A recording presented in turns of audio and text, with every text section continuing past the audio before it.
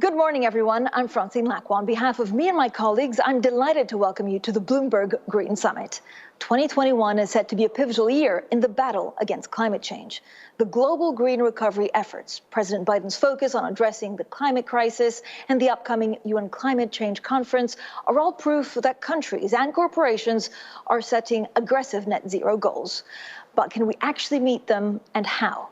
Over the next 2 days, we'll look at solutions right here at the Bloomberg Green Summit as we discuss ways to repair, rebuild, and renew for our climate future. I'd like to take a moment to acknowledge our premier sponsor, GM, our presenting sponsor, Ralph Lauren and Zurich, and supporting sponsor, Wipro. Before we get started, some quick housekeeping notes. Now, if you experience any issues with audio or video quality, just try and refresh your browser or use the chat box in the bottom right corner of your screen for support. You will also be able to submit questions for speakers during the interviews. Please do that as much and often as you can. And to submit a question, just click open the whole tab on the right-hand side of the video window, and you can put your name and location, and we'll give you a shout out. Please also engage with our social media channels using #BloombergGreen. Now, with that, I'd like to introduce Michael R. Bloomberg, founder of Bloomberg LP, Bloomberg Philanthropies UN Secretary General's Special Envoy for Climate Ambition and Solutions, and of course, chair of the Task Force on Climate-Related Financial Disclosures. Hello, everyone. Welcome to the 2021 Bloomberg Green Summit.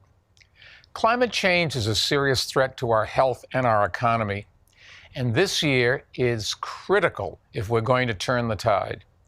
The good news is cities, countries, and companies all around the world are setting ambitious net zero goals and finding innovative solutions to reach them. I'm looking forward to the upcoming UN Climate Change Conference, COP26, in November. It will be a chance for the world to reaffirm our commitment to tackling this crisis with the urgency that's required. But between now and then, we all need to do more. Today, I'm glad to kick off 2 days of programming featuring leading figures in the global fight against climate change. You'll hear from all of them about different ways we can reduce emissions. It's not going to be easy, but if we work together, we can really build a better, more resilient future for our children and grandchildren. Thanks for joining us.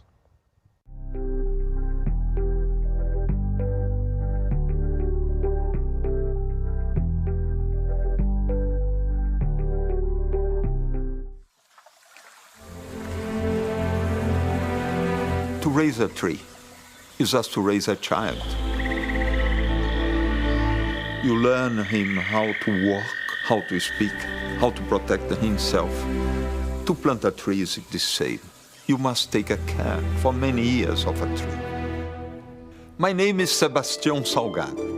I was born on a cattle farm in the Brazilian Atlantic rainforest in 1944. And when I was a child, we had more than half of this farm covered by the rainforest. I started to travel the world as a photographer.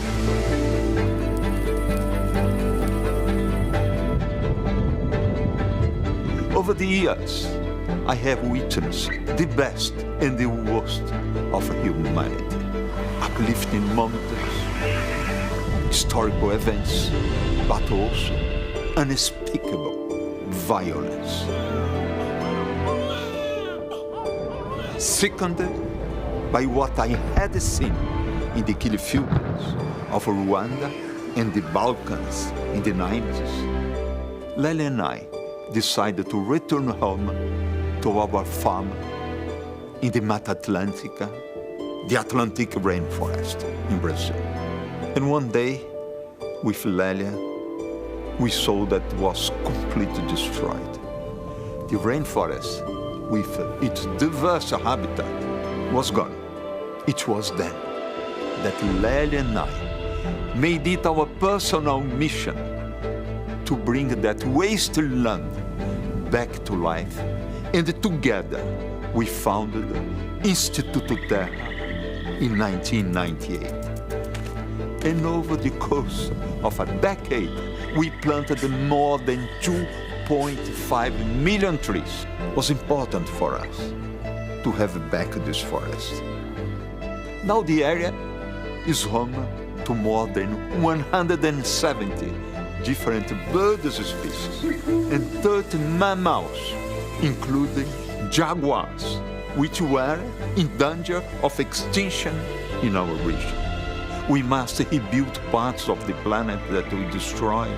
If you understand that we made a mistake and we can do the correction of this mistake. What we are doing in Instituto Terra, this pilot is just a model that we can adapt all over the planet. And we have a key for the environment, and you are the door for the environment. But this cannot be done alone.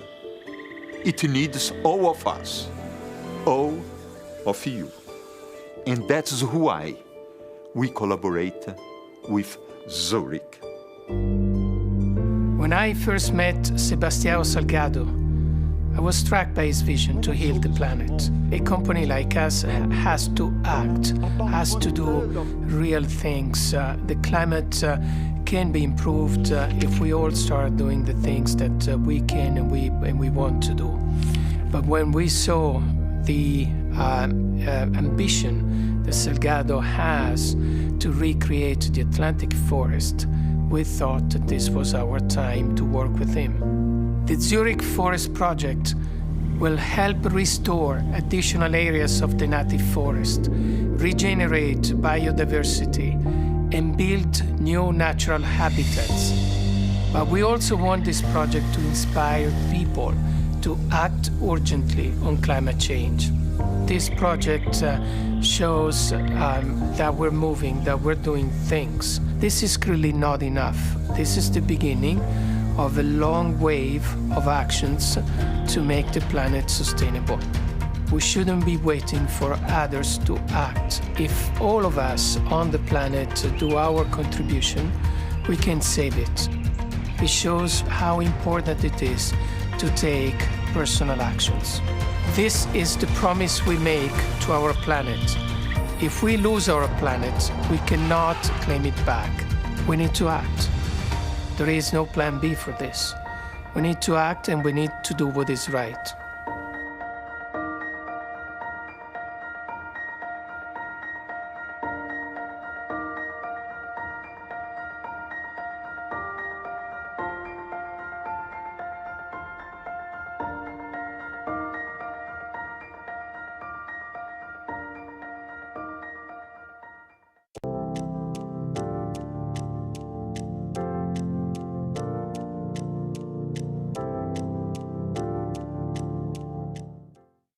Al Gore, thank you so much for joining us. Now, you've been sounding the alarm on climate change for decades. The inconvenient truth came out 15 years ago. How many years did we actually waste? Well, from the time the leading scientists started warning us to act, we've waited way too long. However, even though regrettably damage has been done and some of it is non-recoverable, but the most catastrophic harms can still be avoided. I'm actually very optimistic that we are finally crossing the political tipping point right now. And I think that our response to the climate crisis is in some ways an example of what economists call Dornbusch's law, named after the late economist Rudi Dornbusch, who said, things take longer to happen than you think they will, and then they happen faster than you thought they could.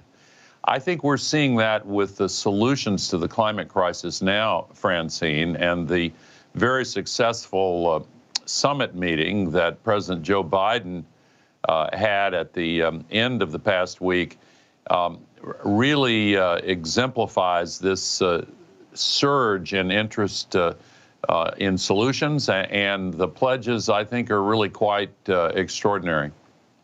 So what's the catapult? What's the catalyst? Is it a Joe Biden administration? Is it more political will? Is it consumers? Or is it the technology?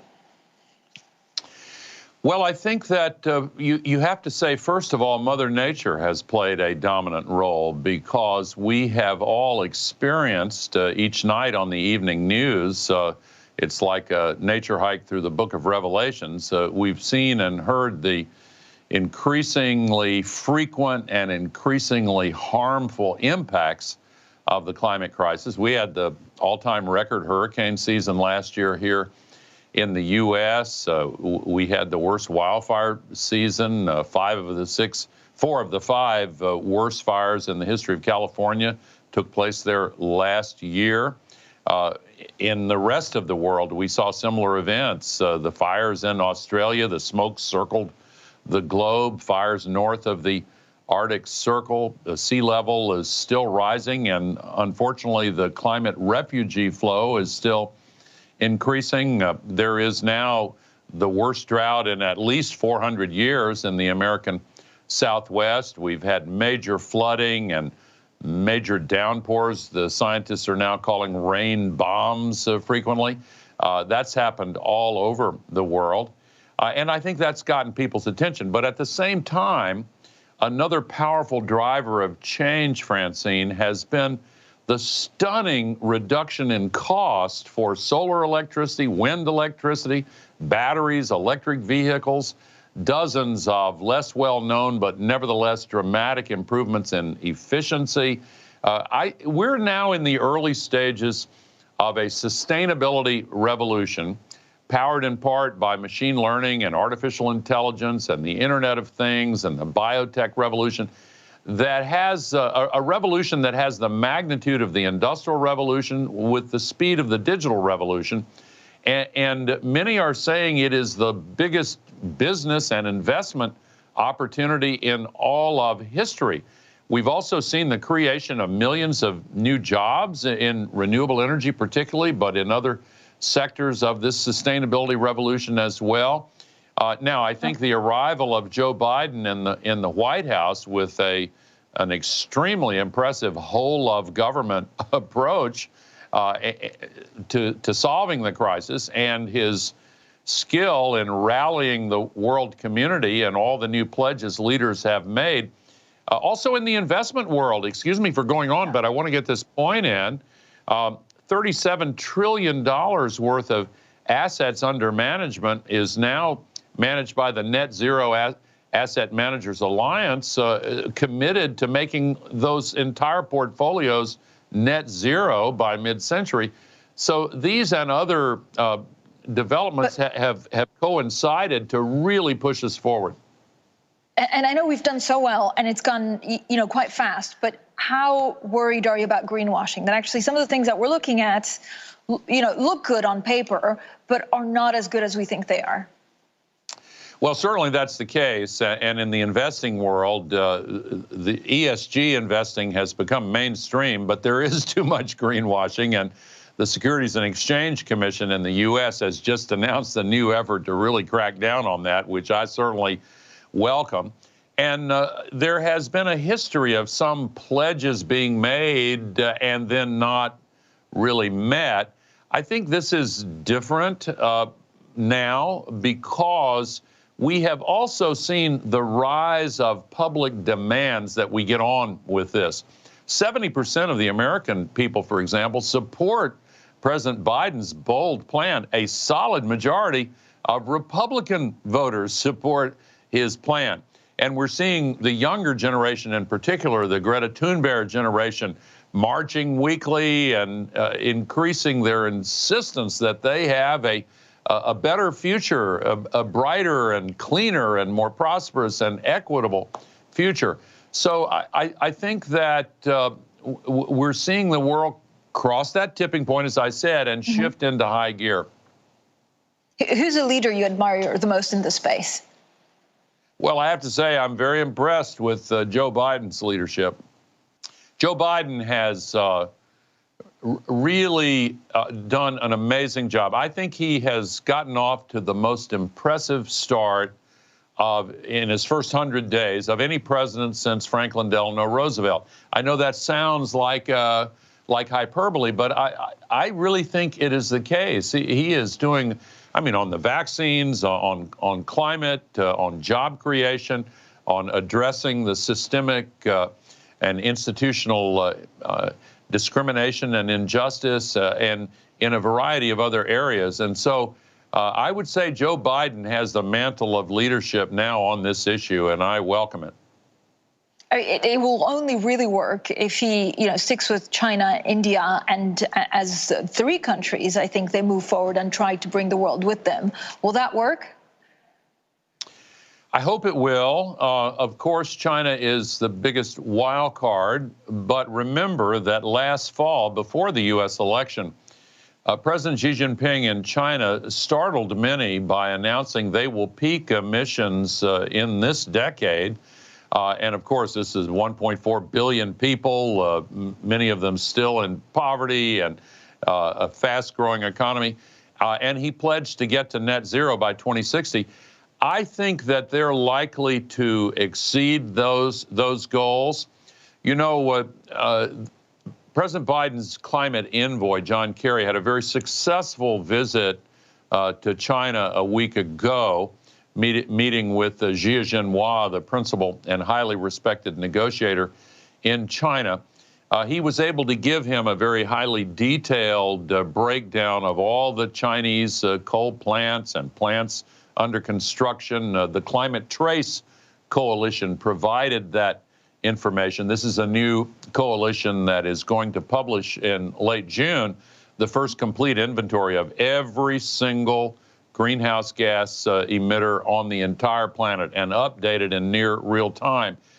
This had an impact on the Chinese, I'm told, and you heard President Xi say in the summit meeting with President Biden that they are going to re-examine their coal usage and constrain it between now and 2026, and then sharply reduce it in between 20 and 2030. I think that's very encouraging because the report I mentioned shows clearly that China could save $1.6 trillion over the next 20 years if it accelerates the transition from coal to renewable energy. Al Gore, what does your utopian world for the consumer actually look like? Is it eating less meat? Is it traveling less? Is it stopping international holidays? Well,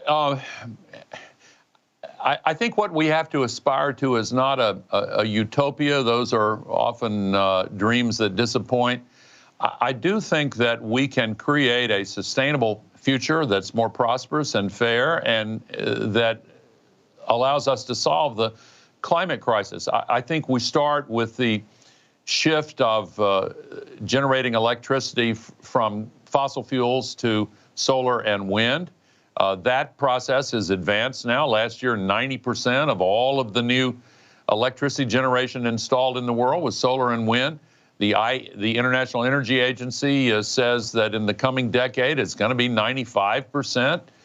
Year after year after year. That's a great start. And now solar and wind's getting so much cheaper than fossil fuel electricity that existing plants are being phased out well before their lifetimes have expired and replaced with solar and wind plus batteries. I think this world to come is going to be electric, where transportation is concerned as well. The price of electric vehicles will fall below internal combustion engine vehicles in key model categories within 2 years and in all model categories within 4 to 5 years. I think we'll see the development of green hydrogen made with renewable energy to substitute for fossil fuels in the very high temperature industrial processes.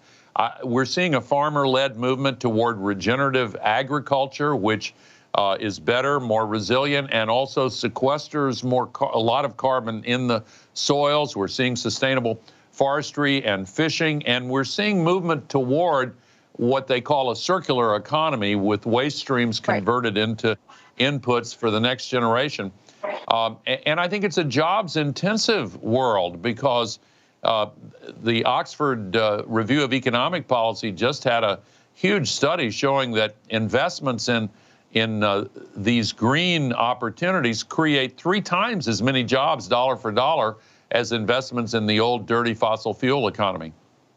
I guess the concern is one of timeline, right? So for certain politicians, they're keen on creating jobs now and not in 2-3 years where they may not be reelected. How much of a danger is that? And actually, has the pandemic made that even more difficult for politicians?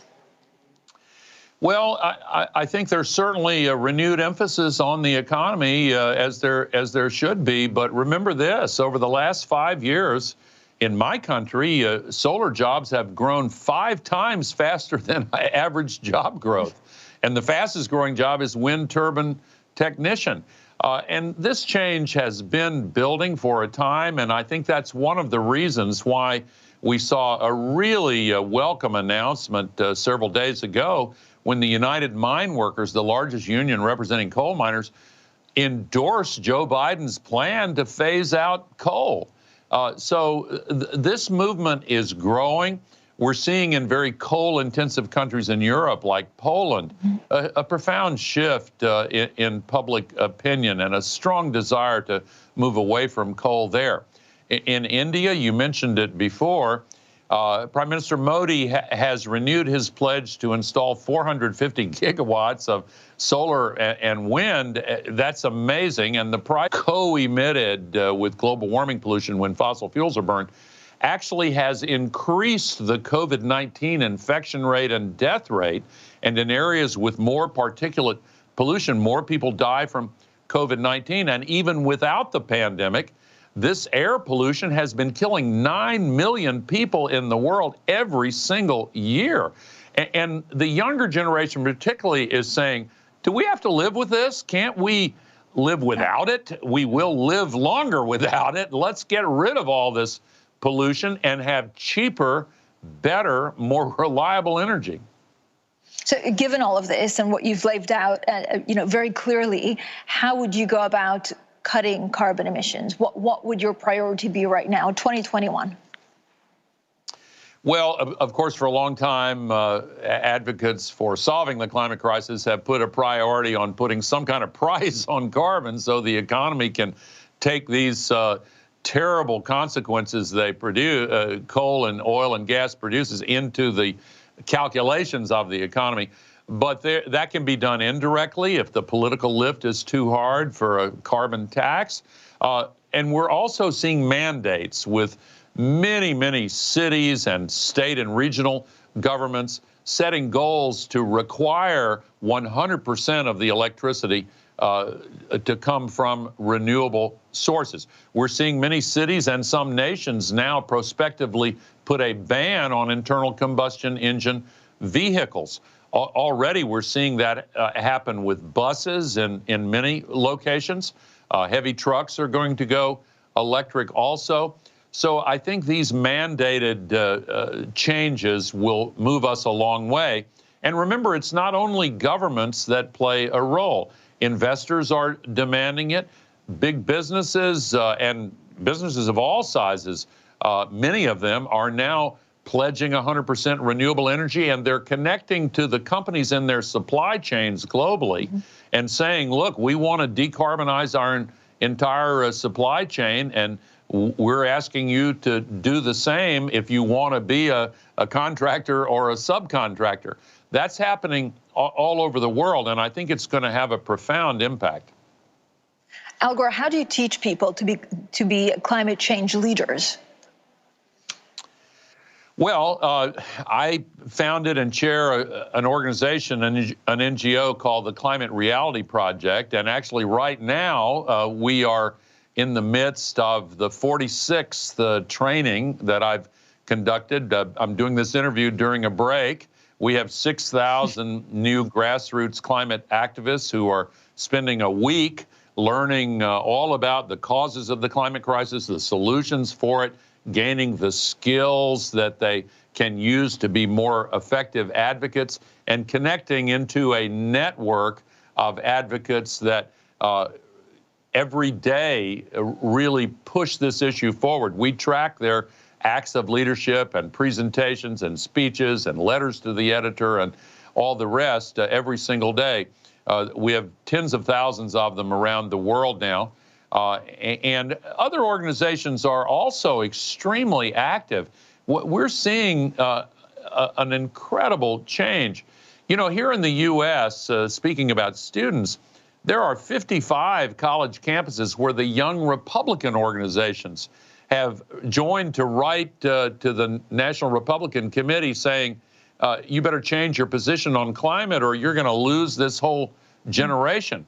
I think that public opinion has shifted dramatically. I think the pandemic, by the way, gave us a fresh insight into why we should listen and pay attention when the leading scientists of the world warn us about a looming disaster and tell us get ready and prepare for it and take action to prevent it. We didn't listen as a world to the warnings about the pandemic, but I think a lot of people are listening very carefully now when the climate scientists express their alarm in ever more dire terms. Right. How do you fight disinformation? And actually, how damaging is disinformation when it comes to climate change? Well, it has been a serious problem, Francine. Of course, as you know, many companies within the fossil fuel sector regrettably took the playbook written by the tobacco companies decades ago and launched a very dishonest, unethical disinformation campaign, even though they knew it was false, to try and convince people that the climate crisis wasn't real. Some of them are still at it. Some of them hired the same PR specialists that worked for the tobacco companies when they falsely told people that there was no health harm from smoking cigarettes. 100 million people died unnecessarily when the warnings of the Surgeon General and the medical community were swamped by these advertisements and phony messages from the tobacco companies. And the fact that the oil, gas, and coal companies, not all of them, but so many of them, did the same thing, that has been a major cause of this climate denial. We also have to address some of the changes in our information ecosystem. Some of the internet sites like Facebook have been reckless and irresponsible and really should be held to account to stop disseminating this grossly unethical and misleading propaganda. You held some of the first congressional hearings on climate change. Do you still think about some of those, moments where things, or people said actually things that now seem quite crazy? Well, the reason they never seemed, when you say they seemed crazy, you mean the early warnings? Yeah, well, not the early warnings, I guess the climate change deniers back then. Oh, yeah, excuse me. Yes, I still think about that. Absolutely. I had the privilege as a college student in the 1960s, ancient history, to learn from one of the greatest climate scientists of all time, Roger Revelle. That's how I stumbled into this. I didn't have any plan to devote my life to this, but when you learn about it and when you become engaged with this issue, it pulls you forward because it's the most serious challenge humanity has ever faced. We've got to solve it, no matter the obstacles. And we are making headway at last now.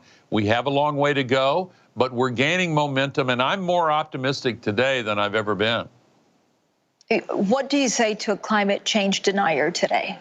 Do you still meet any? Oh, yes, of course. And first of all, I try to ask questions and listen and try to understand which of the misleading messages have been taken in, and then try as best I can to point that person in the direction of authoritative sources of information. I find it easier to do these days simply because, as I said earlier, Mother Nature is making the case herself. It's just devastating what's happening with the downpours and the floods and the fires and the storms and the sea level rise and the refugee flow. There are large areas in the tropics that the scientists tell us are in danger of becoming literally unlivable, because the combination of higher temperatures and more humidity are creating conditions where a human being can't stay alive for more than a few hours outside. And those and other impacts of the climate crisis are driving more and more people across borders. And the Lancet Commission has warned us that in this century, we could see as many as 1 billion climate migrants. And I think when people who in the past might have been more receptive to this dishonest propaganda from the polluters are now more skeptical of what they're saying, because they see with their own eyes that the climate crisis is obviously real and it's obviously getting worse. And we're putting another 162 million tons of man-made global warming pollution into the atmosphere every 24 hours. The cumulative amount that is up there traps as much extra heat energy in the Earth system every day as would be released by 600,000 Hiroshima-class atomic bombs exploding every single day. It's incredible. And more than 90% of that extra heat goes into the oceans, by the way, and that causes the stronger storms coming off the oceans. It causes the stronger rainfalls in places like the UK. It causes also the ice to melt, and the sea levels are rising as a result. And it evaporates so much more water vapor from the oceans into the sky that it generates these larger atmospheric rivers. The average one is 25 times larger than the Mississippi River. And when they come over land and meet meteorological conditions that trigger a downpour, we get these incredible rain bombs. 1.5 meters of rain is not uncommon now. Houston, Texas had 5 feet of rain, 60 inches of rain. So did the Bahamas. In many places, we've had these biblical scale downpours and floods and mudslides and refugees, and people are seeing this on the news. Some of them are seeing it in the communities where they live, and they're joining those of us who are saying, hey, we got to do something about this. Let's stop using the sky as an open sewer and start cleaning up our act. So what do you think will be achieved at COP26? Is this almost our last chance to make meaningful change? And if you're a person that watches the news and sees all of that and you're appalled by it, what should you do? Is now the time to write to your local politician or even your prime minister or president? All of the above. Yes, absolutely. The single most important thing you can do is exercise your right as a free citizen in a self-governing society to put pressure and influence on those who represent you to get moving on this. And tell them if they do, you're going to be supportive of them. And if they don't, you're going to work tirelessly to defeat them in the next election. Yes, it's important to change the light bulbs, but it's far more important to change the policies, and that means influencing the people who write the policies. And as for COP26, this pivotal conference in Glasgow toward the end of this year, it is a crucial opportunity. It's the first time the nations of the world have gathered since the Paris Agreement 5.5 years ago, with a mandate for every nation to increase their ambition, to make bigger commitments. And we saw the start of that process just this past week in the Biden summit on the climate crisis. And I think it was a great success. What happens if we don't do enough at COP26 in Glasgow? Well, I hope that hypothetical remains a hypothetical. I think we will see significant progress. If we were not to, then of course all of these impacts of the climate crisis would get worse, and we would lose more time. And time is the most precious commodity, because the longer we wait, the more difficult it becomes to solve the crisis. The opportunities to solve it are present now. We have the solutions we need right now. Research into new solutions, that's very welcome, but we shouldn't wait on that, because we have what we need right now to get moving. And when we implement them, life will be better in a lot of other ways anyway. Al Gore, thank you so much for your time. Thank you, Francine. Climate change. We all have the power to fight it. A power called optimism. In collaboration with climate activist and photographer Sebastião Salgado and Instituto Terra in Brazil, we're helping nurture a biodiverse ecosystem once destroyed for farmland. We're an insurance company who believes we can all change climate change with love for our planet and optimism for our future.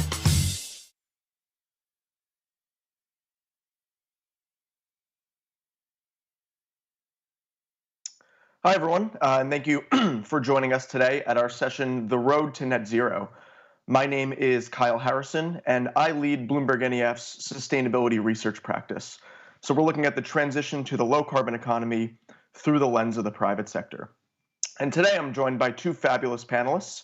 We have Mark Engel, who is the Chief Supply Chain Officer at Unilever, and we have Mindy Lubber, who is the CEO of Ceres.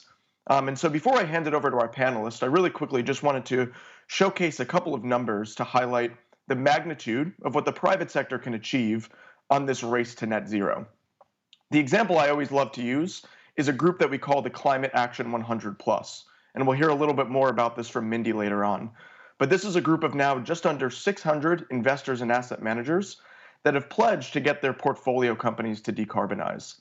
And specifically, they're focusing most of their effort on 167 of what they deem focus companies.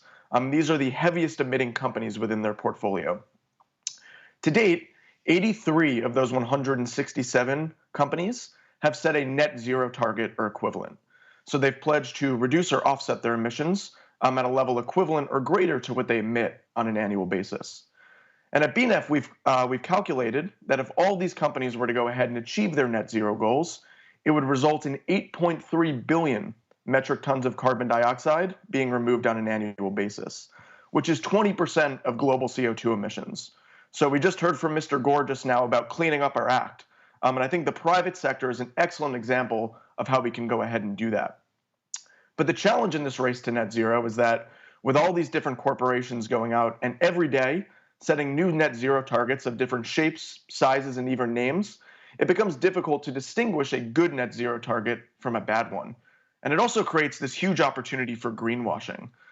So for the first segment of this panel, I want to talk about what makes a good and ambitious net zero goal and what we can do in terms of standardization to boost the credibility of this race.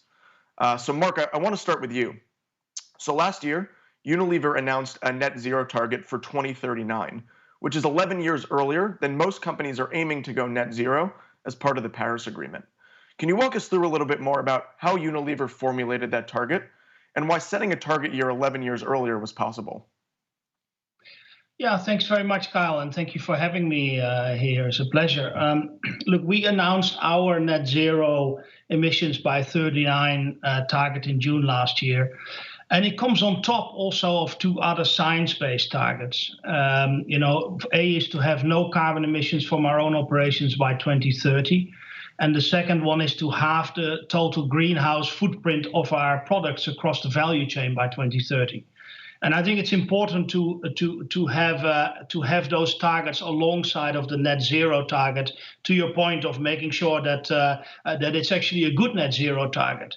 The significance of 2039 is really a response to the scale and the urgency of the climate crisis. It is to focus our organization that we have 2 decades to do it.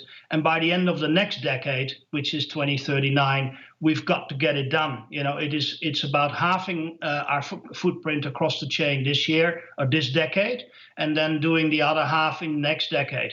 We put a 1 billion climate and nature fund behind it, and we very much see 2050 as a deadline and not a target. And we feel that, maybe not everybody will achieve 2050. And as a corporation, we feel that, let's say, setting ourselves an ambition 11 years earlier is actually what is required, because this climate crisis doesn't wait and it knows no boundaries. So you either win together or you lose together.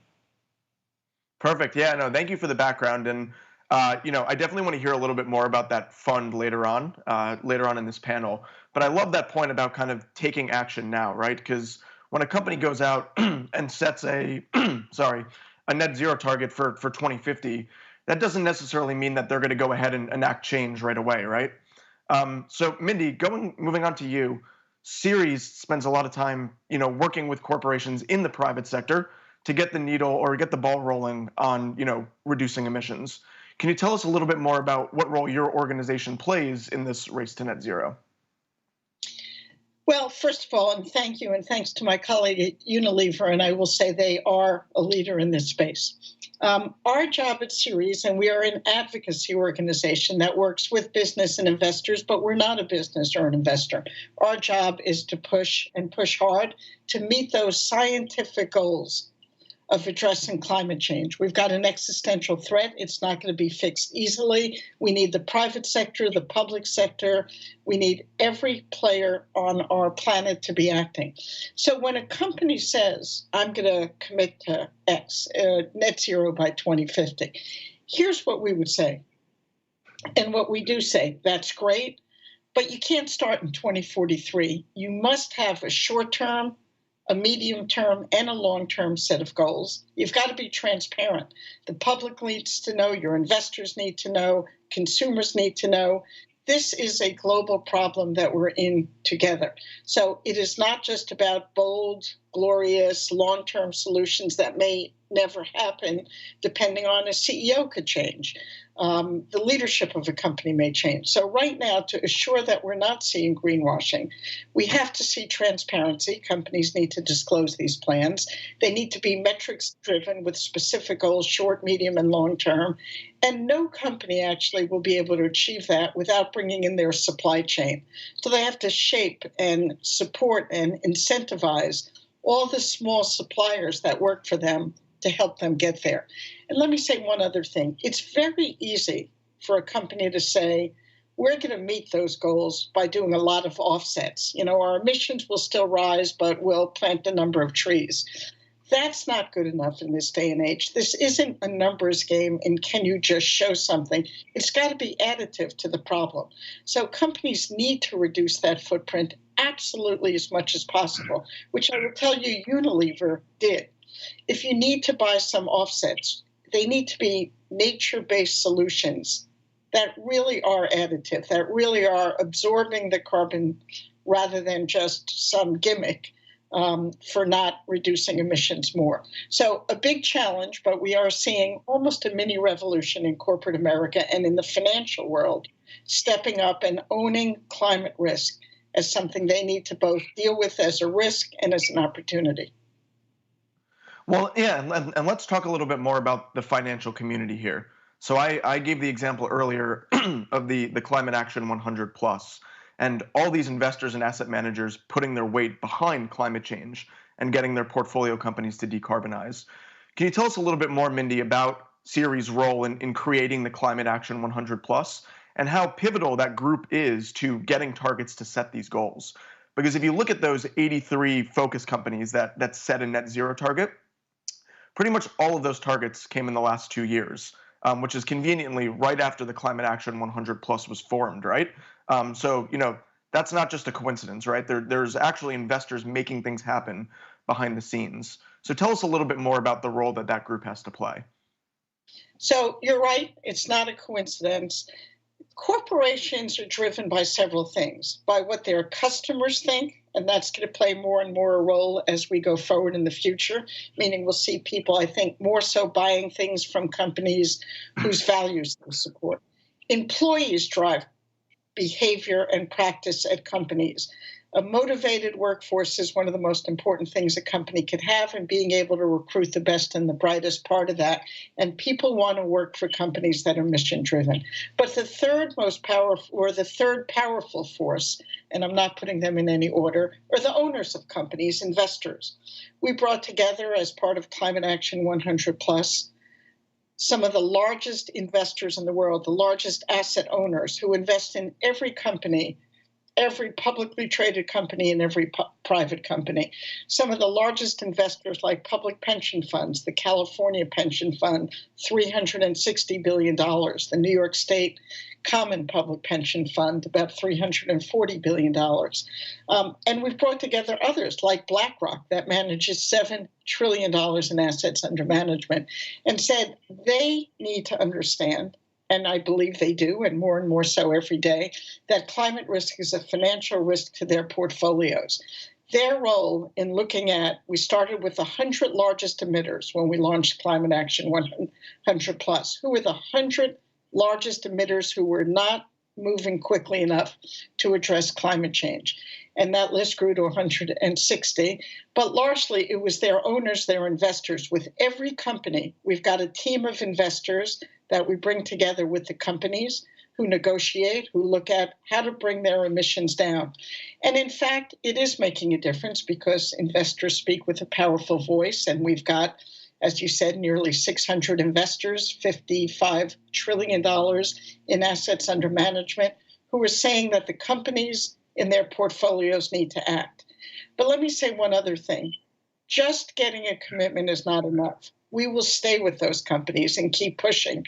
This year, 2 years into our effort at Climate Action 100 Plus, we benchmarked all those companies, meaning we dug deep, we looked at every single thing they're doing at climate, some of them quite formidable, some of them have a long ways to go. But this is about transparency. It's about making sure that people are not only talking the talk, but walking the walk.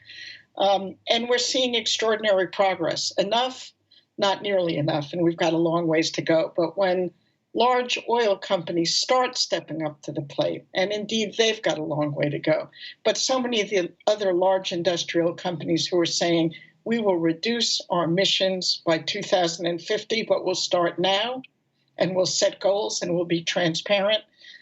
That's a good start. And we believe the power of ownership, those owners who are both large owners and every one of us who get those little proxy statements in the mail for the stocks we own. Even if we own $5,000, we ought to be voting those proxies because companies listen to their investors.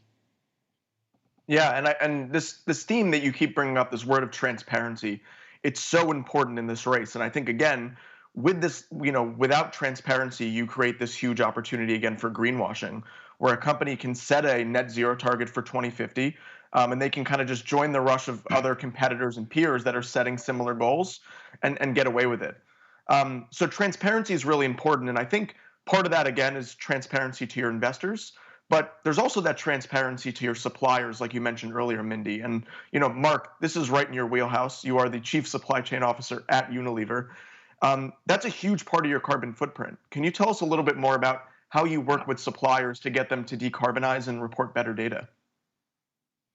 Yeah, thanks, Kyle. I just wanted to just pick up on one point that you and Mindy mentioned, and that is, this whole sort of your shareholders in the multi-stakeholder model, because of course they are important to us. And we have actually just launched our Climate Transition Action Plan for the first time. It's a 53-page document, and it's actually detailing how we will get to net zero and what are the actions that we will take. And we're actually putting this plan to a shareholder advisory vote at our next AGM, so that we can actually hear the feedback from our most important stakeholder, the shareholders, on how they feel about the quality of the plan, the ambition of the plan, and how we're going to deliver it.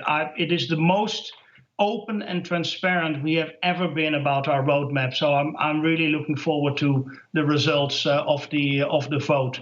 But getting back to suppliers, your question on suppliers, it is indeed important that the majority of your footprint actually comes not from your own operations, but either from the operations upstream or, in our case, the operations downstream. And the operations downstream actually also include, Kyle, the carbon that you basically, or the energy that you use our product. So when you wash in your washing machine with Persil, or you keep your Magnum or Ben & Jerry in the freezer, etc. And so let's say that is actually about 2/3 of the total print. And the other 1/3 is actually only a very small part in your own operation. Most of the footprint sits with our suppliers. And so one of the big things for us is to indeed, as you say, work with suppliers. We have decarbonized 70% now our own supply chain. We've committed to renewable energy by the early 2020 all around the world. That we have achieved it, not committed, but that we have achieved it. Electricity, we're now decarbonizing all of our heat processes. And it's always important to understand that your scope 3 most of the time is someone else's scope 1 and 2.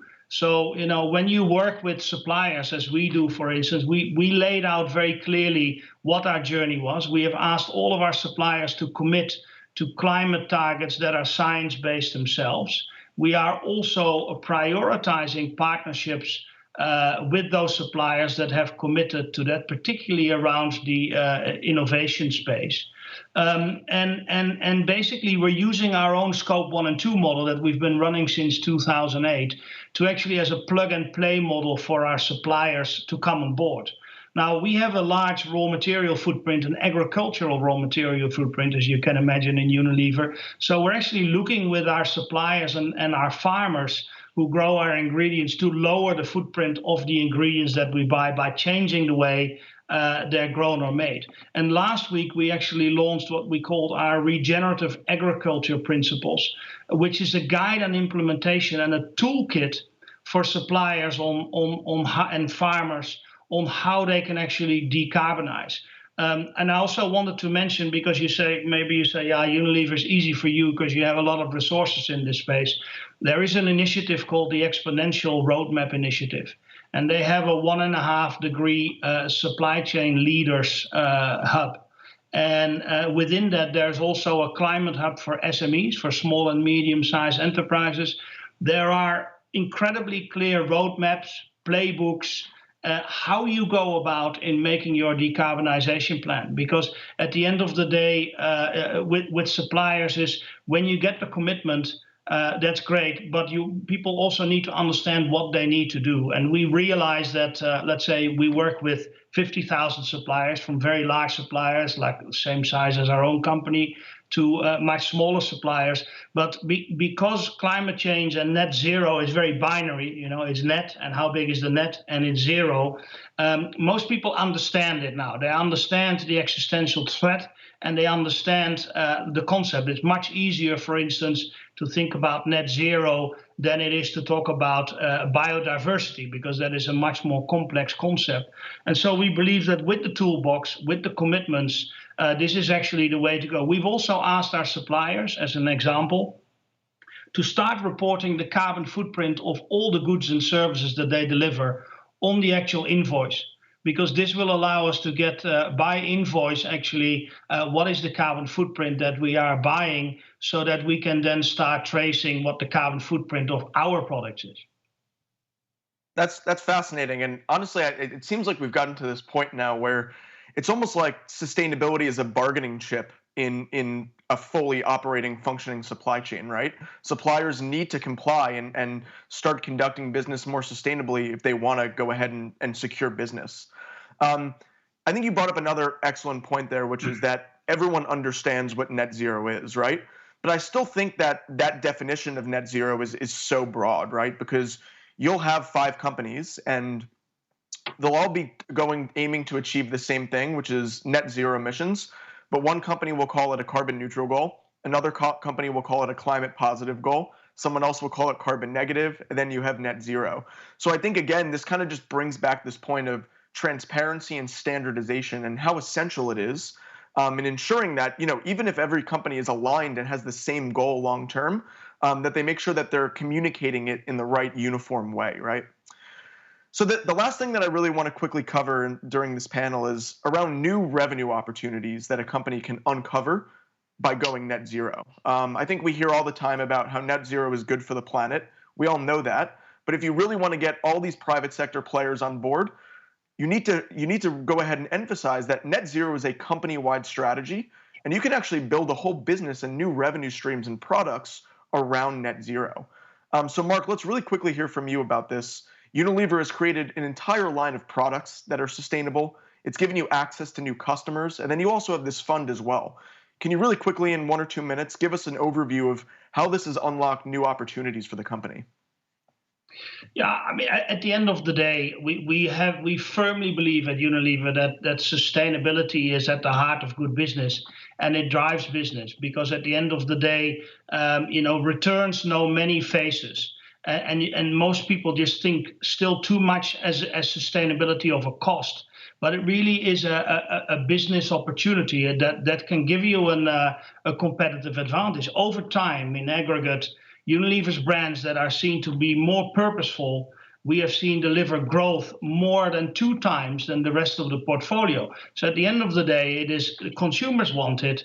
You generate more trust, you generate more, brand preference, and you generate more growth. At the end of the day, that is the business opportunity. The reason why we created the 1 billion fund, it's a fund that will address climate change with projects like landscape restoration and reforestation, et cetera, and it comes back again to the same thing. It is around more trust, more brand preference, more brand growth, and less brand risk. This is a space where particularly the younger consumers, the millennials and the Generation Z, are deeply caring about climate and equality.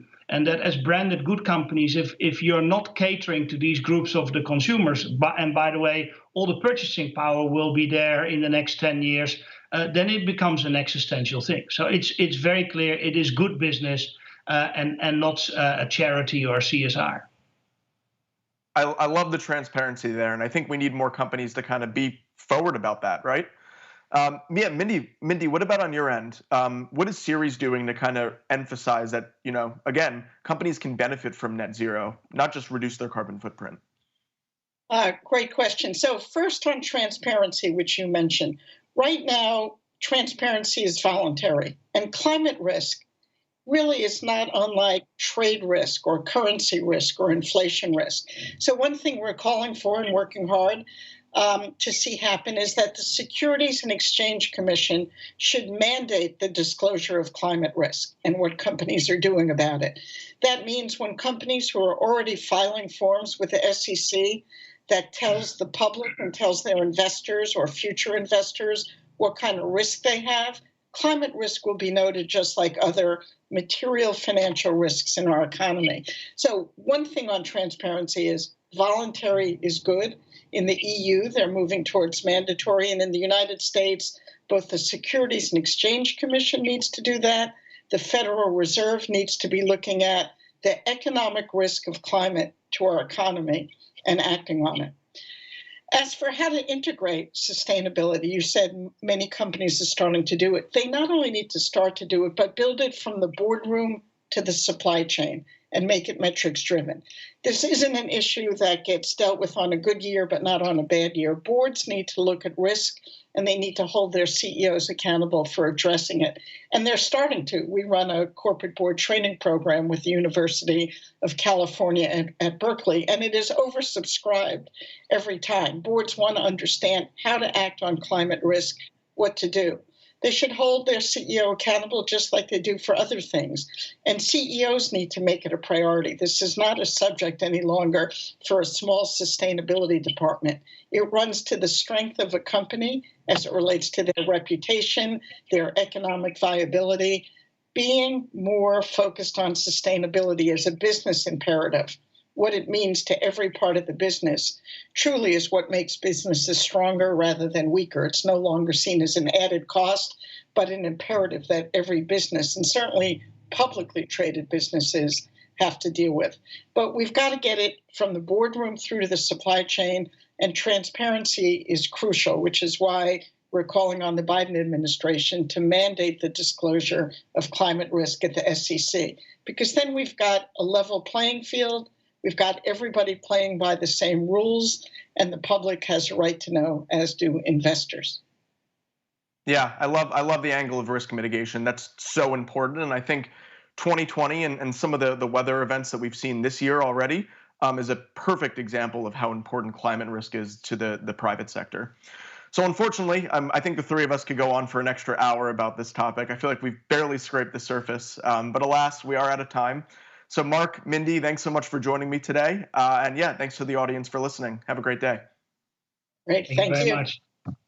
Bye-bye.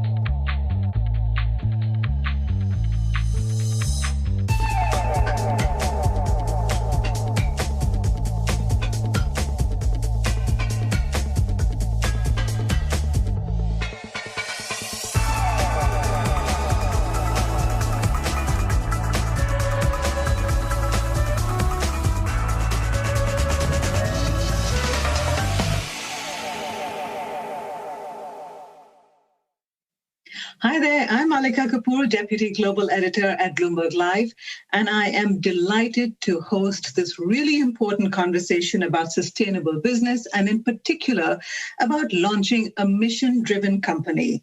Polafem is just that. It's a socially driven sleepwear company, and I'd love you to join me in giving a very warm welcome to its owners, designer Karen Flower and actor and activist Robin Wright. Karen and Robin, thank you so much for joining us. Thanks for having us. I want to begin with you, Robin, and ask you, why did you decide to launch this company? Well, Karen and I have been friends for over 25 years, and she is a clothing designer. And we always wanted to create what we thought was the perfect pajama. And in concert, being able to build a sustainable brand where we could support charitable organizations for women in conflict regions around the world. Tell me a little bit about the ethos of the company, Robin. I've heard you say many times, it's a give back company. What does it mean to be part of a give back company? Well, originally we started with doing microfinancing. And when I went to the Congo and I spoke to these women who had been used as weapons of war, and I heard their stories and I said, what is it that you really need? What is it that you want? And they said, we need a voice and we need work. We don't want handouts. So that sort of trajectory shifted for us. And then we said, we want to, yes, do that, give them support so that they can get back on their feet and feel pride. And also that we wanted to practice slow fashion. And we only work with fair trade workshops, and from point A to point Z in the creation, the development of every piece, we're thinking about our carbon footprint. So it's not just about trying to do away with the carbon footprint, isn't it? How important was it to you, Karen, I'm going to come to you next. How important was it to you to create a socially conscious company, a socially conscious fashion line? Well, when we started, I've had a few brands. So when we started, we didn't know it was going to turn into a global brand. And so started, locally in Los Angeles. And in Los Angeles is a place where a lot of designers can come, and there's a lot of access to, factories and buying fabric in small quantities and that sort of thing. And then as we grew, we were able to go to places like Davos and Cannes, and we became really aware of the impact that fashion has on the planet. So it became, along with bringing the best quality product that we can bring to the marketplace, it became as important to be really careful of our carbon footprint.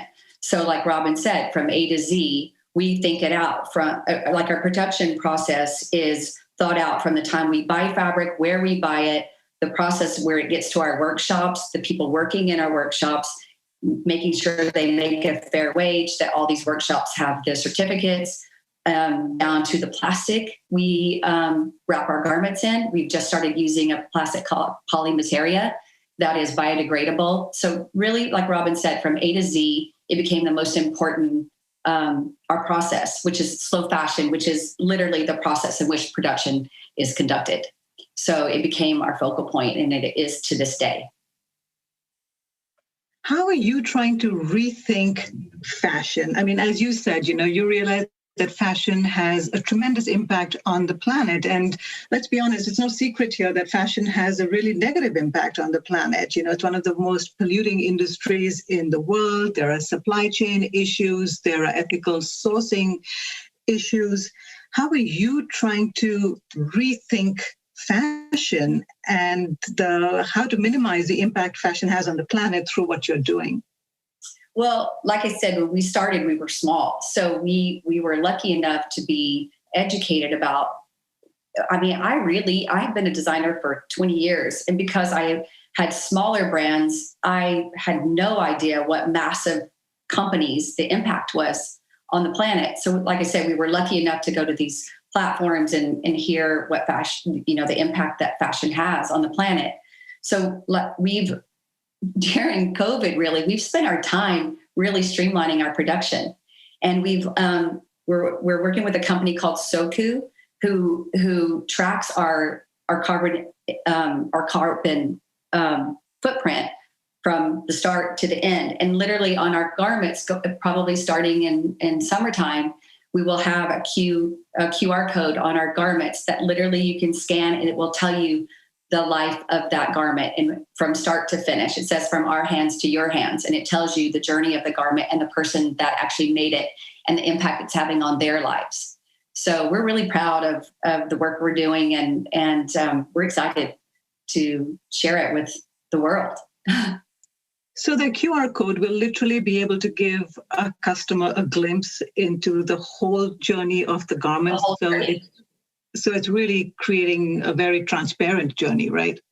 We want to be as transparent as we can possibly be. And you will literally scan the QR code, which will be by the care label, and it will tell you where the cotton was bought, the person who sewed it, what their lives are like, how their lives have changed by paying these fair wages in our workshops. We work in workshops. They're not factories. And just so people know what slow fashion is, it's literally, when we cut, it's all hand cut. So there's not massive waste. Most people don't know when you lay out a pattern, there's big spaces in fabric, and all that fabric goes into the waste, which clogs our planet. We literally use it for eye masks, lingerie bags, anything we can make. So we don't have a huge waste of fabric. So it will tell you literally all of that to your hands, the transport. So you'll have a clear journey of the product. Robin, why was it so important for you when you got involved with this company? Why was it so important that the business had to have a social responsibility? Would you have launched a sleepwear line if there wasn't this social mission attached to it? Well, it was twofold, because the reason behind wanting to create a give back company was security and comfort is what pajama sleepwear represents, what it symbolizes. And that very metaphor is exactly what the women in these conflict regions don't have. So I wanted to make them, twins. Like let's build the platform where you're actually creating a product with the same ethos that you want to give these women in conflict regions. So it was kind of a theme, Right. And I want to make this distinction, because what you're doing is not really giving these women handouts, right? The goal is to empower them, to give them work. So tell us a little bit more about that. Well, it basically evolved into that, right, Karen? I mean, it was maybe 2 years in, and we work with Kasani, a group in the Congo, where they do a capsule collection for Pour La Femme. So every time you purchase one of the products they build, you are directly giving a woman a day of work. Mm-hmm. We feel like there's... Karen, I see you nodding. So yes, do you want to add to that? I see you nodding. Sorry, I feel like there's two, we started off like Robin said, and when we launched the first 30 days, we gave all the money to charity, and it was 2 civil society groups that Robin had visited in the Congo. And we've recently set up our own Pour La Femme Foundation. So, we think it's important for structures and building communities and that sort of thing for donations.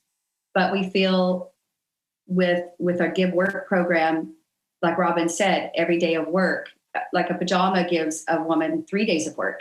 And one of our makeup bags gives a woman 1 day of work. And to date, we've brought almost 3,000 days of work to that region. Our goal is 50,000. There's 200 trained embroiderers there. And so we think it's important for donations in certain structures. We know because we've visited these women and heard their stories, they want work, just like people here want work. It's no different. It gives them pride, and it enables them to take care of their families and give back to their communities. I want to talk to you about the consumer. Karen, you've been a designer for a long time. You've had collections and lines before. Are you seeing a shift in the mindset of the consumer? Are consumers more willing to buy now from companies like yours, which do have a social mission? I think that they're getting there. I think consumers are becoming more and more educated about the process and why things maybe cost a little bit more. So I think we're getting there. I think we have a long way to go.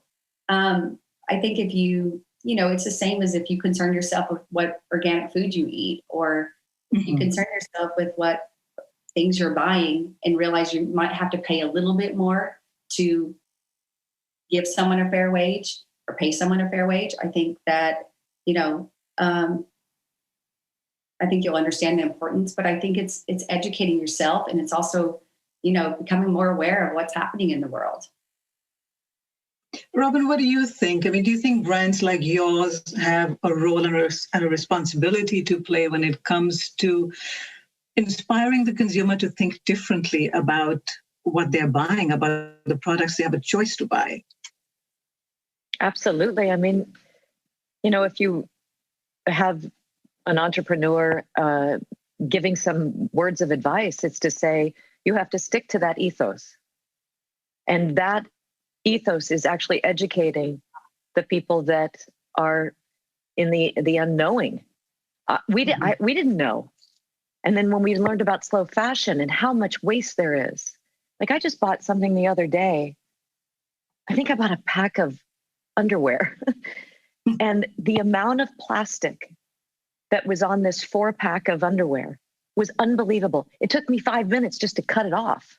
Right. And I was thinking, wow, that kind of stuff, I think that would be my first bit of advice to give to somebody starting out in a business, is you want to align yourself with like-minded people that are caring about the planet and thinking about the destruction that plastic has, for instance. That's a starting point for thinking about, okay, what is my path? What do I want my path to be? What do I want the result of that path to be? And like Karen said, I think we have to keep reiterating. We have to amplify the voice of how you can become a sustainable brand and what that means to the planet, what that means to our future and for our children's future. When you started the company, Robin, we do have a lot of entrepreneurs in our audience at Bloomberg Live events. And, a lot of them are thinking about launching sustainable businesses or looking for ideas about how they can convert their existing businesses to become more sustainable. I'm curious, did you have any challenges when you started out? And what advice do you have for people who want to make that maybe just one change, one difference towards becoming more sustainable? Karen, that's Karen's. That's Karen. Karen, I'll come to you first. I think Robin could answer that too. It's if you made one change, I would say the plastic that we've made. That's huge. If you read about how much plastic is wasted in the fashion industry, it literally has to change. The hangers change 4 to 6 times before they reach the floor, and all those plastic hangers go in the trash. So I would say that. I would say pay someone more money. Buy. We laugh because as a fashion brand, we are literally telling people to buy less. Yes. Right? Buy less, but buy better. Buy something that will last, that you can have, forever, if not, 10 years, if not forever. But it's less quantity and more quality. Yes. Exactly. And then, on the note, Karen, sorry, go ahead. Sorry. A big call out that I would love, and Robin and I both talk about this, we would love for these bigger retailers. It's actually more prevalent in Europe that these big retailers get on, are on the same page about sustainability. I would love to call out some big retailers in the US and demand, there's all kinds of plastic we have to use or hangers we have to use.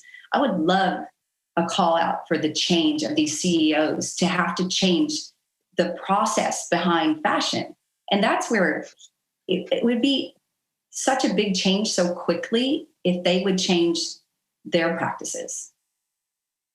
That's what it needs, right? I mean, I was struck because there was an index and a survey that just came out. It was a business of fashion that launched its first sustainable business, first sustainability index, which literally just came out a few days ago. And it's really worrying because they found that the biggest retailers in the world fall way short of their rhetoric. And when it comes to their commitment towards sustainability, there is a very long way to go for the big retailers to step in. So Karen, do that call out. we need voices like yours. But I wanted to ask you, Karen, is sustainable fashion scalable? Or are we going to see, smaller firms, boutique retail companies having to lead the way? Is sustainable fashion scalable? Oh, definitely. I think where there's energy, things will always change. Yes, I think it's definitely scalable. We're scaling but we're staying true to our ethos. So it's not always easy. It's not that we just turned down a huge contract with a company that we don't believe in their ethos. So, but we'll keep going. Takes guts. And that takes guts to do that, right? Takes guts, and it's like, oh, should we have done that? But yes, we definitely we should have done it. So we're not going to veer from our ethos, and we're going to keep going, and we're going to get there. We're already scaling. So yes, for sure, anyone can scale. They just have to forge ahead and stay true to their path. Robin, I'm curious, the last year, the pandemic, lockdowns, all of us staying at home, in a way, I think we've all been forced to slow down a little bit. Do you think the pandemic is going to have a real change in consumption patterns or in people's attitude towards fashion, slow fashion? How do you think the pandemic is going to affect this? You hit the nail on the head. It's slowing down allows one to actually be more discerning. And I'm finding that, yes, in the fashion industry where people want to be educated. They want to know, well, what is that protocol that could be different? I'm noticing it in the entertainment industry where we don't need to have so much waste. We don't need to put people on planes and talk about carbon footprint, right? Just reducing the amount of waste everywhere. I think this last year, there's been a lot of benefits. Yes, a lot of pain and agony and loss. But maybe this has been a big lesson on the positive end of how we can preserve our planet and shift a lot of just what is the value in all of that waste that we've been doing?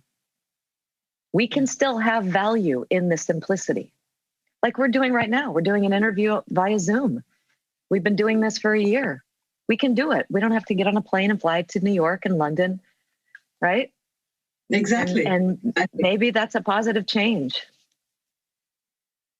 And I have one last question, which I'm going to come to both of you. But Karen, I'll come to you first. What would you like the legacy of your business to be? I would like it to be that we weathered the storm of the transition from old practices to new ones, and that we stayed true to our ethos and care about the planet, and that we're a leader for this change in fashion. And Robin, I couldn't give you the last word. Could not have said it better. Exactly. Put an exclamation and a star on that one. Great. Well, we'll leave it right there. Thank you so much for joining us today. And I hope Pour La Femme goes to even greater heights and scales more and more and more. Thank you so much for joining us. Thank you. Thank you so much.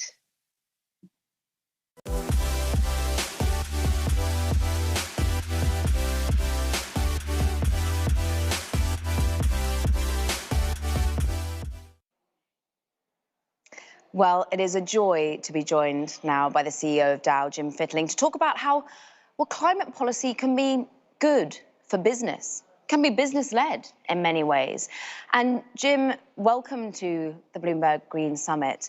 And to really start this discussion, I thought it would be wonderful to hear from the audience, basically, get them involved already, and remember to be on your social media and giving us questions live as you can. But a poll that we put to the audience ahead of this discussion was indeed that the private sector will need to take the lead in driving innovation in the fight against climate change.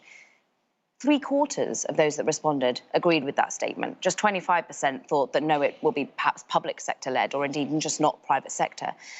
Jim, your take. Is it for business to lead in this transition, do you think? Good morning, Caroline. Thanks for having me. And I do agree with that poll. I think the private sector is the lead, especially from a technology and innovation standpoint, to do what we want to do with decarbonizing emissions and getting the electricity and the energy sources decarbonized. I think we have to be in the lead. I don't think we're alone.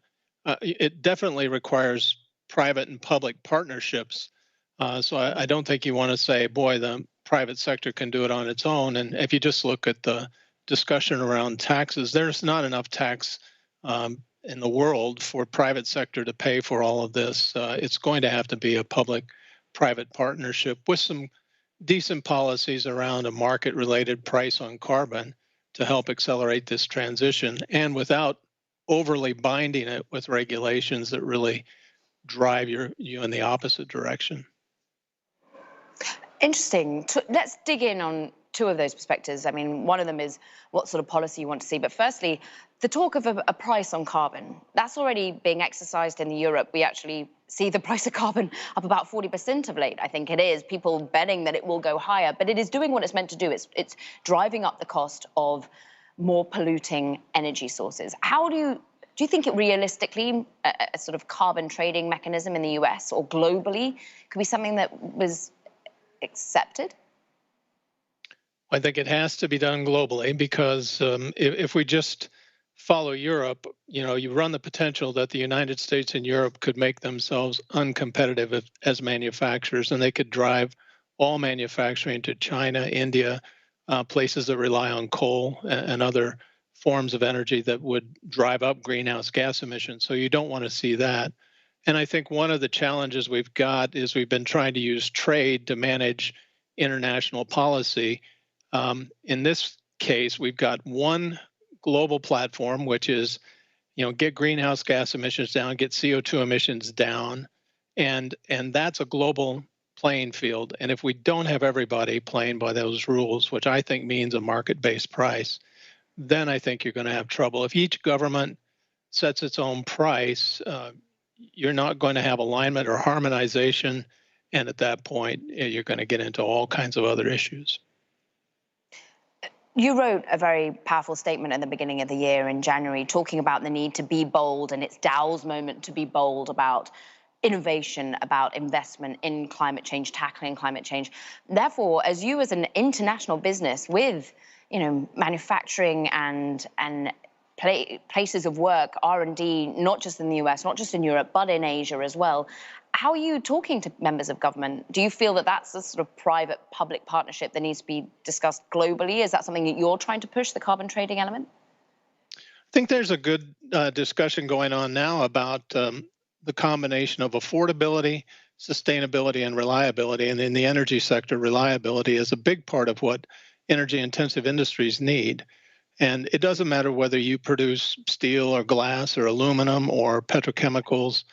They all go into products that we use every day or infrastructure that we use every day. And if the price on them suddenly increased 4 times, or in the case of something like green hydrogen, 15 times the cost that you have today, the economy can't take it, and it won't make the shift. And so you've got to work together to come up with policies to get you there. So, for example, we need wind and solar. And today, Dow uses about 15% of clean energy in its manufacturing. Last year, in Kentucky, Texas, Brazil, and Spain, we increased the amount of solar and wind. We're number 1 in our industry, and we're a top 25 company globally in terms of use of alternative energy. And I'll use more. I'll run into a limit at some point, because the places where I need power for heat and steam and process heat is really needs reliability that is not available by wind and solar. And so at that point, I've got to look at continuing to use natural gas, which has really brought the US and the EU emissions down, but to combine that with carbon capture and sequestration. There's a technology innovation and an infrastructure investment that needs to be made to make that happen.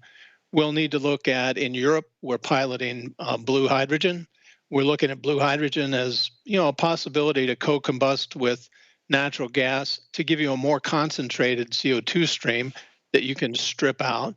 We're looking at energy storage. We're looking at, obviously, we're not going to build a nuclear plant, but if advanced nuclear makes the case, we take power today from the nuclear utilities.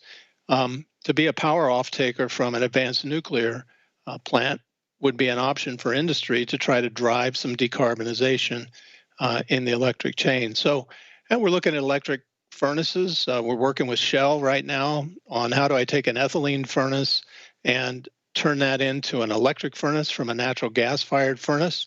If we could do that and then tap into decarbonized sources of electricity, boy, that would be a leap forward. We're also looking at catalytic technology in how we do that.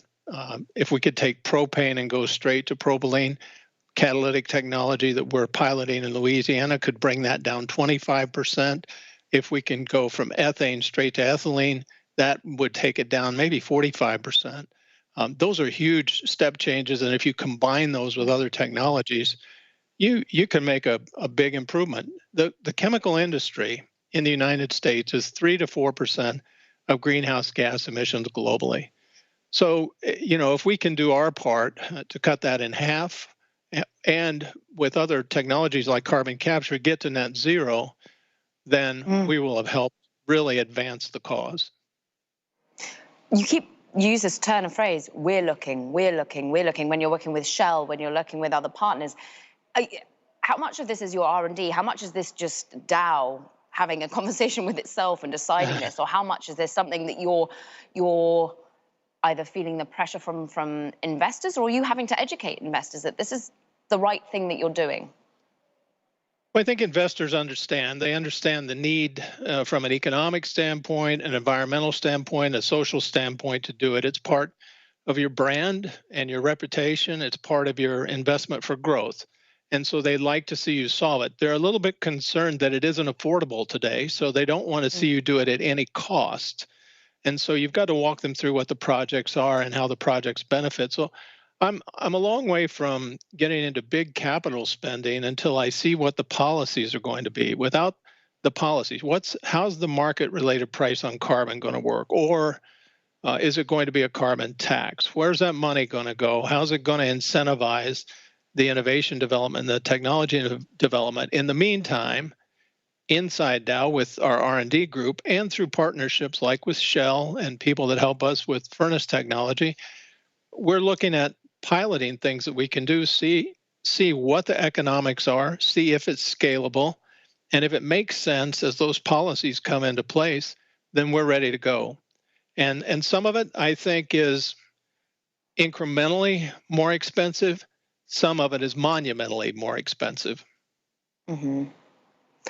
What, therefore, could policy make things not monumentally more expensive? How do you think the process of policy making is going? We're all waiting with bated breath as to the reality of the infrastructure bill in particular that's going to be brought into the United States.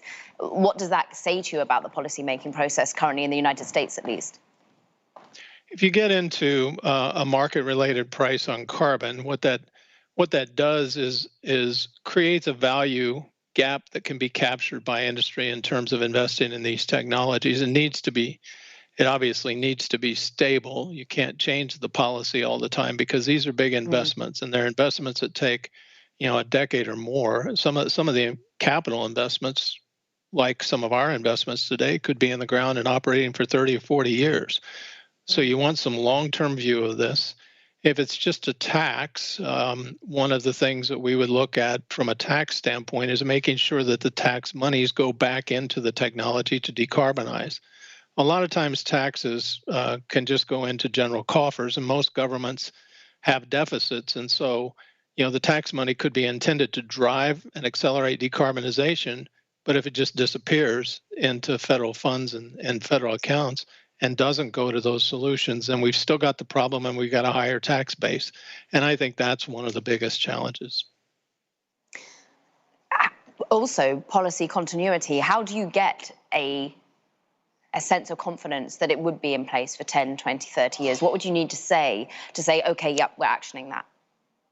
Bipartisan agreement would be a great start, so that it isn't something that's done by executive order and reversed every time you have a change of the party in power. But I think bipartisan agreement that really looks at it, and I think we've got great people in the Senate. The Senate Climate Caucus, for example, is a fantastic group of leaders that I've had the chance to sit down with. And I think they know the pluses and the minuses, and they know it's not free, and there have to be pay-fors, and they're a group that you can work with. So we're very happy to get engaged in bipartisan policy to make it happen. It's interesting. We got a question from the audience asking about your optimism around carbon capture. I mean, not just optimism, what you're already doing, what you're seeing in terms of the investment in carbon capture. They're making a statement that they think perhaps not so much has happened there vis-a-vis solar, wind, batteries. Do you agree, or do you feel that carbon capture has pulled its weight? Carbon capture is a little bit more challenging. Solar, wind, and batteries can be used in locations, and they're smaller scale, and they're close to the actual use of the energy, so you don't have some of the challenges. On carbon capture and sequestration, our biggest challenge is you're trying to take very small amounts of CO2 out of a large amount of emissions. And so it's already challenging to strip that out. And so what you need to do is you need to amass a lot of emissions to strip that out and get a quantity of carbon that you can either sequester or turn into a raw material for use, like in the petrochemical industry. And that means an infrastructure investment. So either private funding where companies go together to build out infrastructure like a pipeline system to capture that carbon and have access to sequestration and have the right policies around that, or a federal carbon capture pipeline system, if we decide to go down that route to fund it, would really help facilitate it. And the other reason is it is more expensive than the way we do things today. And so people are looking for a return on it. And I think that's where the market-related price on carbon comes in. Is policy holding you up? It feels as though you've got an awful lot of irons and fires that you could action and are actioning, and you're just waiting for the say-so. Policy, everybody has an affordability challenge. So, we've just been through a pandemic, and so, nobody has the money to do everything that they want to do. So you've got to have a return on it. And I think it's a combination of those two things. You've got to be able to see longer term that this makes sense. If it just makes the United States uncompetitive versus other countries, then what will happen is you won't be able to make any money here manufacturing that way, and manufacturing will move offshore. And so that's the other thing that people are watching is, how's the United States going to tackle this, which we all agree it needs to tackle it, without making itself uncompetitive and moving all manufacturing over to China. Did you get any hope from the summit that was just conducted prior to the weekend that maybe the US won't be having to go it alone, or the EU won't be having to go it alone? I didn't rely on the summit really for hope, but I have read Bill Gates's book, and I think there's some very positive things in there about development of new technologies for energy-intensive industry. So he clearly understands the challenge that we have, and I think that voice is necessary. Industry's voice is necessary there. I do get hope as long as we don't take ammunition and our arsenal away from us. So the minute we start to raise costs and prices on everything and then tell everybody, but you can't use X, Y, and Z to go tackle the problem, that's when you thwart innovation. And so in all of the above energy policy that allows us to look at fossil with carbon capture as one route to getting to this net zero economy, that opens up innovation, and that creates challenges for people to come in and the capital markets to come in and make investments in things that could be very lucrative for the future, like we see happening with electric vehicles, like we see happening with alternative energy. With that carbon capture, you mentioned, of course, the measurement thereof. How have you thought about measuring, holding yourself accountable? I know you've been doing some work with the University of Columbia to this end, but how hard has it been, and how important is it basically as a driver as well? Well, we worked very, very hard with Columbia University, the Nature Conservancy, Ernst & Young, Dow, and launched a carbon reporting project. And basically, that's to take a look at the full life cycle carbon impact of different technologies. You know, today, when we focus on emissions, we're focusing mostly on scope 1 and 2. But there's a life cycle analysis that needs to be done. Sometimes you can move down a path where you think you're making a big improvement on carbon, but you're just moving the carbon emissions somewhere else in the chain. And you need that full life cycle analysis to understand it. And they're not good systems to do it today. So we're going to embark on a project to be able to account for that, which we think is important to drive the markets and the investments in the markets and make it transparent. I think there's good agreement around how to measure scope 1 and 2. We signed on to the Task Force for Climate-Related Financial Disclosures, and next year we'll disclose our data under that premises. Up till now, we've been reporting under GRI, audited reports, and last year we included reporting under the SASB framework. And we're doing a lot internally, digitally, to be able to measure emissions and make that kind of accurate reporting much, much more robust. And I think you'll need that to either have a government-driven carbon tax or funding through a market-based price on carbon. Quickly on that point, do you think the proceeds of the revenue, how would the proceeds, it's a question from the audience, if you would agree a meaningful carbon price, how do you see the proceeds of that revenue being allocated, do you think? Infrastructure and research is what I would say. Those are the two things that we need the most of. If it's carbon capture, we need to build infrastructure to be able to do it. If it's new process technology, you need to incentivize the research to make it happen and make it more affordable, get yourself down the learning curve. And that works in almost every industry. And Jim, we have about 20 seconds left, but I'll give you a bit longer than that. But how does this all make you feel? I know you as a man personally are so focused on the impact your business makes, on the social part of your business, on doing good business, governance as well. When you measure not just the levels 1 and 2, but scope 3 of the impact your business makes, how does it make you feel, and how determined does it make you? It's very energizing. For me, it's energizing. I think for our whole employee base, it's energizing. I don't have any trouble getting employees to want to work on these projects. And I think we're scientists and engineers. These are the kinds of challenges. These are challenges just like putting a rover up on Mars and flying a helicopter on Mars. They're maybe not that daunting, you know. So I think if we can bring it down to scale and say, what can we do? And what do we need to make this happen? That's what we need. I don't have time to get into a big public debate about whether doing all this is going to reduce, climate change or not. I don't think that's the issue. Let's see what we can do to get CO2 emissions down. Let's focus on that and get all of our energy channeled into that. And I think we're doing a good job of getting out there and covering, the whole range of things that we think could be done and could also be done within reason from an affordability and a reliability standpoint.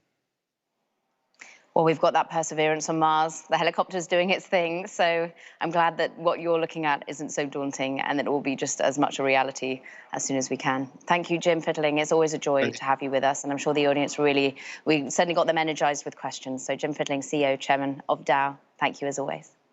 Stay safe. You too.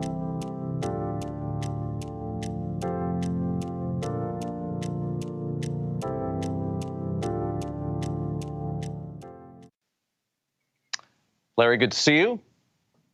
Eric, it's great to see you on this bright, sunny, beautiful time in New York City.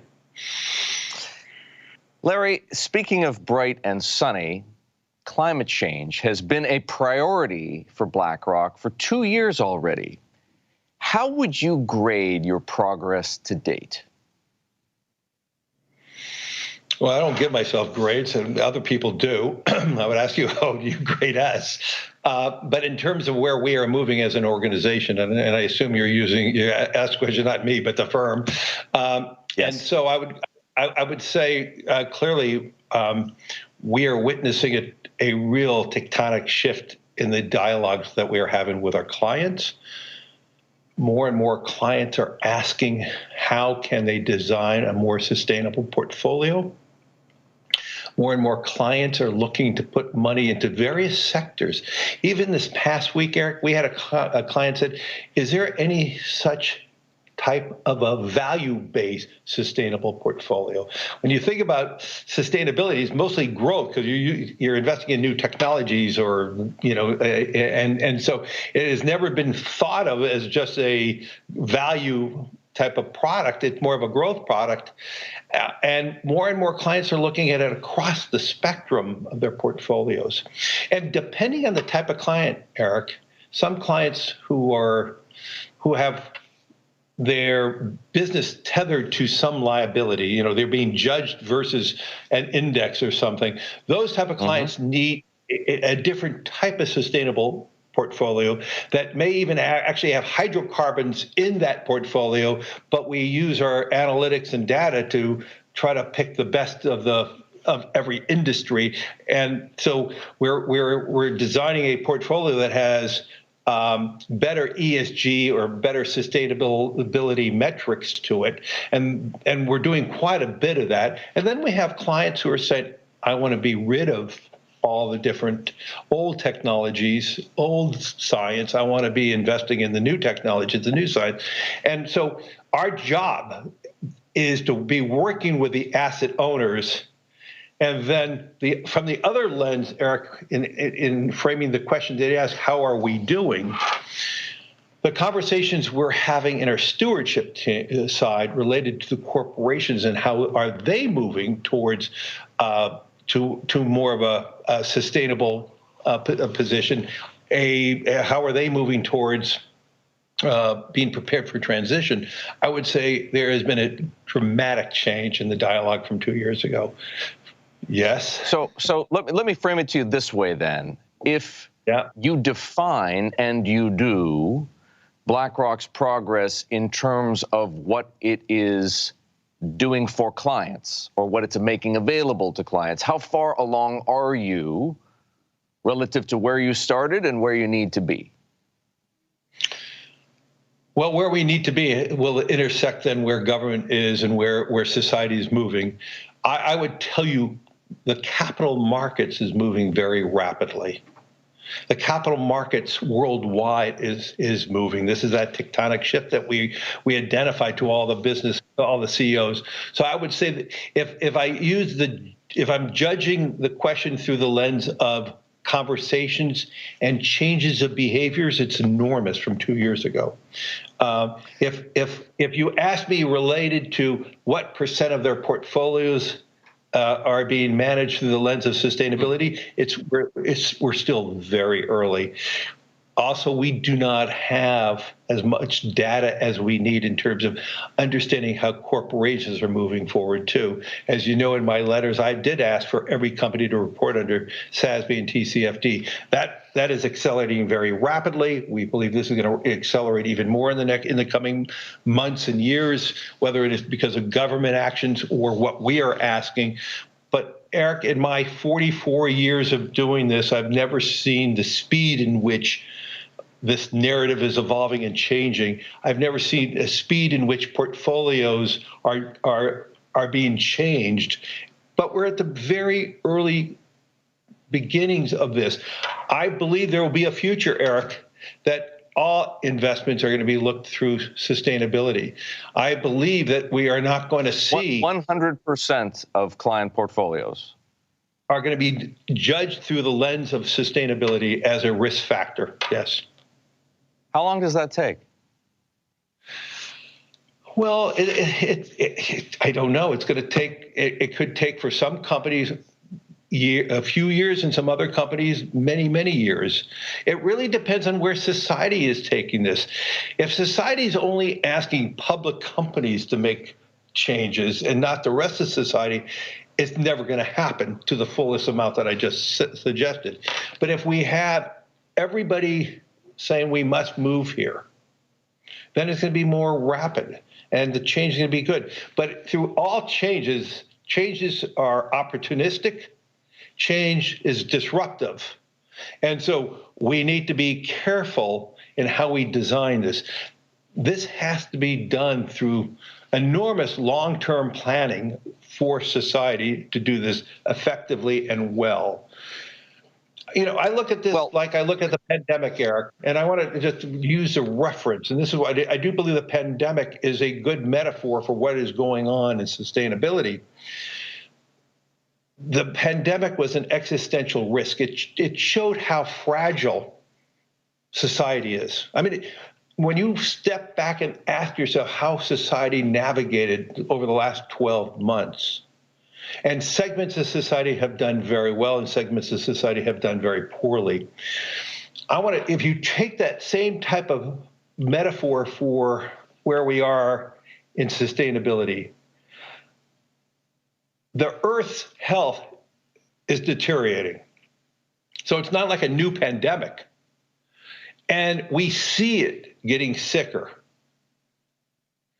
And we have to stop that disease curve for the Earth.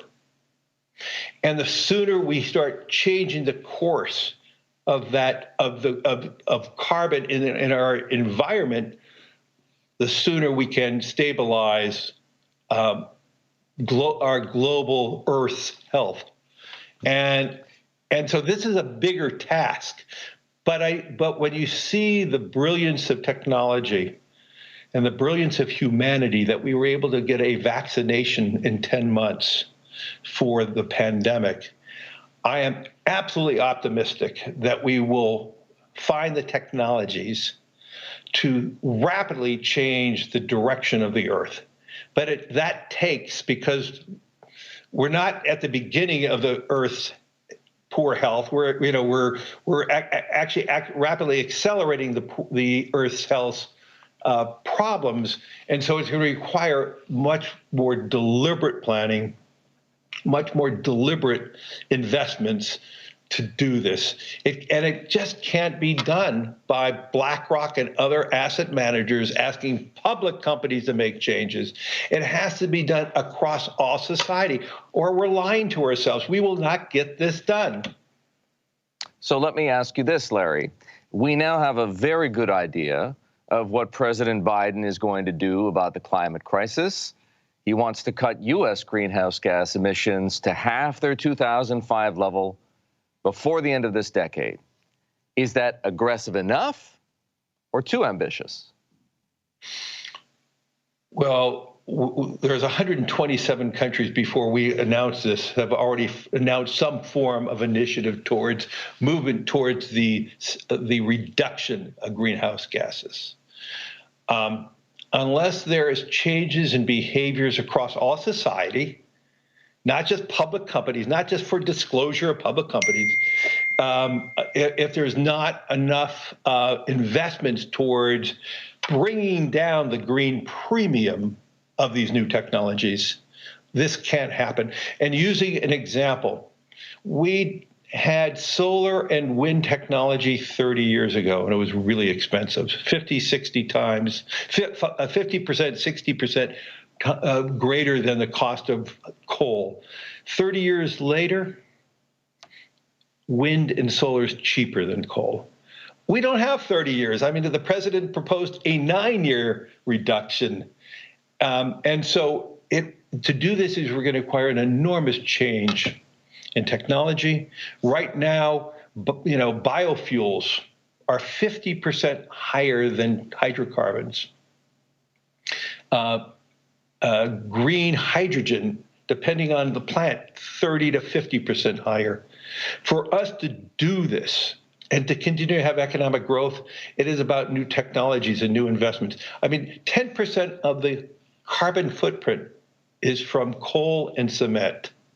I have not heard anyone talk about how are we going to change that. Do you mean steel and cement, no?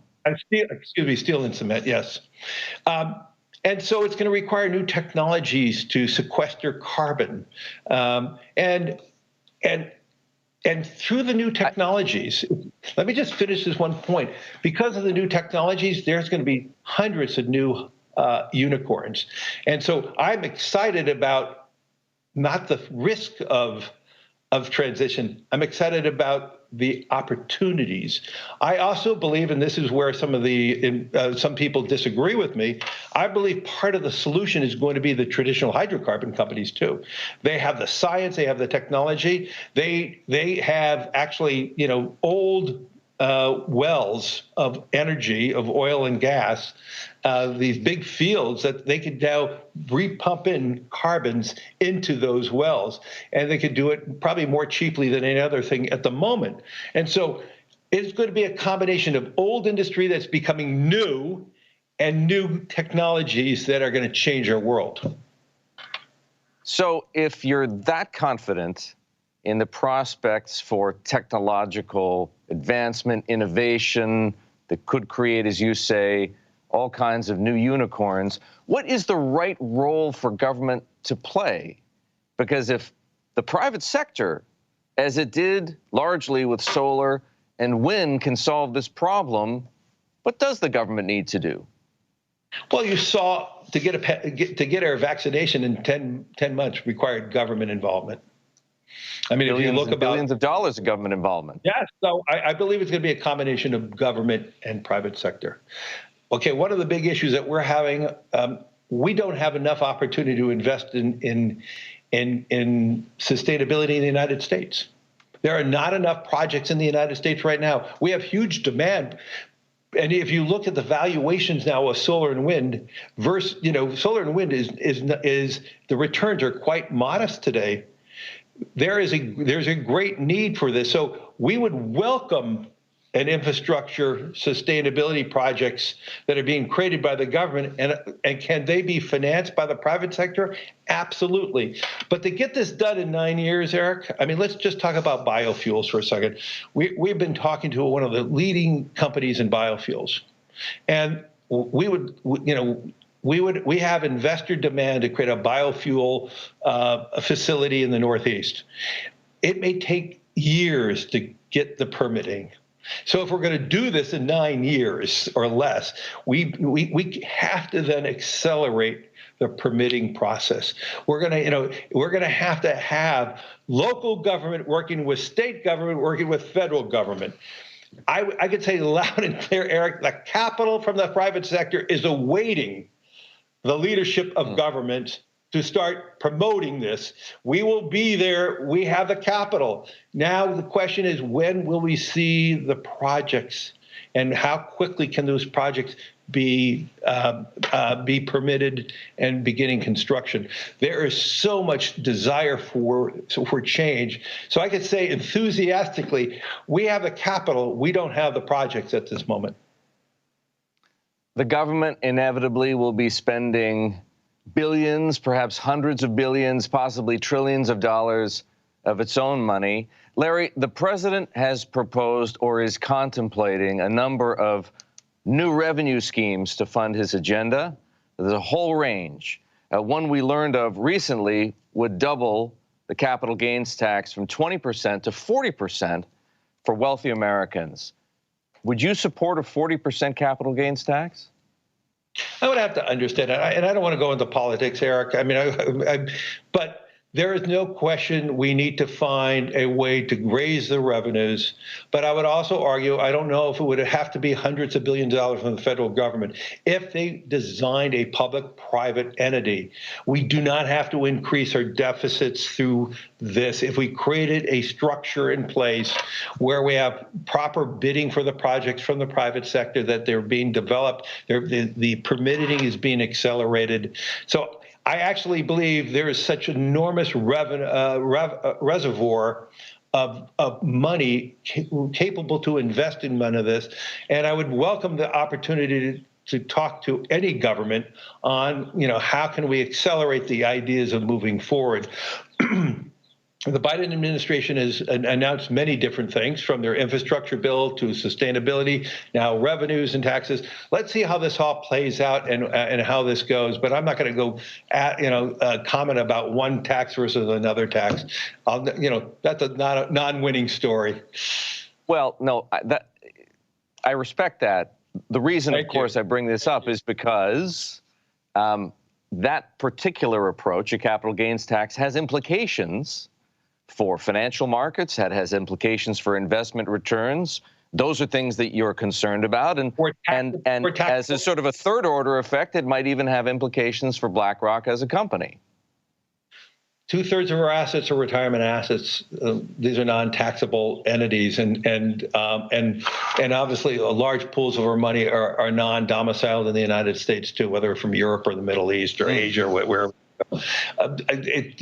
our taxable accounts are not that large, and keep in mind, since you asked the question related to individual monies, this is one of the reasons why we bought Aperio to do tax-advantaged types of investments. So we are anticipating rising taxes as an organization, and this is going to be a major component of our wealth management platform. When I think about all our clients worldwide, it's a small component of our platform, and I would tell you it's not going to change 90+% of our clients' behaviors. Larry, you were among the first CEOs in asset management to say climate risks are investment risks, and you've asked companies to disclose those risks. But complying with your request is still a matter of choice for CEOs. What if it weren't a choice? If the United States really wants to take a global lead on climate change, shouldn't disclosure of those risks be a regulatory requirement? Great question. It is becoming a regulatory requirement in Europe. And so the key that we have been asking every government, we want to have one taxonomy. We want to have one system of measurement. We cannot allow an arbitrage between one place of the world versus another on how we disclose. We don't want to disadvantage our companies versus other ones. So we are urging all governments, and hopefully at a COP26 this fall, when the governments all come together, they try to harmonize disclosure. And once disclosure is harmonized and it's a level playing field, we are really excited about that, because right now we're living under different standards. And I've always said, Eric, I would love the private sector to do it before government ever imposes this. And that was some of my messaging, too, because my messaging privately was, this is going to happen whether you like it or not. And now it's starting to happen, or it appears it may be happening. We all should get prepared to doing this now. And what we have proposed with TCFD and SASB, if there's a better taxonomy, if there's better tools for measurement with consistency across the world, we're happy with that. But I want to just underscore again, if governments only ask public companies, not government officials, our public companies to do this, and we're not asking the rest of society doing this, we are then putting public companies at a disadvantage. And what I'm frightened of, if we only ask the hard questions to the public companies, many public companies that are moving slower or don't have good disclosures, they're all going to go private. And we don't change the results of the net zero world by companies going private. And that's a very good point. So how do you eliminate that arbitrage then, the public-private arbitrage? That's exactly what you're talking about. Well, the SEC does have powers over private equity firms and their portfolios. They now are, they have oversight over investment companies over a certain dollar amount. I don't remember what it was, a few $1 billion. So that's a start. But the bigger question is that we should encourage, as part of a country, that all companies are moving forward in this, public or private. Now, part of TCFD is scope 3, where you are then required to understand all your supply chain. And that's going to be, right now, that's going to be quite difficult if your supply chain is not moving fast enough. And so even the execution of, of how we implement what is already being discussed, TCFD, scope 1, we could all do. That's our own companies. We could do that. But then scope 2 and scope 3, when you're going down your supply chain, there lies the issue. And, I just urge every government, when I have a chance to talk to government, to focus on these things holistically, not just conveniently with public companies. We have too much pressure on public companies, and we don't ask the rest of society moving on. We are going to put our public companies at a disadvantage. And then more importantly, though, we're not going to get to a net zero. If we truly have the objective of changing our disease curve, as I call it, related to the Earth, the only way we can change that is getting all of society behind it, not just the few, the thousands of public companies. That's a start, but we're not going to get there. So it would help, though, if the SEC, under its new chairman, Gary Gensler, were to pass a rule requiring that at the very least, public companies in America identify and disclose climate risks. That would help. No question, but I don't think it's going to be a big burden, and that's I just don't believe this is going to be a big issue. The one thing that I've urged governments, though, because we're not confident in all the taxonomies yet, that there is at least a safe harbor. What I'm hearing from a lot of companies. How do you measure it? Some of these measurements are not right. How do we make sure we don't just get caught up in a class action suit? So and in my conversation with regulators across the world, they understand this issue of safe harbor. We don't want to use this as a mechanism to have just class action suits for all companies because they have a measurement wrong. But we are at risk at that if we don't. We encourage companies to report.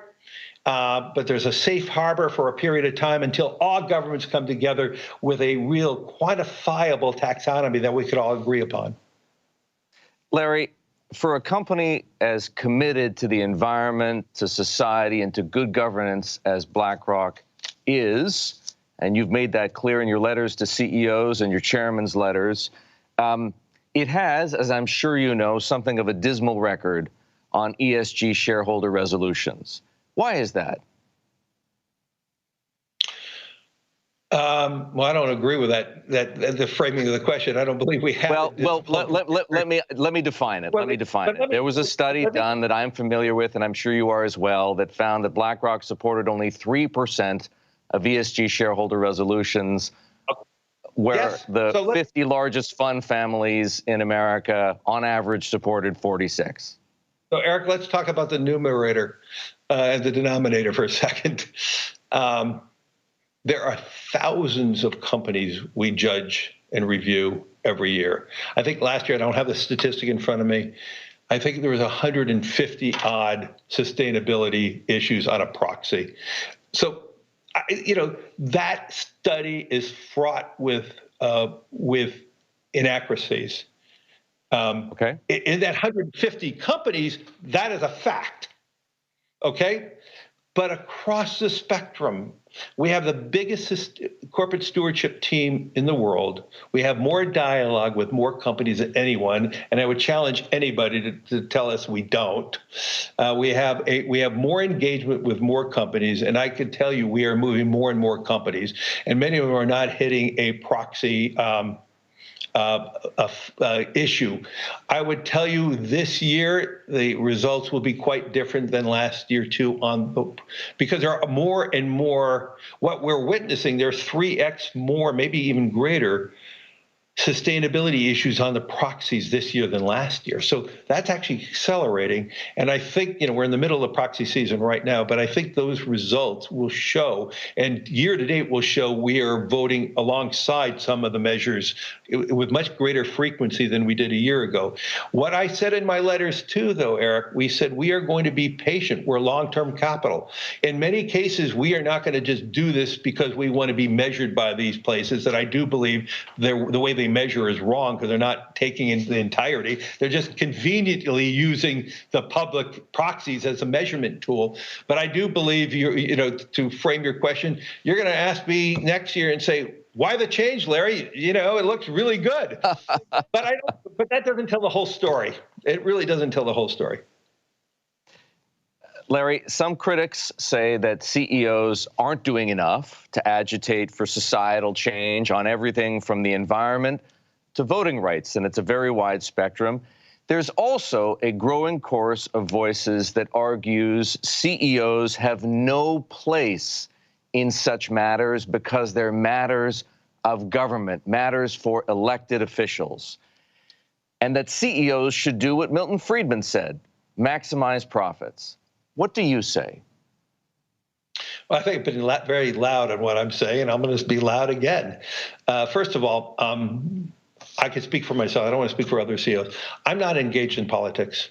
When I write about issues around long-termism and issues that were going to impact my clients, and everything we talk about is around principles. So even the issues around voting access, that wasn't political, that was principle-based. And every word that I wrote was highly principled-based, because I believe the foundation of American democracy is based on American capitalism, and they're interconnected.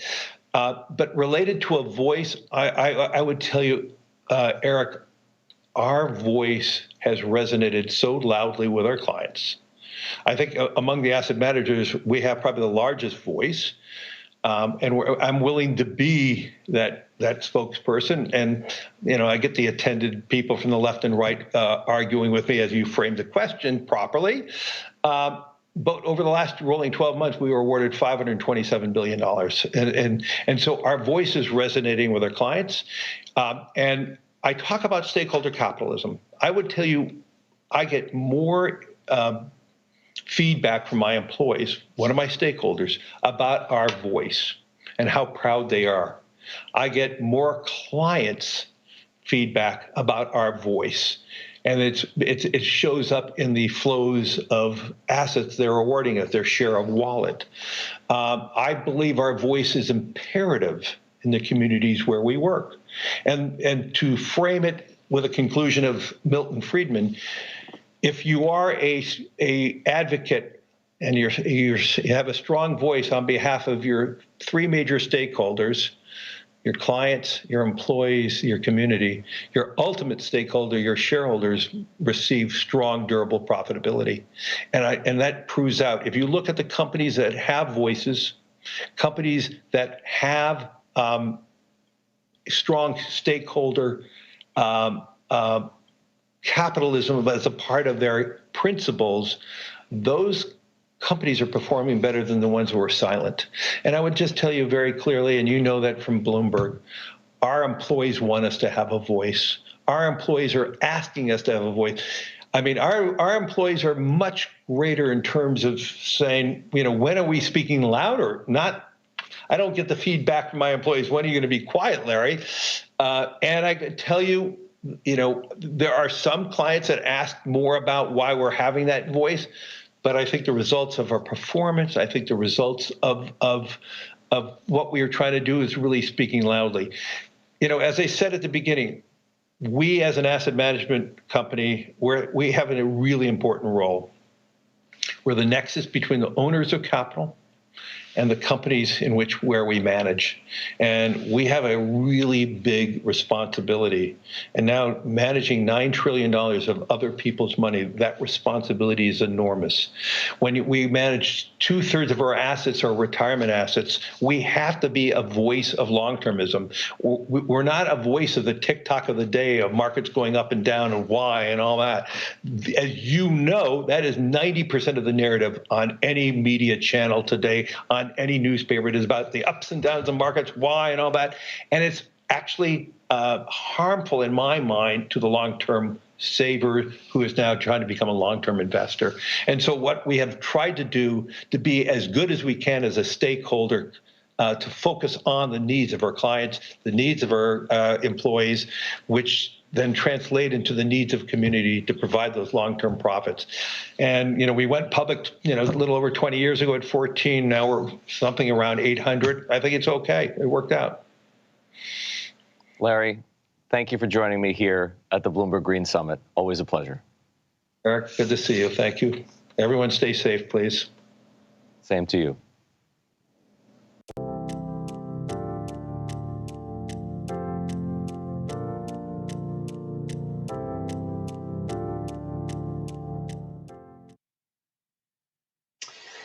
Good morning. I'm Ethan Zindler, head of Americas for Bloomberg NEF, and I'm glad to be with all of you today.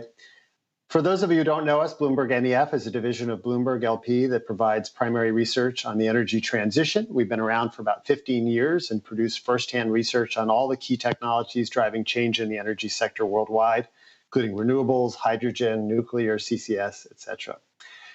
I'm really pleased today to be joined by three leading players driving change in the energy space, each really from very different angles. We have the worlds of technology, finance, and academia and policy all very well represented today in the form of Danielle, Scott, and Melissa. I will not read long bios. I know that you guys all have access to those online. We've only got about 30 minutes here, and there's really so much interesting stuff to discuss, especially in the wake of what I thought was a legitimately interesting and potentially momentous week last week in terms of policy developments around climate. And I think those have probably been discussed a bit already this morning. But I'd like us to drill down and focus on the topic at hand here just a little bit, which is building a resilient green energy mix. I don't think we're going to figure out exactly how to do that today, but I would like us to at least surface a few good ideas, and I know that our panelists have plenty to say about all of that. The recent major outages that we saw in Texas, I think, highlighted the challenges that are posed to the grid by increasingly turbulent weather as a result of climate change. And while this latest event really was particularly damaging and harmful and obviously high profile, there have been a lot of other prior events in California, Australia, and elsewhere, and hurricanes on the East Coast as well, that really highlight the fact that as climate changes, it puts real strain on our entire energy system overall. So I'd like to start our conversation out with Melissa just for a moment. First to talk maybe just for a moment about Texas, especially since you're down in Austin, and what that then more broadly means for what we're seeing around the energy system today. So Melissa, go ahead. Yeah, so just to baseline us all, I think we're all familiar with what happened in Texas. Extreme cold front came through and put a lot of stress and strain on our systems. And as you said, Ethan, I'm down here in Austin and lived through, the 4 days without power and the 4 days without water as well. And there's a few points here that we can take away from it. I mean, when we knew the cold front was coming in, we saw it coming, we had some warning, and we were told that we could broadly expect to see 40 minutes of rolling blackouts. That's a very different reality than 4 days without power. And so the idea of resiliency was extremely highlighted in this. So it's not just about reliability, keeping the lights on, but making sure that when the system does fall down, that it can get back up as quickly as possible to protect our health and keep us safe in our homes and our businesses. So if we go through a couple of different points, I'll just say three quick things to kick us off. When we look at Texas and events like Texas, they highlight a couple of things to me. First, the integrated nature of our infrastructure. So when you look at what actually caused the failures in the system, this wasn't just about plants. This was about the things that delivered fuels to those power plants. It was about different parts of the power plants failing in different ways. And it was also about the integrated system and the fact that we weren't regulating it in a way that they could all stand up and support each other. Second, the event highlighted that every single type of technology in the system has a risk. So when we start designing a future system that we want to be reliable and resilient, we need to think about all of those risks. Nothing is perfect. They will go down at different times. So how do we make sure that things don't go down altogether? So fossil fuel plants froze, including a number of natural gas plants. Other natural gas plants couldn't work because they didn't have fuel. Wind turbines iced over. Even our nuclear plants tripped offline. One of the reactors went down for a period of time. So moving forward, there's a strong argument to reevaluate those potential future risks in the face of a changing climate, and also potential future risks in the form of a changing electricity mix. Third, this event highlighted the need to really think about, as we go to a transition to zero carbon fuels, what array of technologies do we really need to include in that mix? And the research is really strong on this point. It's when we look at how we can affordably and effectively move to a reliable electricity system in the future, we need 3 buckets of technologies. We want those renewables. They're really cheap when they're around. They're really great for us. But we need to complement them with storage, not just batteries for a few hours, but also long-term seasonal storage, and then firm dispatchable power. Because there are periods of time in the data where the wind isn't blowing really well and the sun isn't shining really well, and we still are demanding a good amount of electricity, a lot of electricity, so we need to be able to fill that. And again, I'll say that each of these technologies comes with risks and trade-offs, but we can assess those risks in order to minimize their impacts. So those are the 3 things that I took away from the events in Texas. Thanks. And so if I've heard you right, market problems, potentially policy problems, and technology problems. So almost nothing went right, if I'm hearing you correctly, done there. We have a lot to learn from what happened. We can learn a lot from it. There's a lot of stuff went wrong all at the same time. I like the positive view on that. I'll bring Danielle into this, maybe just to talk about the technology part, because obviously with GE and your role there, I think Melissa highlighted a bunch, obviously renewables, but then also this concept of power that is sort of more on demand, but also zero carbon. Maybe tell us a little bit about some of the solutions and things that you're thinking about at GE as you think about these larger technology challenges. Yeah, so we had a really good front row seat to what was going on in Texas, because not only were our renewables team kind of front and center trying to be there for our customers, we have our whole gas power business, and our services team was also in the field trying to help get everything back online. So putting that all together and looking at the big picture, it was clear there's a lot to learn. And with respect to your question, Ethan, I think some of those longer term storage solutions, for example, it highlighted the need to bring more of that online. But I would say the number one learning for all of us, and I think Melissa mentioned it just now, is the diversity of resources are key, and having them in a way that they don't sort of have a cascading effect. When one goes down, they don't take others down. That's going to be the systems thinking approach, the systems view of the ecosystem of our energy networks. So bringing in more energy storage that's based on batteries is great. I don't know about whether the Texas system would really benefit too much, but longer term storage like hydropower, we have them, but they're really not incentivized to make money when they can store. They don't get value for the capacity or the flexibility that they bring. So back to the points Melissa made about market, policy, it's more than just technology. But from a technology perspective, there's a tremendous amount of upside in terms of new capabilities we can bring online, new connectivity between regions, and even new controls for how those renewables can interface with the grid to enhance it rather than create any tension or risk. And as you think about the technologies that you're developing, and by the way, first of all, I think that's a very good point, which we think of this as having been an electricity problem, but ultimately was a full energy system problem, right? In terms of the fact that nat gas plants didn't produce when they needed to, and that there were issues with delivery and other things like that. But as you think about those technologies, I mean, in terms of what GE is working on to try to provide the dispatchable power, are there anything, is batteries the main thing, or are there other technologies as well that we should be keeping an eye out for?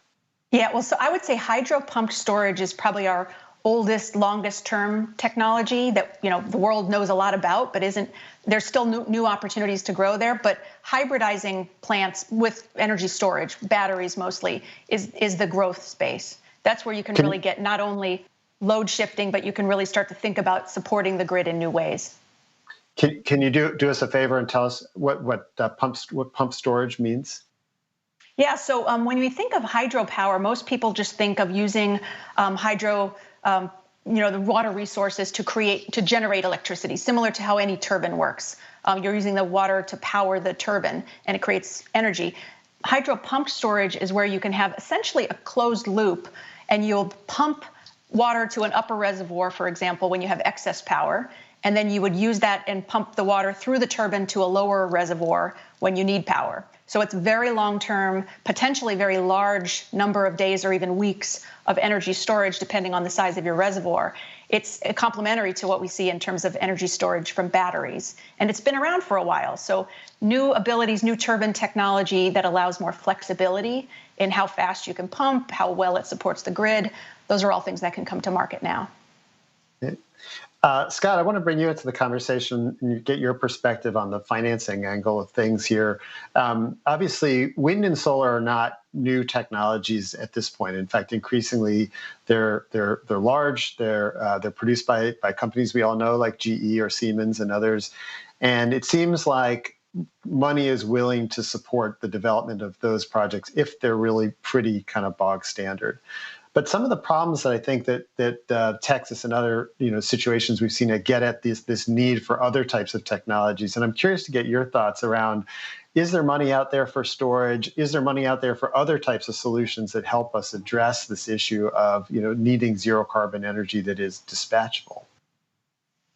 Yeah, as we all know, money tends to follow money, and money has been made in clean energy for the last many years, even if it wasn't noticed by the general population. And what we've seen is proof point after proof point of how the more distributed, more decarbonized grid or power sources can deliver more value to customers at the end of the day. And money starts with the customer paying something for something that solves a problem for them. And I think what we often forget is that our entire energy system hasn't been set up to serve individual customers. It's been set up to serve wide swaths of customers, because that's how we managed to socialize the costs to build large-scale central station generation power plants and the infrastructure needed to transmit that power from its source to its use. What's changed in the last 50 years is all of these different technologies making it much more compelling for the customer, because the customer can get a more resilient, more affordable, more sustainable energy grid if the customer so chooses. And that is what's different today. And the money is flowing to support that, whether it's microgrids in Texas like we've built that have kept the lights on and the water flowing even during that crazy catastrophic event that we saw a few weeks ago, whether it's solar plus storage microgrids that we've built and now own and operate in California when wildfire season came around last year, whether it's electric vehicles and the transition from a liquid fuel to an electric powered transportation fleet. We're seeing the money flow, and the money again is flowing because the money is being made by serving customers better than our old fossil fuel infrastructure that we have has served those customers. So I think what's interesting about those examples, Scott, is you mentioned a couple things that are truly distributed types of energy systems that are closer to the ground, and that seems like a potential solution. Does it pose a problem though in terms of capital at scale, in the sense that some of the biggest banks want to do deals in the hundreds of millions, not in the 5 to 10 million. Is the next phase of all this going to be a massive build out that's much closer to the ground level and presents a lot more opportunities for smaller financiers and maybe not as many for big banks? Or is it more that banks have to just change their perspective and look at smaller projects? Well, I think it's both. Again, the money follows the money, and there's money to be made in a more decentralized, more decarbonized set of power sources. And so you're seeing banks adjust their behavior to be able to support these smaller scale projects, usually in a portfolio approach where they can actually, write a very large check, which justifies, their attention and gets them the fees that they need in order to pay attention.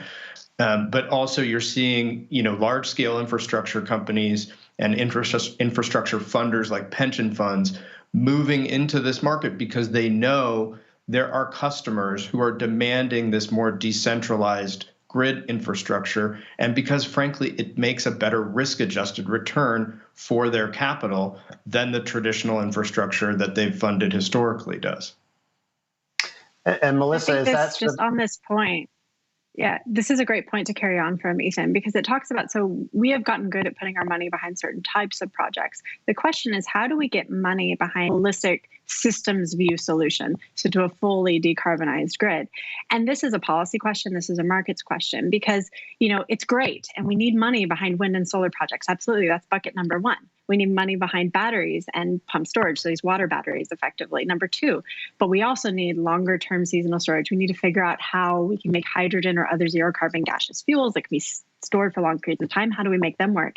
And in the firm dispatchable power, what do we do with nuclear? How do we get funding behind it if that's going to be part of the solution in large parts of the country that don't have other good renewable resources? How do we get money behind, maybe it's fossil fuels with CCUS? I mean, these solutions, how do we get the funding behind the whole solution and not just one of the three buckets? That's a question I have. And really, it comes down to policy and market decisions.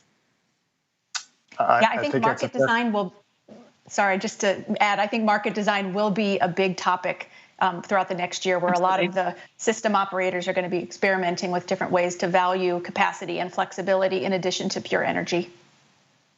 Yeah, we talk a lot about the aging infrastructure that we are employing here in the U.S. What may be more outdated than the infrastructure itself is the policy regime that governs it. And it's pretty interesting to think about how much system design needs to take place in order to completely overhaul an infrastructure fleet, an amount of steel in the ground on which we rely every day and which we cannot push pause to reboot, right? And that is a challenge, and we haven't seen the United States take it on as a system. We've seen it taken on at a much more local level, and that's where energy regulation tends to be, at a much more local level, which again undermines this question of, can we create a system-wide approach to address the problems like climate change, but also like reliability? No, I think those are all great points. And to be clear, it's pretty easy to start to get real wonky in talking about, power market reforms and everything like that. But at the end of the day, what you're really talking about is just creating a system where everyone can actually get paid and make money to provide power into the system in harmony in some way that works for everybody. And I think sometimes that can get a little lost. I'm going to shift gears because we're, believe it or not, already sort of more than halfway through. But I wanted to talk a little bit about last week because it really was such an interesting week. And maybe I'll start with you, Danielle, because among the four of us, you were the one who was actually participating in the White House climate conference, and so wanted to get your take. But my overall question for all of you is, in addition to telling us what it was like to be there, Danielle, is did any of the commitments you heard last week, are any of them going to change your lives in terms of what you do day to day? But Danielle, first, go ahead. Yeah. Thanks, Ethan. I think the biggest takeaway for me was that although it was forecast ahead of time, it was great to hear the commitments come in as aggressively as they were postured. I mean, the U.S. Having a 50% reduction by 2030 is a big deal. That's more aggressive than the Paris Agreement. So this is, I think, a big step forward for the U.S. in terms of our climate ambitions.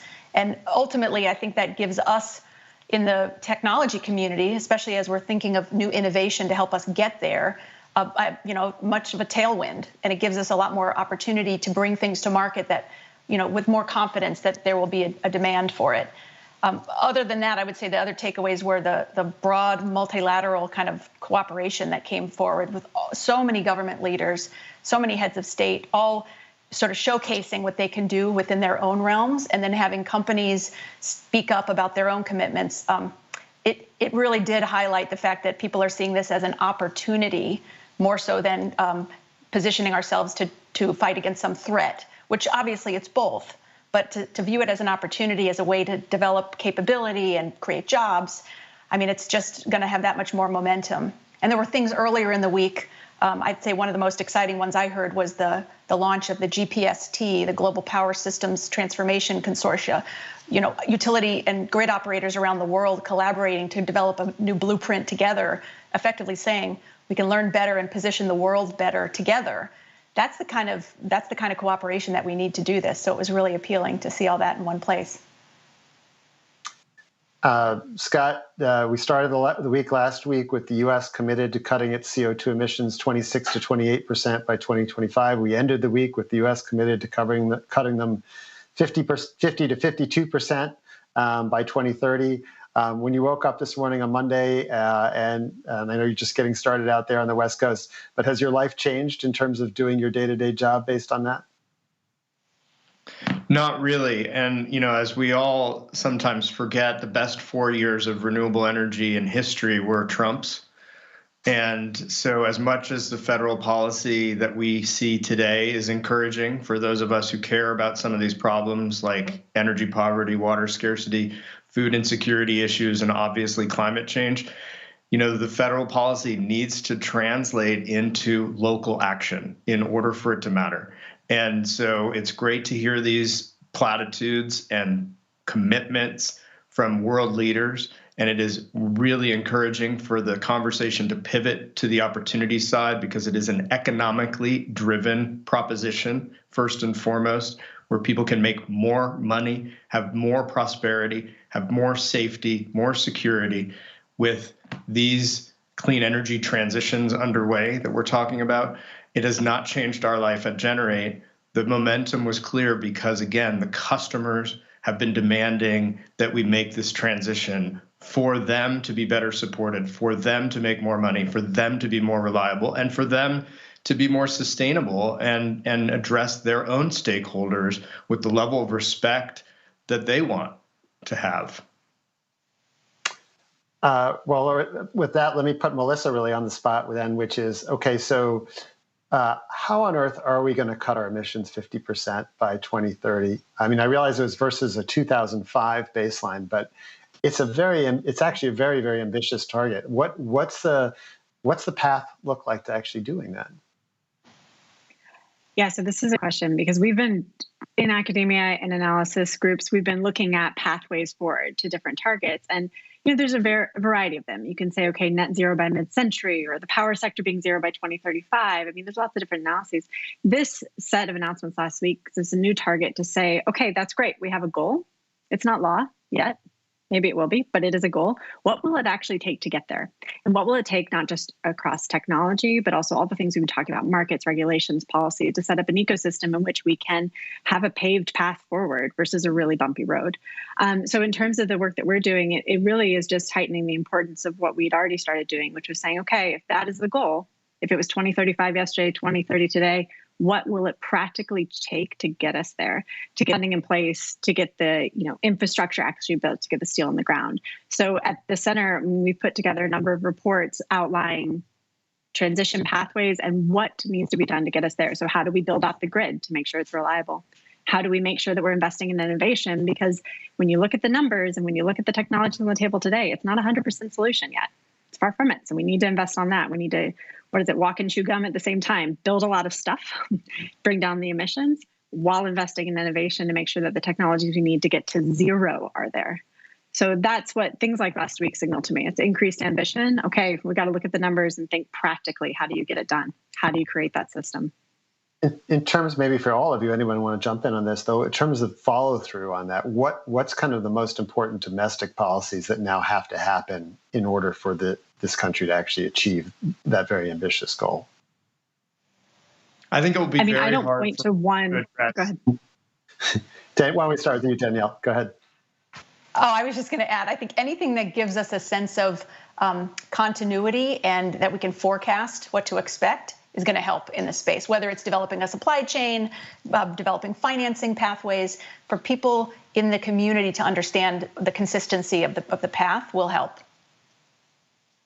Yeah, building on that point, I would say we always ask policymakers for TLC, transparent, long-term, certain policy. Those have not been present in the energy debate and the climate policy debate in the United States, unless you go to a more local level.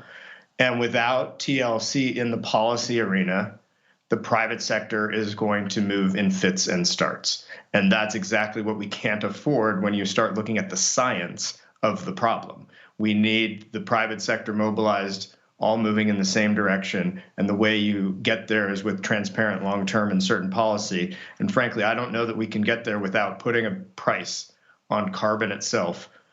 And we'll see if that's something that's going to come out of Congress, but I'm not holding my breath. Melissa, any specifics on U.S. stuff? I mean, There are a lot of policies now under consideration through this, the White House stimulus plan. And then there's a lot of regulations that we're expecting out of the administration this year, potentially on transportation and even on the power plants as well. Yeah, I mean, when we look at the science and we look at where technologies are available today, but for a variety of reasons, they're not actually deploying as quickly as we need them to. I'm going to steal your TLC, Scott, because it's about having long-term policies. The most efficient way, according to the analysis, is to have a holistic policy that says, what is the goal? The goal is zero carbon. How do you get there? You create a structure that allows every technology that can support getting you to that goal to play and to get paid to play. And you set that in long term so that you can get there. That's the smoothest path. Now, reality check. If we can't get that, what's the next best thing? What's the next best thing? What's the next best thing? We know that the power sector is the leader of this transition. It's got the most technologies that are ready to go today. It's also the backbone of decarbonizing all the different parts of the economy. So, okay, what can we do as a short-term win in that to actually move that system faster? Same questions for transportation. What can we do with light-duty vehicles while we figure out the rest of the system? And then across industry, what are the efficiency things that we can be doing? There's a great piece actually by University of Maryland that gives us a start on this. It outlines what are real policies with existing authorities, but also with things that aren't as far reach as maybe that can get us on the path. But I completely agree. If we don't have a pathway forward to the ultimate target of net zero, we're going to have fits and starts. We're not going to have as smooth of a pathway as we want. That doesn't mean we shouldn't take the starts and take those emissions reductions. We absolutely should. But it will be a less efficient transition, for sure.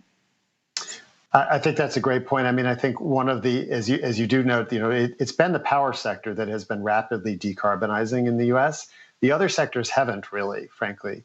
But if you electrify the fleet pretty quickly, if you have a decarbonized power sector, then you can enjoy more of the benefits there overall. But there are obviously a lot to come and a lot that we're looking for the administration to fill in the blanks on over the coming year or so. I have a couple questions in the chat here, and one of which I want to mention, but we have a very short period of time, and these are not easy questions. But I'll throw this first one out. Where is nuclear in the clean energy discussion? I'll just comment from an innovation perspective. There is a lot of innovation in small modular nuclear. If a country or a region is happy to embrace nuclear, I would say that's a real big opportunity to move forward in a more economic and feasible way. I think it'll differ around the world, but I think we should not turn away any clean energy solutions at this point. And I'll say it's already part of the clean energy mix today. So we have to ask ourselves questions about what we're going to do to keep power plants online that are already supplying zero carbon resources. And then what do we do with these future technologies? I mean, it's both questions at once, because in the US, at least, we have a large number of reactors still producing zero carbon power. Scott? Nuclear is just the most expensive clean power source to build today. So we have to remember that. It is 10 times more expensive to build nuclear power or more than a new solar, wind, or even solar plus, battery storage solution today. It's an important and prominent source of clean power around the world. And I agree with the points made that we need to keep the low carbon power sources flowing. But I think if you actually believe what I've been saying and what a lot of the panelists have been saying, that it's an economically driven opportunity, it's going to be hard to see where nuclear fits into the future energy mix without a dramatic reduction in the cost to build those plants and the cost to operate those plants. I think that's a very fair point. This goes back to, I know we're over time, but I have to say this goes back to what is the goal we're trying to achieve? And expensive for whom? At the end of the day, if we're looking at ratepayers and wanting to keep electricity costs low, we have to look at an array of technologies. And an individual one may look cheaper, but end up with a more expensive system. And these are the questions we need to be asking ourselves as to what trade-offs we're willing to accept in our pocketbooks at home, in our technologies, in our system. And with that, Ethan, sorry. No, that's a great note to end on. I would say there's no free lunch, that's for sure. But the other thing is, there is, as we all know, there's a tremendous opportunity here, and this evolution of new technologies has been driving costs down overall in the system, and ultimately consumers have been benefiting over the last 10 years as we've seen decarbonization. And I always think that's the final point I want to make. But people sometimes lose sight of that fact that actually we've been reducing our carbon and we have not been raising costs for consumers, and that's a good thing overall. So with that, I just want to say thanks so much to a great panel. We covered a lot in 30 minutes, so appreciate you guys sticking with us, and thanks very much, and I'll hand it back to the studio.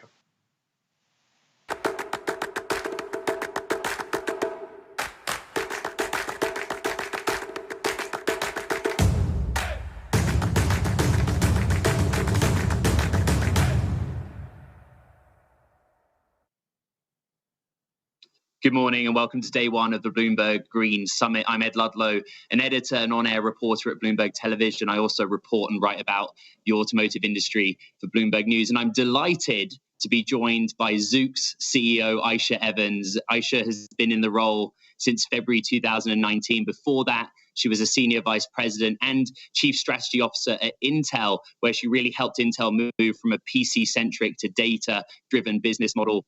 Aisha, thank you very much for joining us. Thank you for having me. I appreciate it. Looking forward to the session. So a good place to start for the audience. What is Zoox?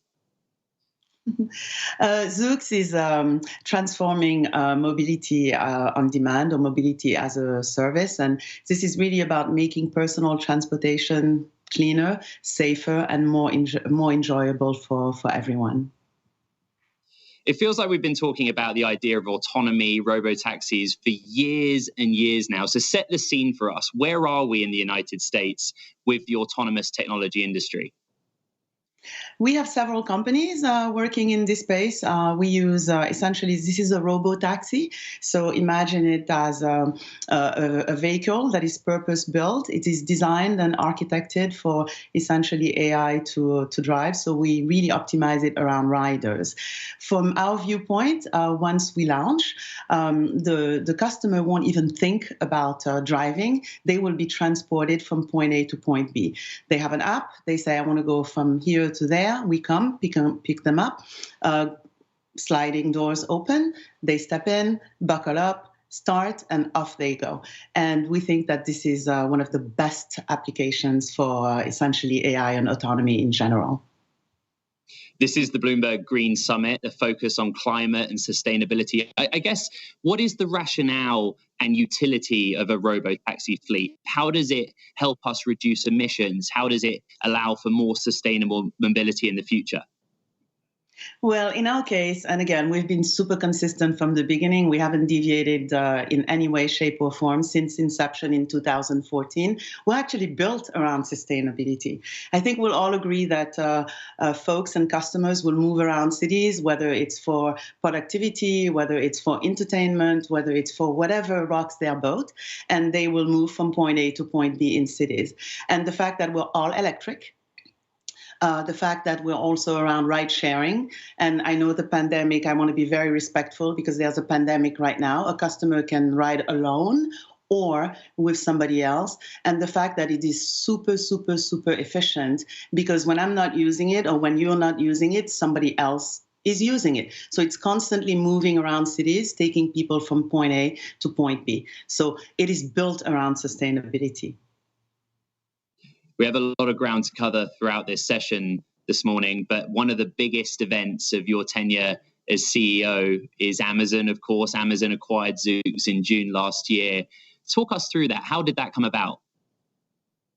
Well, we had been talking to them for a while, and we're super proud, frankly privileged that they chose us for their autonomy play. It's been a fantastic experience in the sense that we've been part of Amazon since August or so, and same mission, exactly everything we've been up to. Don't have to be fundraising, so super focused on execution and getting to market and learning a lot from them. This is not just about capital. They've done a great job as a company, building great businesses that are both orthogonal and adjacent, and now we're one of those, and it's been a great experience. And if you're working at Zoox on a day-to-day basis, frankly, you don't really even know because we're just very focused, and we're testing right now, very focused on the safety case and being able to scale that in a qualitative and in a quantitative manner, and then getting to market. Of course, you can't get away from Amazon being a giant of e-commerce. You know, I've had the privilege of sitting in your shuttle. I know that your immediate target is a robotaxi fleet to move consumers from A to B. But could Zoox also be involved in autonomous delivery? There seems to be just as much momentum around autonomous shipping as there is in moving passengers. So eventually, maybe what we say internally that we hope to earn this opportunity. people movement, especially when it comes to sustainability and really just customer experience, especially in cities, we're going to make cities less congested, more sustainable, and frankly, just more enjoyable. We don't want you to worry about driving. So that's what we're focused on. We think that, yes, we're intrigued. A lot of companies have changing business models every few years or so. That's not our case. It's about the people mover. It's a great business too. I'm going to be upfront. And then from there, because of the technological foundation it's based upon, meaning a vehicle that is architected and designed from the ground up for autonomy using AI, obviously we'll concede that if we can move people, we can move packages and goods and services.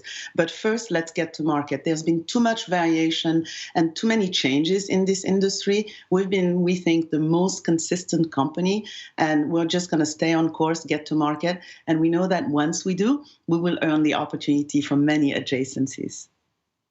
Well, let's pick up on that. There's also been a lot of consolidation in the industry. There are still a large number of AV or self-driving startups out there, but we have seen deals, we have seen mergers. What's your take on that? Do you think that we will see further consolidation? Is it just simply capital that's the limiting factor? Why are we seeing all of this consolidation right now?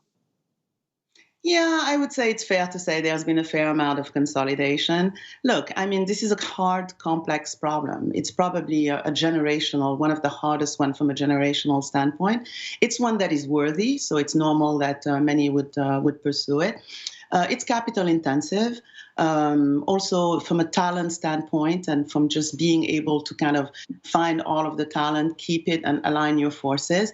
And so when you're also raising capital, you probably have to make concessions that, in terms of what the investor or the strategic investor wants. So I think it's normal we're seeing this. How we're looking at this is Zoox worries about itself and focuses on execution and building a company the right way, meaning being really understanding that eventually this is a big business and you don't wait until you've solved the technology to build the company. You do that along the way. So that's what we're focused on.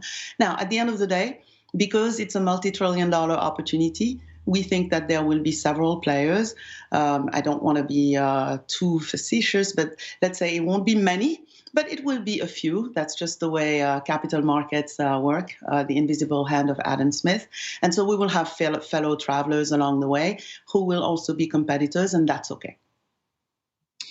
As I said, Aisha, I've had the benefit of going behind the scenes with you and seeing the Zoox vehicle, but there's a great question from the audience, which is, what is Zoox doing to accommodate passengers with disabilities such as blindness, deafness, or other mobility issues? Oh, great question. Thank you for asking that.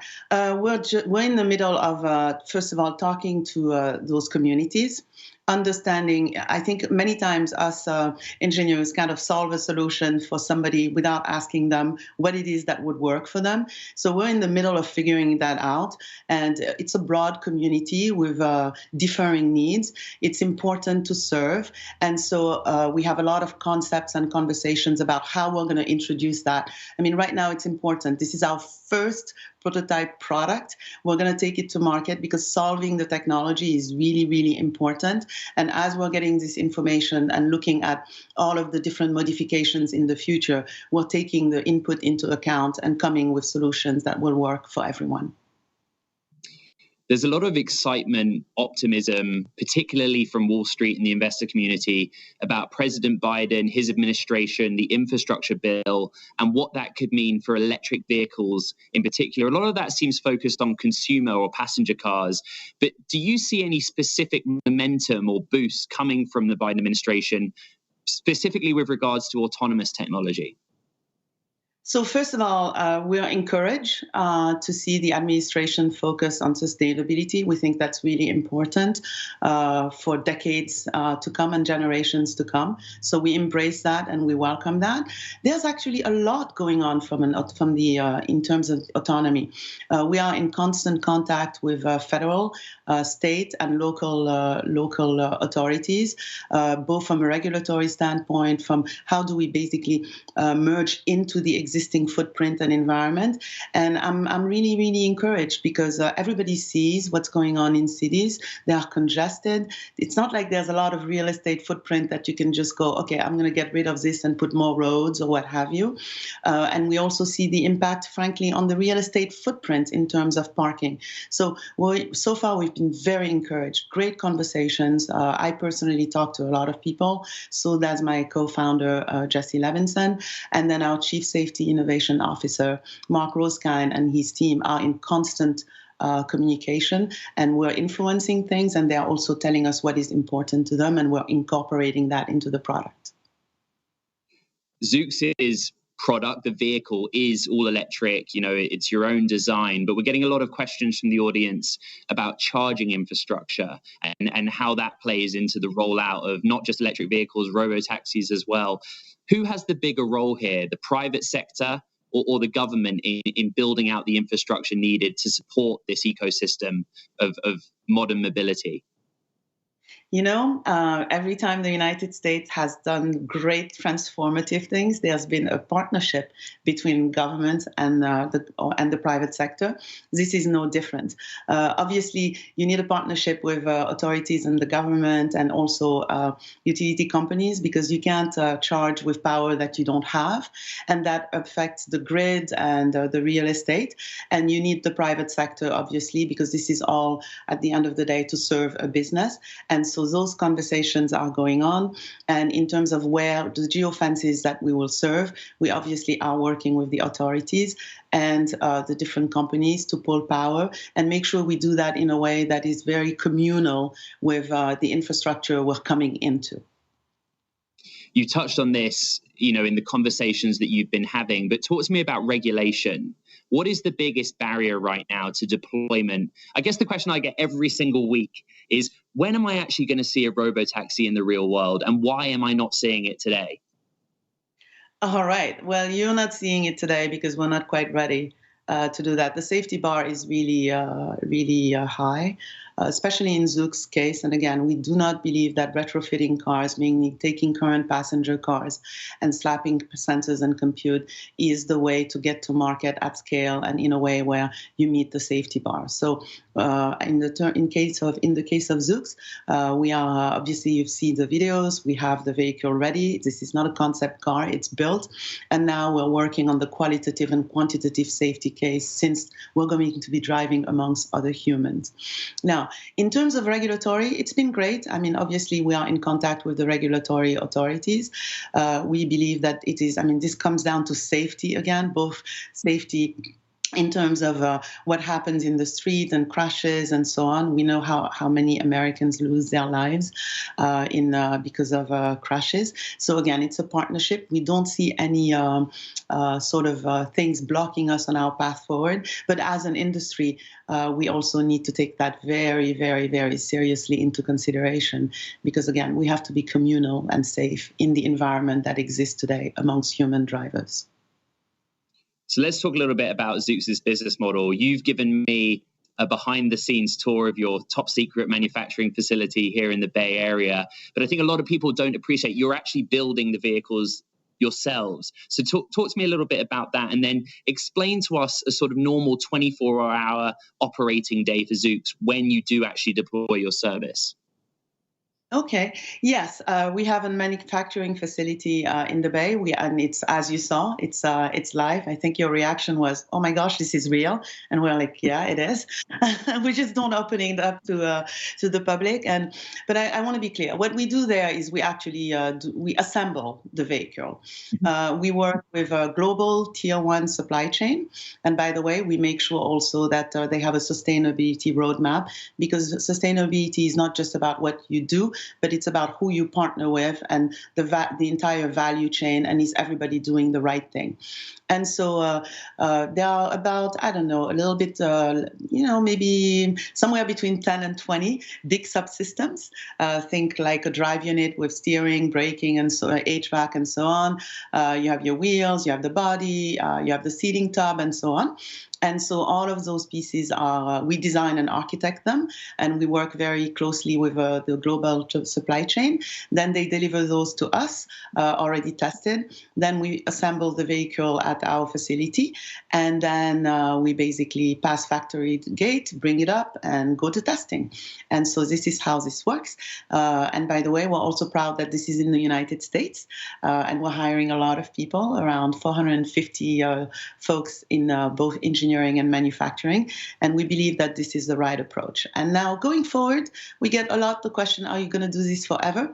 First of all, back to the business model. When you're talking about a robotaxi, volumes are very low by definition, because essentially a day in the life of the vehicle. So in the morning, service, charging, make sure it's ready to go, and all systems are a go, and then it goes to the geofence where it's serving people. Passengers are saying through the app, I want to go from point A to point B. Closest vehicle shows up, picks up the passenger, drops them off. Before the passenger is even dropped off, next customer is ready, so it goes and picks up. So think about it as sort of a heterogeneous merry-go-round that is constantly picking up, dropping off, picking up, dropping off, and then until it goes back to base. Now, it can go back to base for service because something happened, or it can go back to base at the end of its shift, and here we go again, charging, service, redeploy. Which cities do you want to roll this out in first? We've been public about the fact that Las Vegas is a target city. We affectionately call the strip a one-street dense urban environment. And so that's our first target market. We think that's a very sensible thing to do. And then San Francisco. Obviously, that's also our home state, and this is where we're currently testing our L3. And then we haven't made any announcement beyond that, but obviously we would like to be in all of the major cities in the United States. And yes, why not eventually go global? You touched on supply chain, about the need to have sustainability in your suppliers as well. We've got a great audience question from Gina in Houston, who's talking about battery metals, in particular nickel. You know, there's a lot of competition out there for batteries right now, not just the packs, but cell supply. How difficult was it for Zoox to set up a supply chain from scratch for your purpose-built electric vehicle, particularly on the battery side? I mean, it was challenging. You're a young startup, right? And we know what's happened sometimes in the past, but we've been and I'll take this opportunity to thank our global supply chain, by the way. Folks see that, wow, this is different. This is the beginning of something special. Again, it makes sense from a first principle standpoint. If you want to deploy at scale and you want to be safe, and this vehicle has no manual control, it is really built for riders, it makes sense to partner with people who are doing this already. Again, this is optimized for AI to drive and not the other way around. So the supply chain has seen us as an innovative company that is very serious, that doesn't deviate from its mission or its business model. I mean, we've said the same thing since 2014, and that's what we've been executing to. Now, obviously, you have your normal competing on cost and price and so on, and also on what will happen to these batteries on the other side in terms of recycling. But I'm not going to say it's been easy, but it's been a pleasant, very productive set of partnerships. And we hope we go all the way to launch together and then beyond. I want to move on to the topic of diversity, but first we did have a very good question from the audience, which I think a lot of people struggle to understand where startups like Zoox fit into the real world in the next few years. Is it the case that Zoox sells itself as a service to a municipality or a city, that you just exist within a very specific infrastructure in conjunction with the city, with local authorities? Or is it that Zoox is much bigger than that, like an Uber or a Lyft, where you operate outside of local infrastructure? So our plan at this point in time, we think that if AV is requiring local municipalities and cities to do something different, we've failed. And so our plan is to exist within the current infrastructure. And that's what we're testing for. And that's what we're going to market with. And this is important. We are not in the business of selling a vehicle to anybody. The fleet belongs to us. And what we sell you is a ride in the form of a service.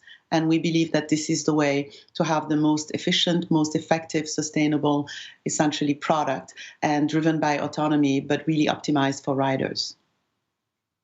let's talk about diversity. There are not many female CEOs in Silicon Valley, full stop, let alone in the autonomous technology space. You know, after Waymo's recent announcement, I think I'm right in saying you're one of just two with the title of CEO. Why is diversity important when you're designing a product like yours, and what can be done to improve it? So look, we're in the consumer business. Our consumers come from all walks of life. For me, or for us, diversity is not just about race or gender. It's the full gamut, all people. And so it would make sense that if you want to have a service or a product that is consumer driven, that you look at all consumers. It is also important that when you're designing and architecting the product, you have people of all walks of life, because as I will look at as a woman, for example, I talk about being at Zooks and saying, hey, pick up and drop off, we need to think about high heels, right? Because if you're in a city and people are going out to dinner, there will be people with high heels, and they can't walk that far. That's not comfortable. So we think it's important. It's not just right. It's also important from a business standpoint. Look, what we need to do to change it is, first of all, it needs to be everybody's problem and everybody's opportunity. And we need to have some hard conversations about how we got here. The scarcity starts very early. You go to a Lego robotics meet, and you already see the diversity problem. And so we need to basically have some tough conversations and focus on inclusivity first, and then go to the diversity, because that's what will foster it. We've covered an awful lot of ground this morning, Aisha. Thank you very much for joining us at the Bloomberg Green Summit. Aisha Evans, Zooks CEO, a company to watch, not just here in the Bay Area, but beyond in the United States over the coming years. Thank you for having me.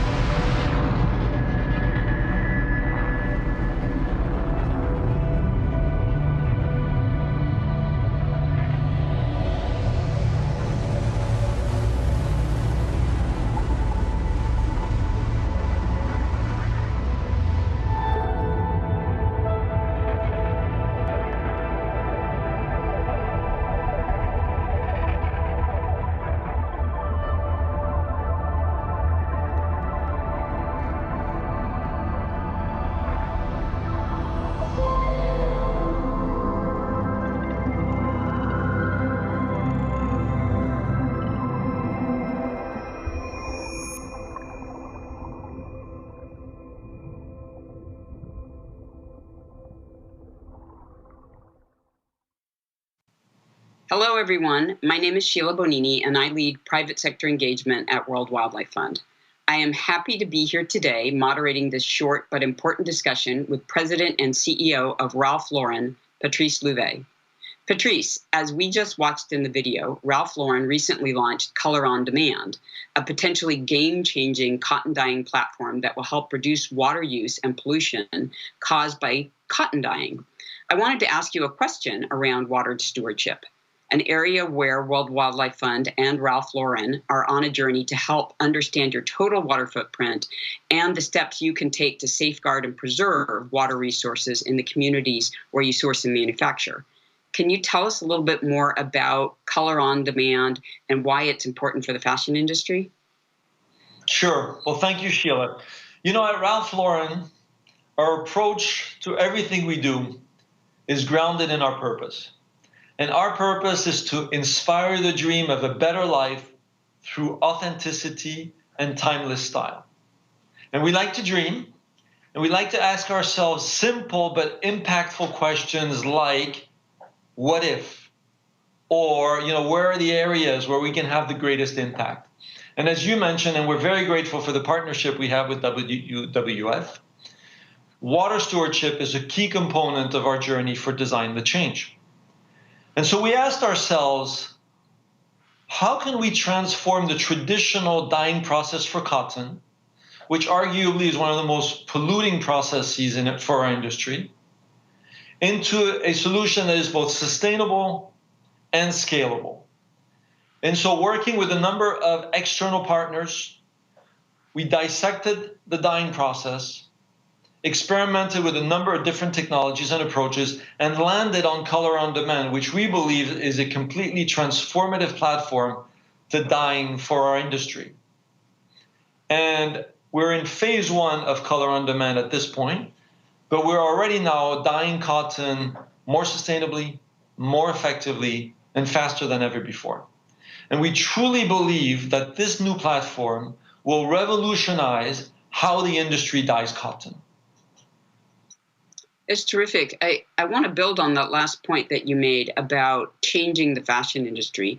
How do you see the Color on Demand platform as an accelerator for larger scale change? Well, listen, I'm excited to share today that we are actually open sourcing phase 1 of Color on Demand for the industry. And in partnership with Dow, which has been one of the key collaborators on the development of this platform, we've prepared a detailed manual for the industry to enable adoption and accelerate change.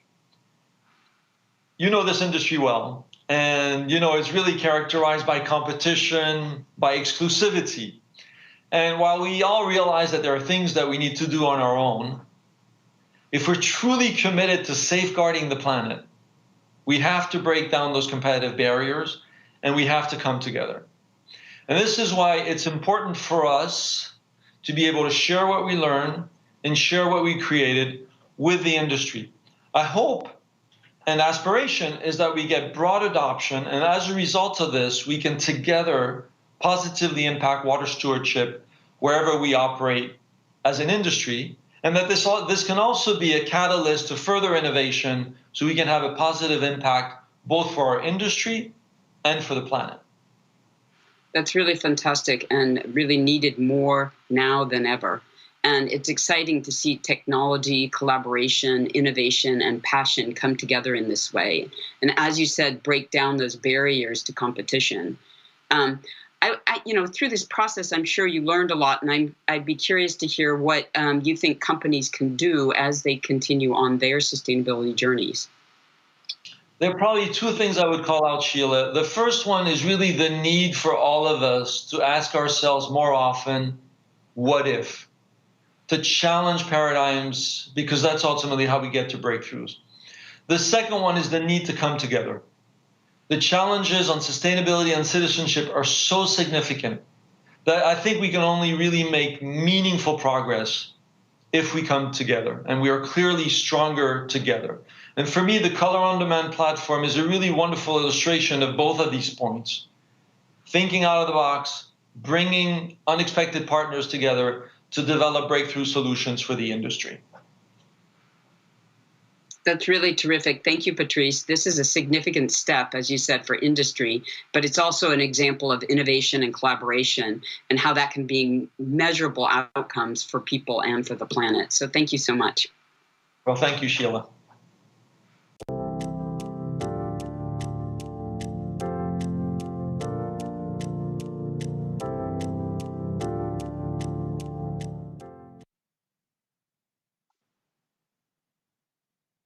Hello, I'm Brian Eckhouse, and I'm an energy reporter at Bloomberg News in Los Angeles. I'm pleased to be joined today by Jigar Shah, the new executive director of the U.S. Department of Energy's Loan Programs Office. This was the agency that helped propel Tesla in the company's younger days. Jigar has had many roles in climate and renewables. He founded SunEdison. He was CEO of the Carbon War Room. He co-founded Generate. He's also a longtime podcaster and mentor to a generation of clean tech entrepreneurs. Jigar, welcome. Thanks for having me. Thanks for being here. Jigar, what is the Loan Programs Office, and what about it convinced you to lead the private sector? Well, the Loan Programs Office is really this bridge to bankability. We have long had a tremendous amount of innovation in our country, right? Just from the Arab oil crisis, when the Department of Energy was created, all the way till today, we have just thousands of technologies that we have done fundamental research on. But what ends up happening is they get to pre-commercialization and then they stall. And we don't see them going all the way to scale, which is what we need to decarbonize our electricity grid by 2035 and decarbonize our country by 2050. And so when you think about the Loan Programs Office does is we're backed up by 10,000 scientists and engineers who really know their stuff. And so we can take perceived technology risk, technologies that scare commercial banks, but don't scare us because we've read all the demonstration data and other things. And we can provide financing for first-of-a-kind plants, for the second plant, third plant, to be able to get that data set in place to get mainstream private sector investors interested in taking that sector over from us. Got it. You said on a recent episode of the Energy Gang podcast that you were more terrified than excited by this challenge. What does that mean? What do you mean by that? Well, the thing is that when I left Sun Edison and joined the Carbon War Room, right, it was just a whole different set of muscles, right? I mean, fundraising, doing all those things. In this new job, working with the secretary who's been amazing, working with Congress, working with this extraordinary team we have at LPO, these are not muscles that, I've spent 25 years, making strong and perfecting. Luckily, as I've been in the job for about 6 weeks now, people have been very gracious to me. So I've been able to really get up to speed quickly. People have really helped, and I needed a lot of it. So I'm more excited than terrified now. But going in, I wasn't sure what to expect. Got it. You're coming into an agency or a unit of an agency that's completed very few loans or guarantees in the past decade. Why are you confident that you can propel the industry, the sector, this agency forward again after a decade of being mostly dormant in terms of completing new deals? Yeah, I mean, basically the Loan Programs Office got addicted to the era stimulus sort of set of events, right, where credit had dried up. Right. So a lot of these perfect deals, right, solar and wind projects with 20-year power purchase agreements with creditworthy utilities, or the Vogtle nuclear plant where Southern Company is guaranteeing that loan from its corporate, balance sheet. Those are not deals coming to our office anymore. Those deals are going to, European investors who are offering negative 1% interest rates. And so the role that we play has to evolve to these next set of technologies. And I think the Loan Programs Office largely didn't believe that it had the air cover over the last 10 years to do that. And so now when you think about what we're looking at around geothermal or long duration storage, including pumped hydro or small modular reactors, micro reactors, right? All of these next generation sectors where the private markets are still very nervous about playing a big role there. They have different characteristics. Like, for instance, some of these places have, like in the biofuel space, you have low carbon fuel standard credits from the state of California, which are merchant, right? No one's giving you a 10-year offtake agreement on those credits. And so figuring out how to take merchant risk, figuring out how to take, if you build it, they will come risk. Some of those risks are things that our office didn't know that it had the political cover to do, but our secretary has been so strong in her leadership that she has given us the flexibility to really work hard to reindustrialize our country, bring good union jobs back to our country, and and simplify the supply chains. Got it. How do you plan to deploy more than $40 billion in loans and loan guarantees? Well, as I suggested, I think that we have to focus, right? I mean, anyone can apply for the money. So, we're always open for business and everyone has the right to apply if they believe that they qualify. But we've identified 12 to 15 sectors that we believe there's more than $2 billion worth of near-term opportunities, projects that are shovel-ready, basically, or can be within the next 12 months, that can come to us, right? So some of those companies are companies that have recently raised equity. We've seen a lot of those in the paper. And so they're building a manufacturing facility. Well, they can work with us to help build that manufacturing facility and get low-cost debt to help stretch their equity farther. There's a lot of technologies that are caught in a chicken and egg situation, right? Like transmission, a lot of transmission lines, they can't get fully subscribed with generators who want to use them until after they start construction. But traditional debt providers really want all of that offtake in place before they provide debt. So we can solve some of that chicken and egg situation.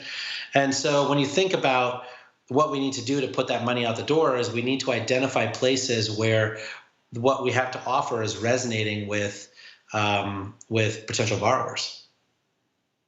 Got it. You mentioned a few sectors you're looking at. What's the full scope or breadth of sectors that could qualify for funding from your agency? Yeah, it's a great question. So just to maybe bring it back a step, we have three main programs. We have Title 17, the Advanced Technology Vehicle Manufacturing Program, and then we have the Tribal Energy Program, right? So Title 17 is the traditional program that people know, which is project finance. It's got a renewable energy and energy efficiency title, a nuclear title, and then a fossil energy title. So that's where we're doing carbon sequestration and storage, green hydrogen, some of these kinds of technologies, right?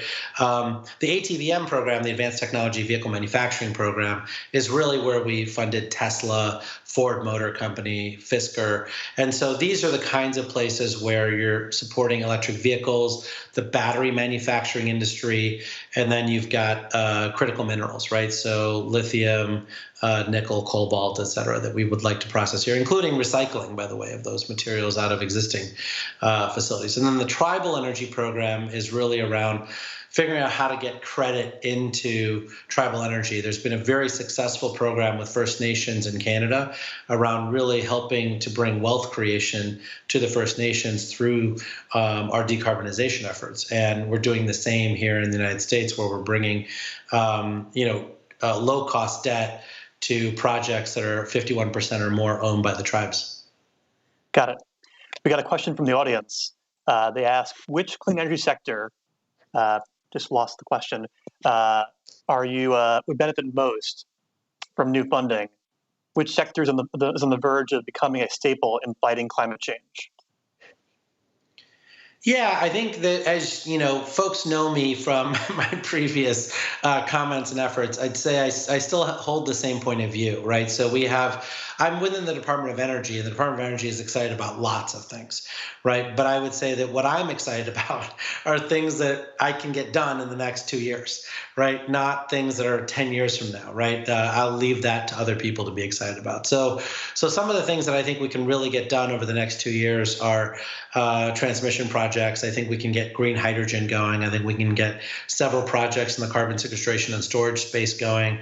My sense is that there's a lot of renewable energy programs that we can do around distributed energy resources in the FERC Order 2222, and making sure that distributed appliances can really participate in wholesale markets. So I think that is a whole area of innovation we can lean into. Certainly the electric vehicle sector is ready for prime time. There's a lot of equity that's been raised over the last 12 months. And so getting cheap debt to match that equity, I think will be essential to be able to really reindustrialize our country, and making sure that we're not, just importing all that stuff from Asia. And then I would say that the last area that I'm very hopeful around, and I think people have been writing off too quickly, around the small modular reactors and the micro reactors. I think when you think about how many investments we made in 2015, we actually have a lot of those technologies that have come out the other side. We have 2 valid applications within the Nuclear Regulatory Commission. So I think there's a lot of innovation there that is ready for mainstream capital, which is what we provide. You mentioned EVs, and that's a good segue to our poll question. We asked, what green technology innovation are you most excited about? And EVs, green transportation won out, edging carbon capture and storage, and finally green agriculture. Jigar, do these results surprise you? Well, the green agriculture surprises me. I think in general on the green agriculture side, most people forget how carbon intensive our agriculture industry really is. And when you think about all of the great work that USDA is doing, the U.S. Department of Agriculture is doing on regenerative ag, figuring out how we decarbonize tractors, and all of the Israeli technology that we're bringing into, water management, et cetera, in the United States, I just think it's an area of huge amount of innovation and change, and it's largely left off these lists. So I'm glad that Bloomberg audience participants are actually seeing that's on the list. Zena from Rome asks, what's the single fastest way for the planet to reach zero carbon emissions by 2050? Yeah, that's a misleading question. There is no single fastest way. I think I really do think that the Paris Agreement matters, that each country does put together their own country decarbonization plans, because one of the things that I've learned a long time ago is that technology doesn't drive what we do, right? And it's something that I think is at odds with what you hear from other tech billionaires and others who really want to be technology forward. This is a stakeholder engagement process, right? As the president's talked about, we have to figure out labor, we have to figure out environmental justice, we have to figure out economic development in place-based initiatives, as the secretary has been talking about. And it's only through all of those people being satisfied that you have an enduring coalition of support to really move projects forward. A lot of these projects, as you know, are controversial in their communities, right? People don't necessarily want to live next to wind farms. They don't want to necessarily live next to a natural gas plant, right? And so where do we put all this industrial equipment? Well, it requires good conversations, good stakeholder engagement. And sometimes that means that there is a mix of technologies that one locality wants to do, which is slightly different than what the academic researcher said would be the cheapest possible way to get to decarbonization. But I think it's important for us to recognize that you can't invest in these things at trillion-dollar scale across the world without that level of engagement. Got it. We got another question from the audience. How can the Loan Programs Office collaborate with private financiers to leverage more funding for scaling up proven technologies? Yeah, it's a great question. And so we have an innovation title within Title 17. So we're supposed to be funding things that are innovative. But our version of innovation is really broad. So for instance, offshore wind qualifies, even though it's fairly mainstream in Europe. It hasn't been done much here. And, today the turbines are 10 megawatts in size instead of 5 megawatts in size. And so innovation is, quite a broad title for us. I think that in general, what we're finding from the private sector is that there's a huge dearth of equity. So we actually are generally first to the party for a lot of these technologies, particularly in biofuels, for instance, where you have an enormous amount of investment that went in 2008, 9, and 10. And now you've got all this success on the other side.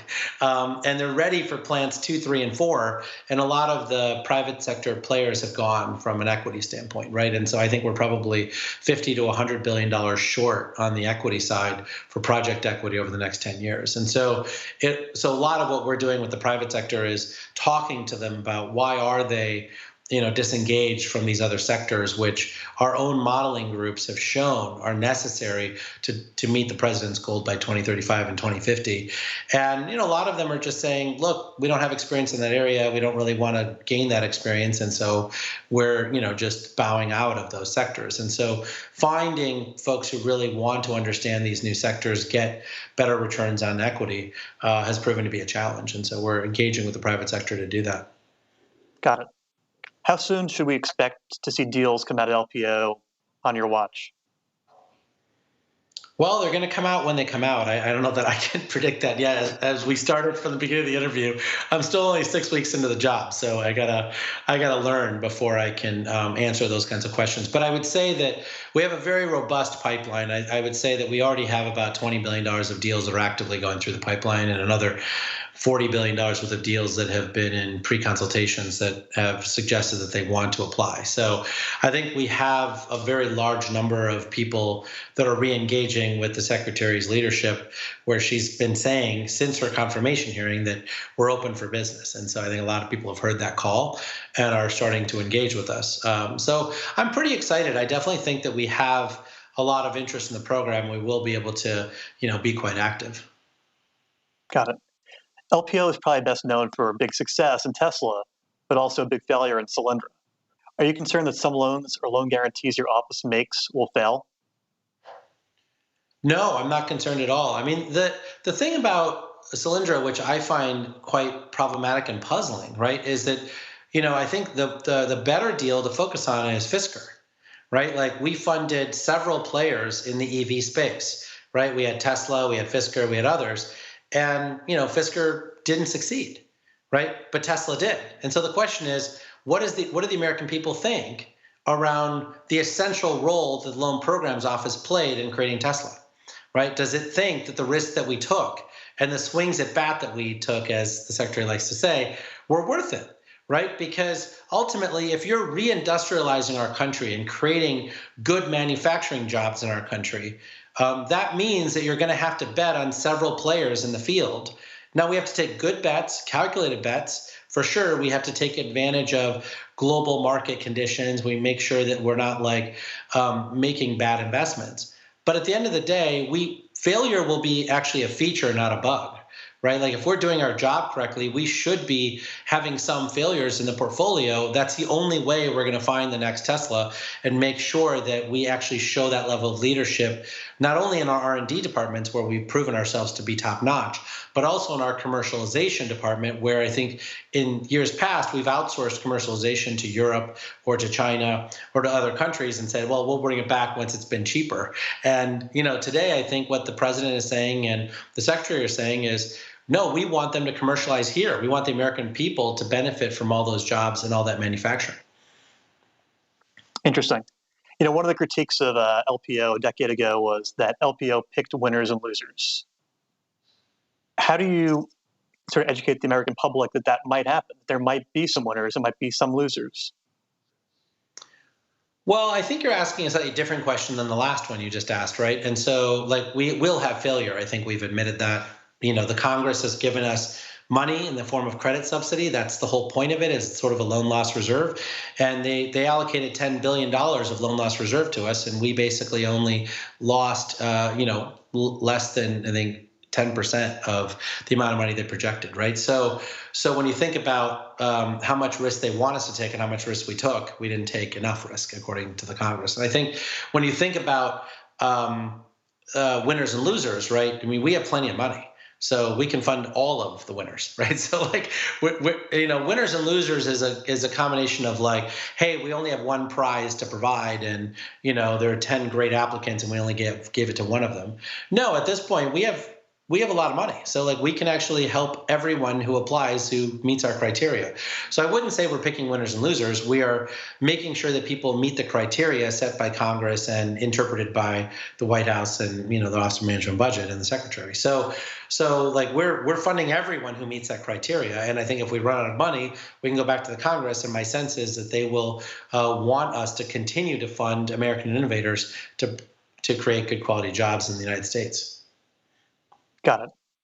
We've got another question from the audience. The question is, are you looking into bonds or other innovative finance frameworks to gain more investments? Well, right now, we're a bridge to bankability, right? And so a lot of the people who we are a bridge to, that is what they do, is they actually use bonds and other innovative finance frameworks to serve those customers after we've demonstrated the asset class is low risk. So I think that is the job of the private markets to do that. I think, as the National Green Bank gets through the U.S. Congress and the American Jobs Plan, you could imagine that some of these tools may be something that the National Green Bank utilizes. Got it. One of the big focuses has been taking older gas-fired power plants, coal-fired power plants, and finding ways to remove emissions from them and keep them alive. Does LPO have any mechanism to try to finance carbon capture for older fossil fuel-based power plants? Yeah, I wouldn't say that we want to do carbon capture for older fossil fuel-based power plants. I think in general, we want to do carbon capture for technologies that we believe are essential to providing Americans a modern lifestyle, but are heavy on carbon. And so whether it's, ethanol plants or ammonia facilities or other facilities, we believe that those facilities will have an essential role through 2050. And my sense is that, there's going to have to be carbon capture and sequestration technologies ready to go for those. The other thing that we're doing, though, is interestingly enough, there's a ton of coal plants and natural gas plants that are within 5 years of their end of life. And a lot of investors are looking at, hey, can they be repurposed in the green energy revolution? And the answer has been resoundingly yes. But we're in this middle period where a lot of providers of debt, because of ESG goals and others, don't want to fund this repurposing of coal and natural gas assets because there's a short stub period where they own coal and natural gas assets. And so we definitely have been asked to fill the void there, and that sounds like something that we can do. You mentioned briefly earlier justice. How critical is the question of justice, whether it's social or environmental or both, to LPO as you consider how to, use the $40 billion in authority you have?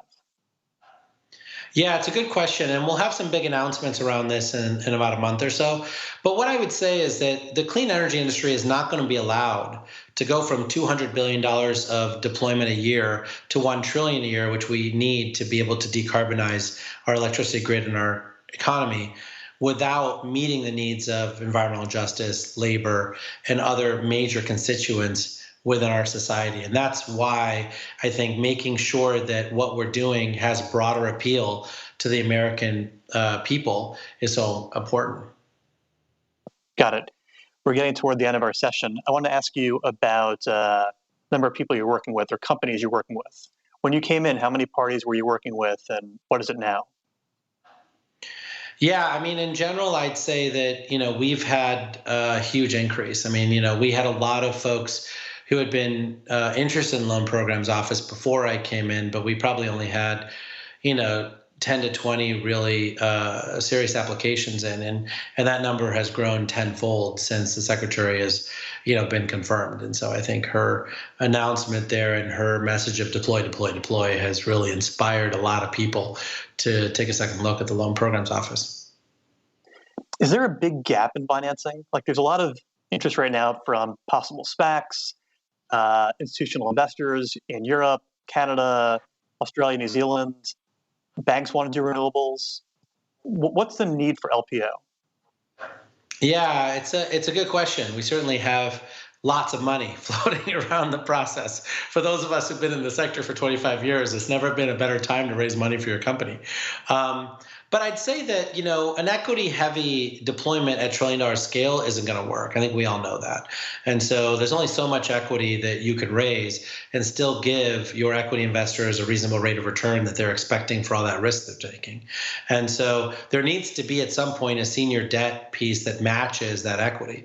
And right now that senior debt piece is missing. So it's healthy in the solar and wind space. It might be healthy in some other more mature sectors, but certainly it's not healthy in some of the sectors that we talked about. And so until that senior debt piece comes in place, I think we'll have a hard time to get from the $1 million scale that we're at today to the $1 billion scale we need to get to, and then eventually the $1 trillion scale that's essential to decarbonize our planet. I know you're new to LPO, but have you been working with Wall Street at all, educating them what you're doing and how they can help? Or is that a secondary or tertiary piece? We are educating Wall Street, but as most of us who've been around the block for 25 years know, Wall Street is not the most proactive group on that bridge to bankability, right? The bridge to bankability is really leaned in by SBA lenders. They have been the bedrock of taking advantage of favorable government programs. And then you've got the smaller regional banks who, will actually jump in next. And then you have insurance companies who jump in after that. And then Wall Street's generally the last group to jump in once they actually see $20 billion scale and they want to take it to $2.5 trillion, as JP Morgan Chase recently announced. And so I think in general, Wall Street's always going to be on our list, but they're not the next step in that bridge to bankability usually. Got it. Jigar, thank you for taking the time today. We really appreciate it. And we'll talk soon. My pleasure. Thanks for your interest in the Loan Programs Office. And if anyone's got any questions, we're open for business.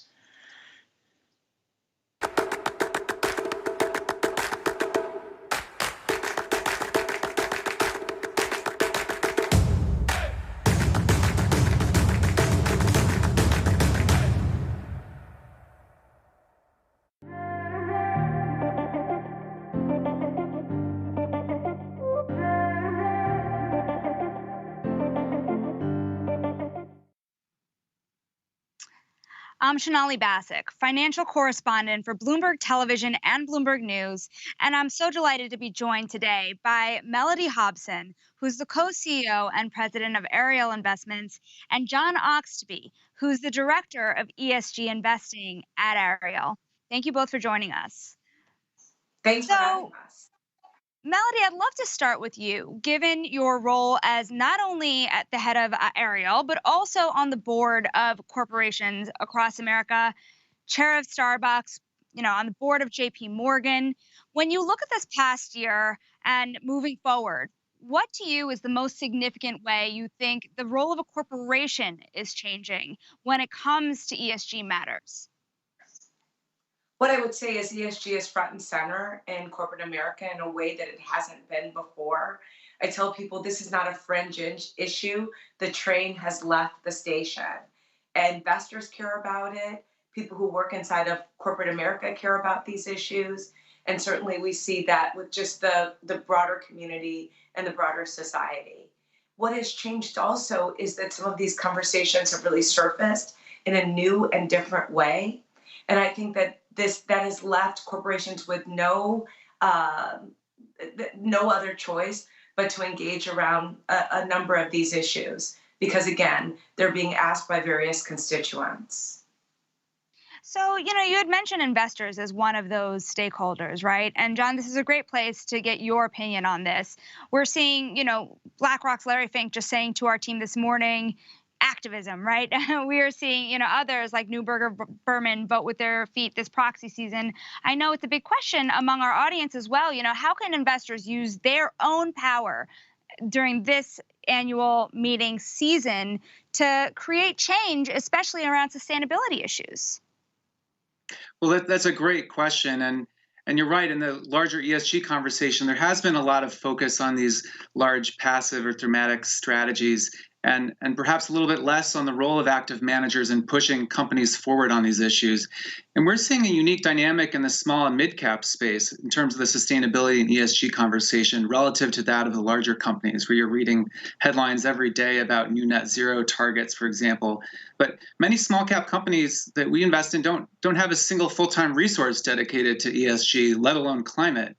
So the point is, long-term investors with strong relationships and access to management teams can play a really important role putting ESG on the agenda and offering up best practices. So in this way at Ariel, we work collaboratively with the companies in our traditional value strategies to encourage management teams to strengthen their ESG policies, practices, and impacts.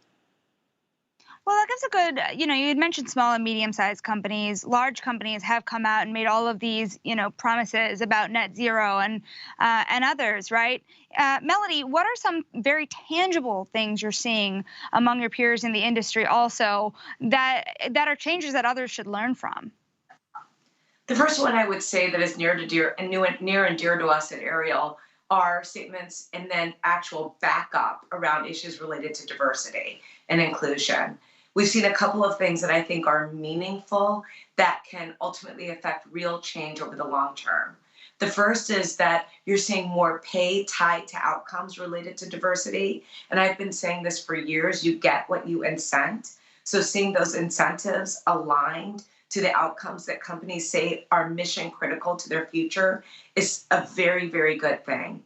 The second thing that you're seeing is certainly more transparency around these issues, where companies have been more willing to publish data around where they are as it related, again, to diversity and inclusion, statistics and numbers and targets that they have.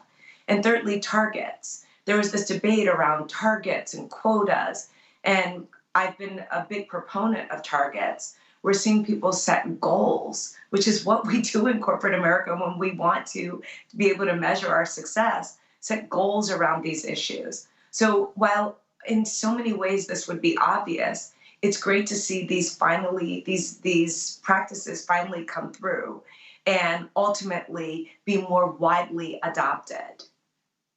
It's worth asking both of you, really. When it comes to ESG, how do you balance the different competing issues that are in that really broad bucket of investing, right? How do you balance social issues and environmental ones, and make sure that when you're both investing in companies and Melody advising the boards that you're on, that they're taking all of this into consideration in every business decision that they make? Well, I'll say it this way, and then of course I'd love John to chime in, but all ESG risk for each company is not created equally. And so there are different ESG factors that are more meaningful from one company to another. And that's how we would think about it as an investor. So you're not trying to say on every issue, we're tracking you, because every issue may not be relevant to that business. John can take it from here, but this is a more nuanced discussion than I think most people really realize.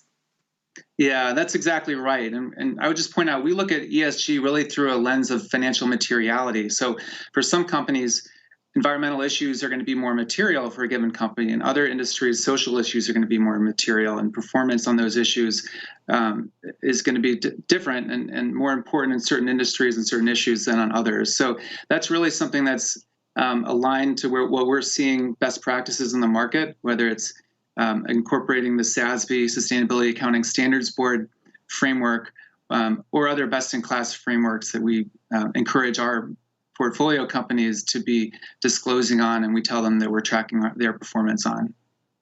Well, yeah, and I really think it's worth underscoring one thing that John said. It's not our personal beliefs here. We're taking a risk-based approach as investors. I think that's a very important point to make, so that people don't think we're leading with our own personal agenda. Well, why don't we elaborate that on a little bit? What do you mean by risk? If you invest in certain areas that do pose these risks, right? Just by nature of example here, because what is at stake for you as an investor if things don't change? Well, I'm happy to give it. Yeah. Well, happy to give an illustrative example. So take a company like Brinks. They're a leader in secure transportation and cash management. Brinks clearly faces significant transition risk with its large vehicle fleet, climate transition risk. So we're discussing these issues regularly with the senior management team, including the company's plans to mitigate these risks and to adapt its business model for a low carbon future. We're providing real-time input.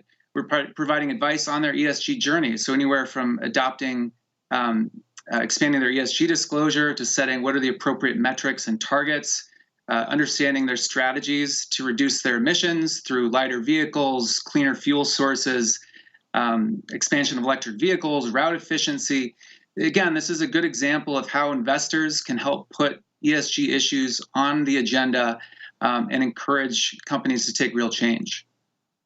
Now, that it's a great example you had given too, because one of my major questions is how does, the green investing category at large start to change under the Biden administration, right? There's been a lot of heat around investments, electric vehicles, for example. I mean, are there very specific areas you see, John, that can really attract investor capital on the heels of what we're seeing in Washington?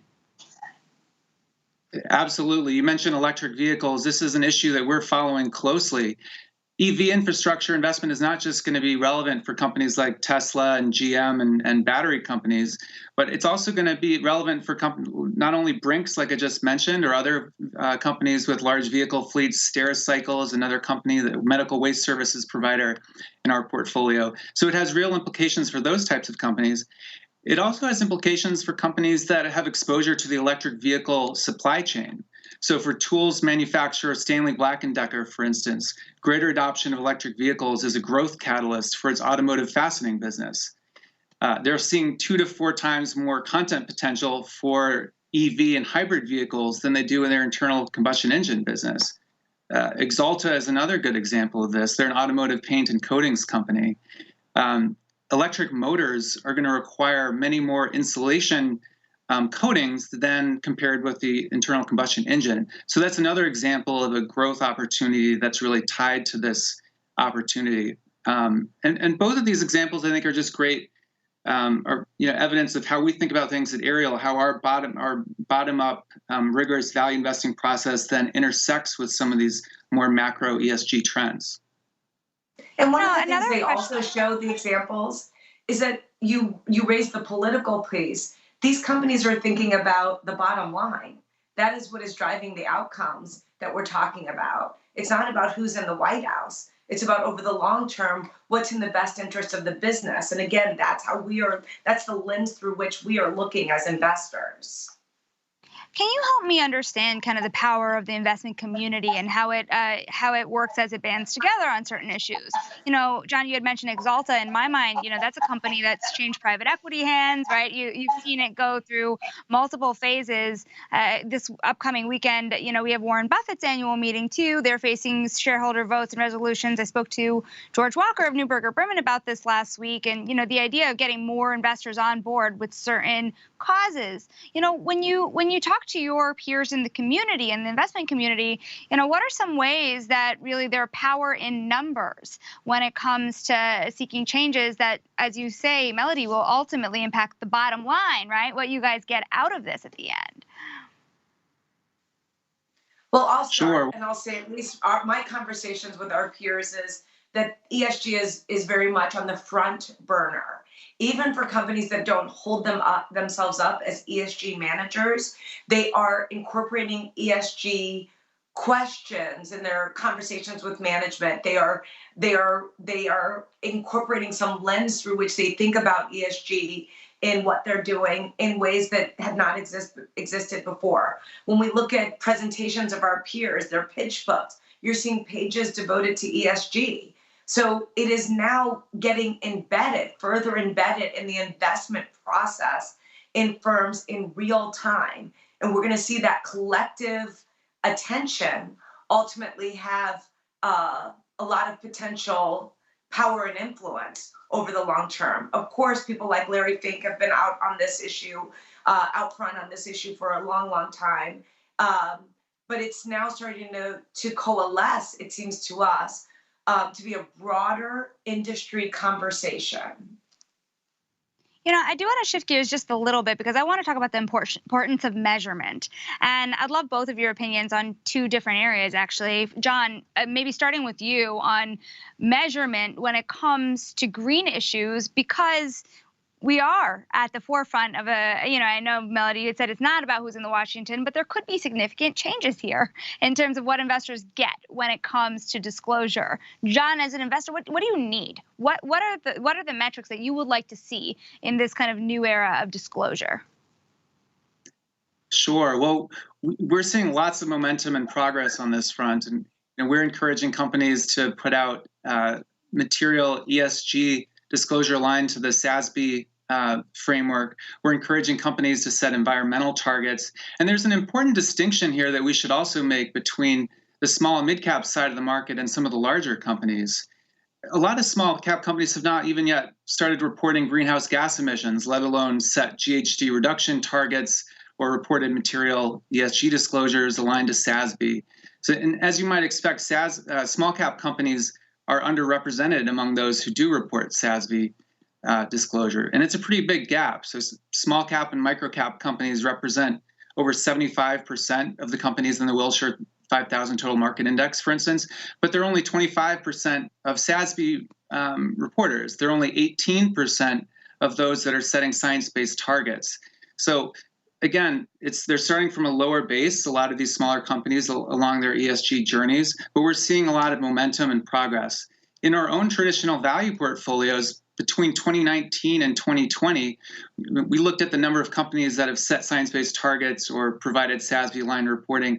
That has increased by a factor of 6 over that 1-year period. And in 2021, we're already seeing this really start to take up steam as well. So as we continue to have these conversations with management teams, I think you're going to see that gap start to close much more as the whole economy really realizes that providing this type of disclosure for investors really is decision useful, and investors are going to continue to demand it. You know, Melody, I'm curious about your thoughts on this too, on the social front, because we are seeing this era where on one hand, you see companies, particularly banks, putting forward new metrics that we've never, even as reporters, have been able to access before. Now, but you also have them fighting back against, for example, independent audits. I do want to grab your opinion here on, what are the right rules of the road here? But also, I mean, you also mentioned something about quotas, right? Do you think there really should be quotas when it comes to kind of improving workforces? Because, it's something that I think a lot of people are talking about now in a way that they hadn't been in the last couple of years. So I'll take up the issue of quotas first and say that I'm not for quotas, I'm for targets. Because I think targets are very much in the language of current corporate America's nomenclature. And so we have earnings targets, we have profitability targets, we have all sorts of targets. They're ranges. We don't guide to one number. And I think that is appropriate when you talk about diversity and inclusion issues, that you have a goal, and that goal gives you a range and some flexibility to meet the goal, which is, again, what we're used to.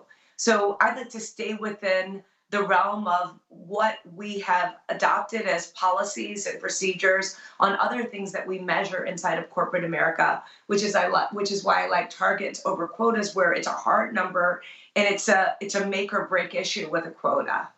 When you talk about third-party audits, again, these issues get nuanced. I think they're different by industry. I think in the banking industry, it's so heavily regulated. There's so much there that is already reported. The third-party audit, to me, is less relevant than in certain other industries. So I think, again, there's no science to this. We're still in a maybe the artful phase of ESG, and we're trying to get more and more precise and more scientific around data and metrics. But it's not a one-size-fits-all approach. It's one thing that I've said, and we at Ariel have said from the very, very beginning. So, I think this speaks to a lot of what you're saying. When we polled our audience, they had said, when asked if green investments yield better returns at the end, about 30% said yes, about almost 30% said no, and more than 40% said it depends on the investment. Right? So, that depend on the investment part of it speaks to a lot of what you guys are saying. And John, maybe you can help build some parameters here about, how you define this across different companies. And really, what we're talking about here is push that needle forward. Sure. Yeah, again, and we touched on this earlier, we really look at ESG through this lens of financial materiality. So for those companies where environmental issues pose greater material risks and opportunities, performance on those issues are going to be even more important. Now, I would also highlight, we're very active consumers of the latest research in this area. I would highlight research from HBS Professor George Serafim that's found that firms with good performance on the most material sustainability issues have significantly outperformed firms that have poor performance on those issues. So that does suggest that that type of performance on these material issues can be shareholder value enhancing. Melody, is there anything you could say about, are there specific industries, as you had mentioned, it's different across industries, that are doing better when it comes to sustainability and environmental issues than others right now, that there's something to be learned from? I don't know if it's a question of doing better. I think maybe there are questions around more intention and more stated intention right now. So obviously a very clear and simple example is we're seeing it come out of the auto industry and the statements that are being made about their emission standards and how they're going to change over the next decade or two. But very bold statements have been made about combustible engines and basically them going away over time. So that would be an example where the whole industry, I think, has taken to the issue and is changing in real time and is being more deliberate in stating what their goals are. And every day you hear about a new one from a big auto manufacturer. So it's not a question of better. It's just, I think there are people who are in different phases of this journey, and we will see it unfold. And as I keep saying, we're seeing it unfold in real time right now. And I think, 5 years from now, this will be a much different discussion than it is today. So here's another question from the audience, and one that relates to me as well. It's, we're seeing ESG, and I wonder if you even agree with this or not too. The last couple of years, there's been a lot of focus on the E in the ESG, and more recent support around the S in terms of dollars as it goes into more social programs and social good as well when it comes to investing. how do you manage the intersectional approach of diversity, inclusion, and ecological concerns? I mean, what is your framework that you could provide other investors into be putting those dollars into both places with the best possible return on that investment?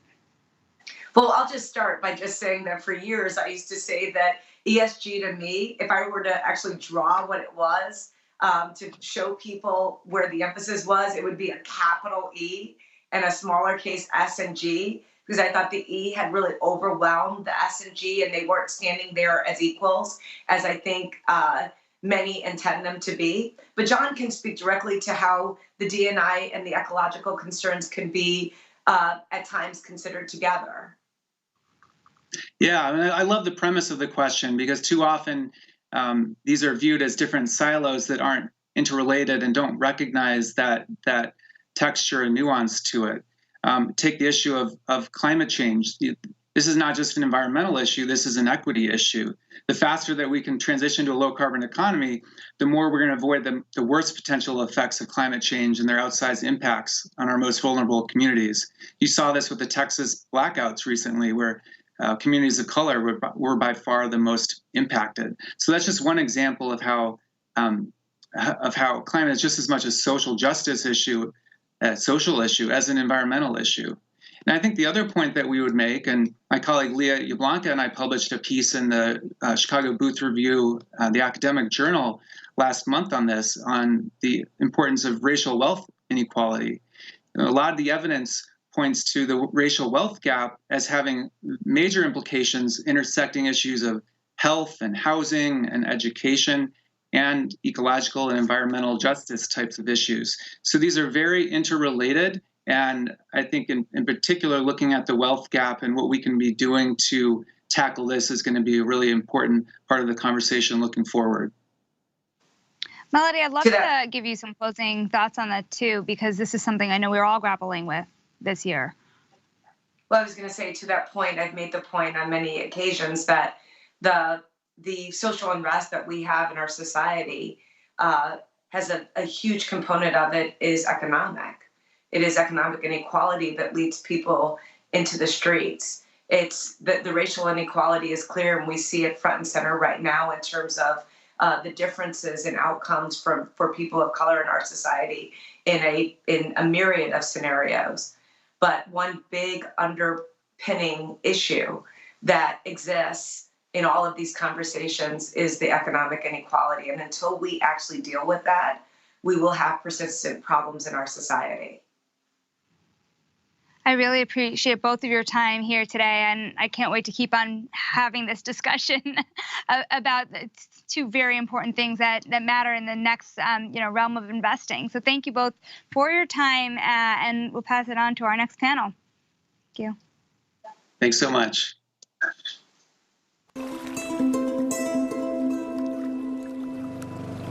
Mas nanginahanglan ng isda ang mga tao ron kay kuan kanang nagitawang tungod aning COVID, wa ni makaon. In the first phase of quarantine, supply chains were disrupted drastically, and small-scale fishers proved to be essential workers who made sure that there was food in rural communities. In the areas we work in the Philippines, 70,000 people work as small-scale fishers or as part of the supply chain. They support close to 1 million people.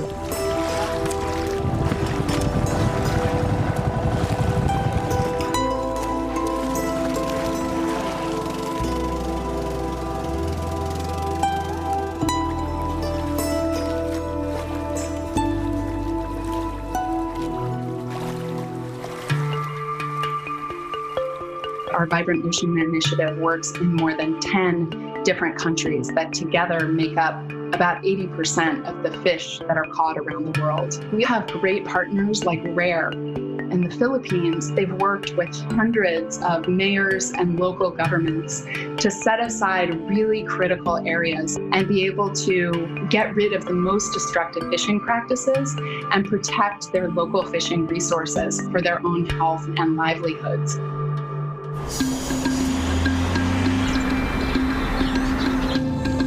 And it's not just about the food. As workers are displaced in other industries, if they've lost their jobs in other countries, fishing and farming will need to support more families, so it's even more important that small-scale fisheries are healthy and productive. Buhat ko na ko karon, managat ko aron makapalit ko bugas, makasuwa para na matigong kwarta ginagmay. For us at RARE and the communities we work with, I think we realize even more that our natural resources and our oceans are critical to our survival, and that we can't stop trying. We can't stop trying to make sure that they remain vibrant and productive for the years to come.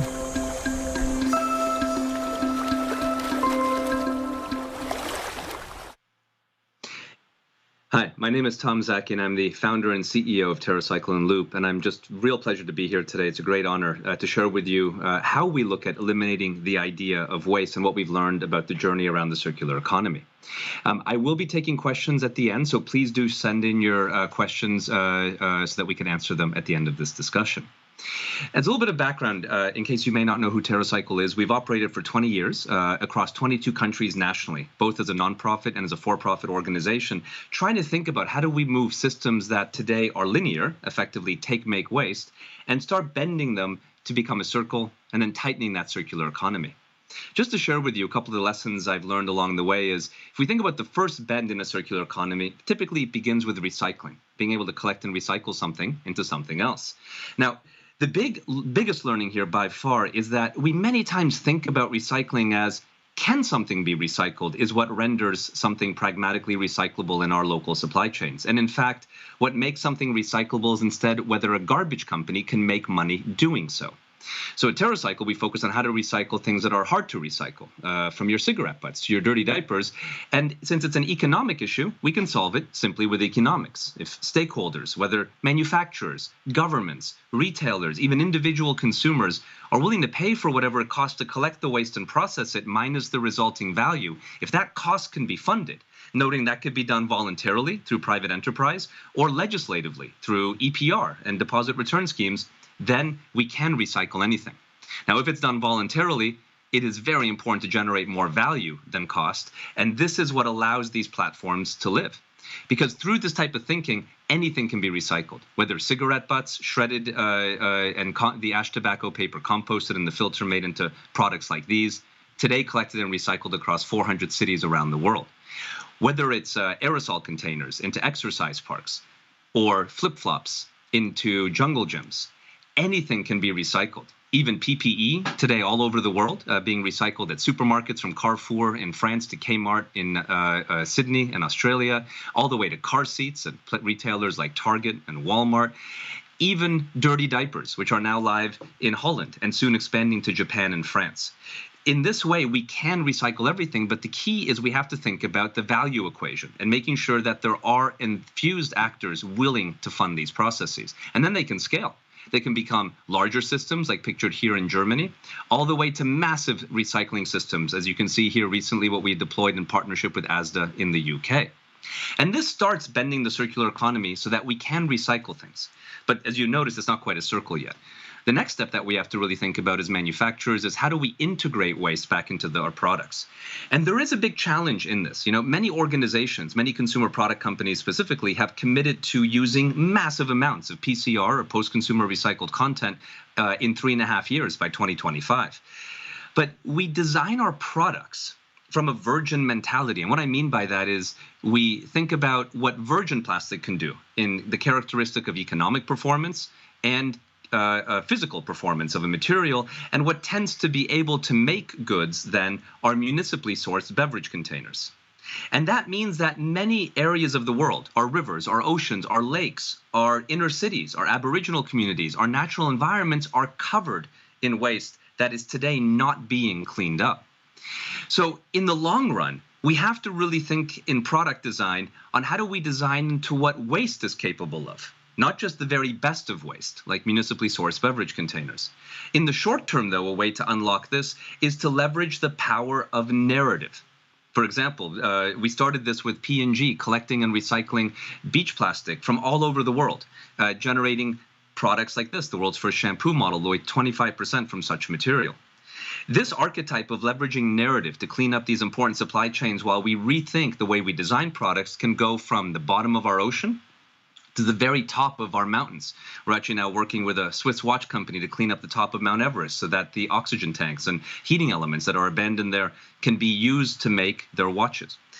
And so in the short term, we can leverage this to create meaningful value across a whole range of these different supply chains. And that gets us to a circular economy based on recycling. I'd argue, perhaps the best thing to do with disposable products, collect and recycle them and make sure they're made from recycled content. The question, though, is this the endpoint? And we believe that there's even further we can go, which is to tighten the circle from a recycling-based circular economy to a reuse-based circular economy.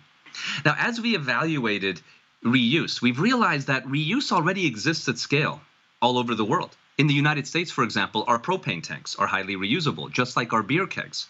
But the major challenge is that we can't take the beer keg when it's empty to wherever we bought a propane tank, and vice versa, we can't take the propane tank when it's empty to wherever we bought a beer keg. And those are just two products. Reuse systems tend to stay in mono supply chains or stay in their lane. And so 2.5 years ago, we formed a multi-stakeholder collaboration through the World Economic Forum that was launched as Loop just 2.5 years ago. And what Loop tries to achieve is to think about how to solve this. Again, this went live in Davos just 2.5 years ago, and today has a membership of over 120 of the world's biggest consumer product companies, 15 major retailers, 24 NGOs. And we think about how to create a platform for reuse, a platform that is as convenient as throwing something away. So consumer product companies can enter to create products, and retailers can sell those, and we can live in a world where you can buy anywhere and return anywhere, effectively return that beer keg to where you bought the propane tank. What is exciting about reuse is that it unlocks a different way of thinking about economics. These are illustrative prices, but in disposable packaging, the consumer purchases the entire price of that package when they buy their content. And it's strange because we own all this packaging that we don't really want to own as consumers. But in reusable packaging, similar to the innovations Airbnb did in the hotel industry or Uber and Lyft in the automotive or taxi industry, the asset changes its construct. And so what goes into reusable packaging is just the depreciation of the package and the cost of cleaning. And this enables breakthrough design capabilities. Nestle, who's since become an investor in Loop, is now doing a whole range of their products, just like P&G, who's also coincidentally an investor, doing a very wide range of goods. But again, over 120 consumer product companies, from Unilever to Nestle to Kraft Heinz, have innovated in this and either created new reusable package forms or thought about bringing back historic package forms, whether it's your tomato ketchup bottle all the way to that historic, iconic package of Coca-Cola. But reuse does allow innovation as well, not just a return to the past, whether it's breakthrough luxury shampoo from Unilever all the way to aftershave with Nivea. What we've learned so far in Loop is that it really requires a platform. Consumer products creating brand products like you saw there, but then more importantly, retailers making those available to consumers, because with the retailers, real scale can be achieved very quickly. Now, when Loop first launched, it launched as an online platform, and that gave way, due to its success, to retailers now all over the world launching these platforms in store. The first retailer in the world was Carrefour to do so, as you can see pictured here, everything from your Nutella to your Herbal Essence shampoo to your Nesquik available in reusable packaging that you can purchase. The only addition is the concept of a deposit, and then return when empty to a kiosk at the front of the store at any retailer, whether you purchase there or not. And we have noticed that consumers are ready for this now. 80% of packaging is coming back within 60 days of purchase.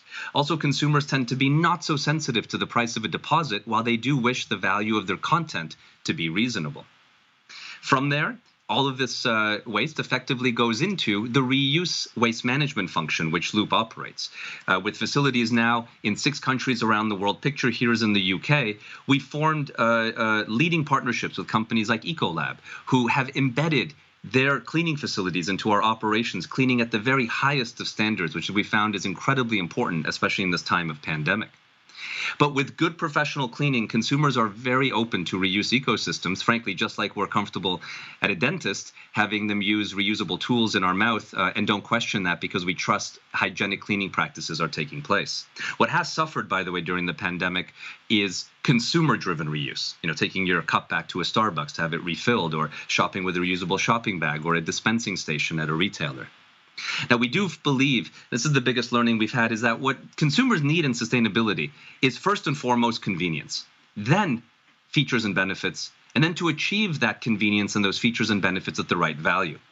The way we're trying to achieve convenience in a reuse model is really focusing on this concept of buy anywhere and return anywhere, which is why we're really proud to, in addition to the FMCG, the fast-moving consumer goods category, we've partnered with QSR, quick-serve restaurants like Burger King, Tim Hortons, even McDonald's, who are soon going to be offering reusable packaging with the benefit that you can purchase your hopefully Impossible Whopper and soda at a Burger King and drop it off at a Kroger and vice versa. So hopefully this gives you a little taste in how we're trying to eliminate the idea of waste, and very much look forward to answering your questions. Thanks, Tom. That was great. I have questions for you from the audience. How can these approaches be replicated in areas where the majority of waste is produced, like emerging markets, specifically East Asia and the Pacific? Is it more difficult to bring these systems there? It's a very good question, and I would want to clarify that waste is produced absolutely everywhere. The difference is the systems, the waste management systems that are in place are perhaps more developed in wealthier countries, because recycling is frankly a major luxury. Now, we did open as the TerraCycle Foundation operations in Thailand, doing major river cleanups, but I will say that the key to all these models, unique recycling, unique recycled content and reuse, is access to capital. And what we need is investment in these regions to allow these forms of models to thrive, because today, direct answer to your question, it is easier launching these types of models in wealthier, larger markets than it is in emerging countries. And so this is something that we really look forward to working on, but we do need the infusion of funding. So I want to ask you about something else that to know if TerraCycle is working on it. Have you figured out ways to manufacture products more easily from recycled materials? Is that something you're developing? Absolutely. So, in our first two divisions, in TerraCycle's recycling and recycled content division, we really accept packages for what they are. The joke being they're going to be the same tomorrow as they are today. So our job is there to figure out how to collect and recycle them in the form they're in, and then how to get the companies to integrate these unique forms of post-consumer recycled content without changing the pack form. So the innovation tends to be on our end, but it is possible to do just about anything there. The real excitement to me is the development of package design within new models of consumption like reuse, because there you can change the entire thought process around a package, and especially when we change the concept of a package being a cost of goods sold to an asset, there's a phenomenal amount of innovation that can occur, and things can be brought out that weren't possible before in a low-cost, single-use environment. How is reuse and recyclability progressing in the construction industry? Are you seeing anything happening there? So, to be very fair to your question, we don't do a lot in the construction industry. We do recycling, for example, of safety equipment, of certain disposable products. So it's not my area of expertise, but we have been seeing this concept of, I think the simple answer in design for circularity is simple design and modular design. Those are two very, very important tenets that can go from construction to consumer product goods. What's one of the hardest things to recycle in your vast catalog of things that you guys reuse right now? So every waste stream is like a different animal, right? And we have to figure out typically three things to be able to recycle something. First, how is it collected? That could be a health and safety question, like diaper recycling with Pampers, or blade and razor recycling with companies like Bic or Gillette. How is it done economically? Then how does the processing occur? How do you rip apart those materials and get them into new states? And then actually the most important part is neither of those things, is how do we make sure someone is willing to fund that process? Because again, what makes something non-recyclable is typically that it's not profitable to recycle.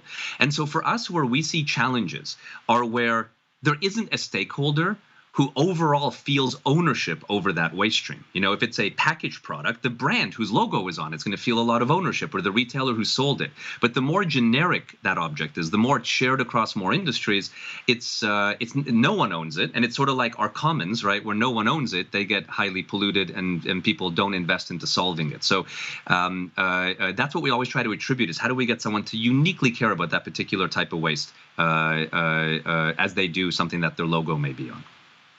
Can you walk us through how the process for recycling goes for face masks, which we've all become so much more intimate with? Is it breaking down the material into new fibers that you're making new masks with?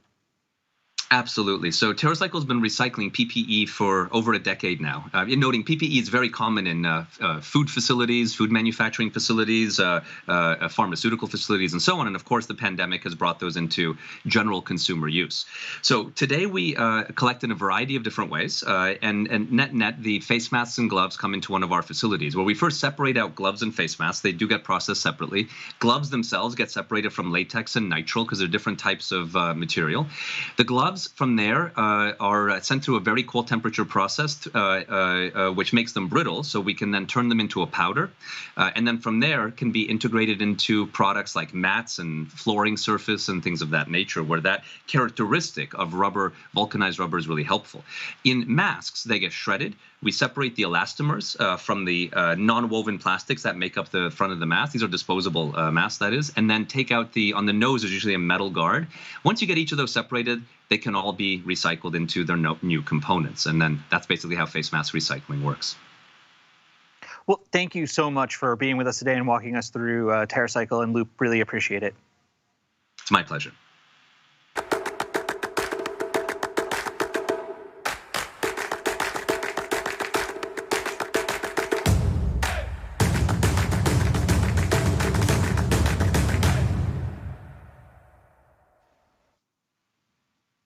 Hello, I'm Aaron Rutkoff, the editor of Bloomberg Green. I'm excited to be speaking today with Dr. Michael Mann, Distinguished Professor of Atmospheric Sciences at Penn State University, a member of the National Academy of Sciences, and the author of several books, most recently The New Climate War, The Fight to Take Back Our Planet.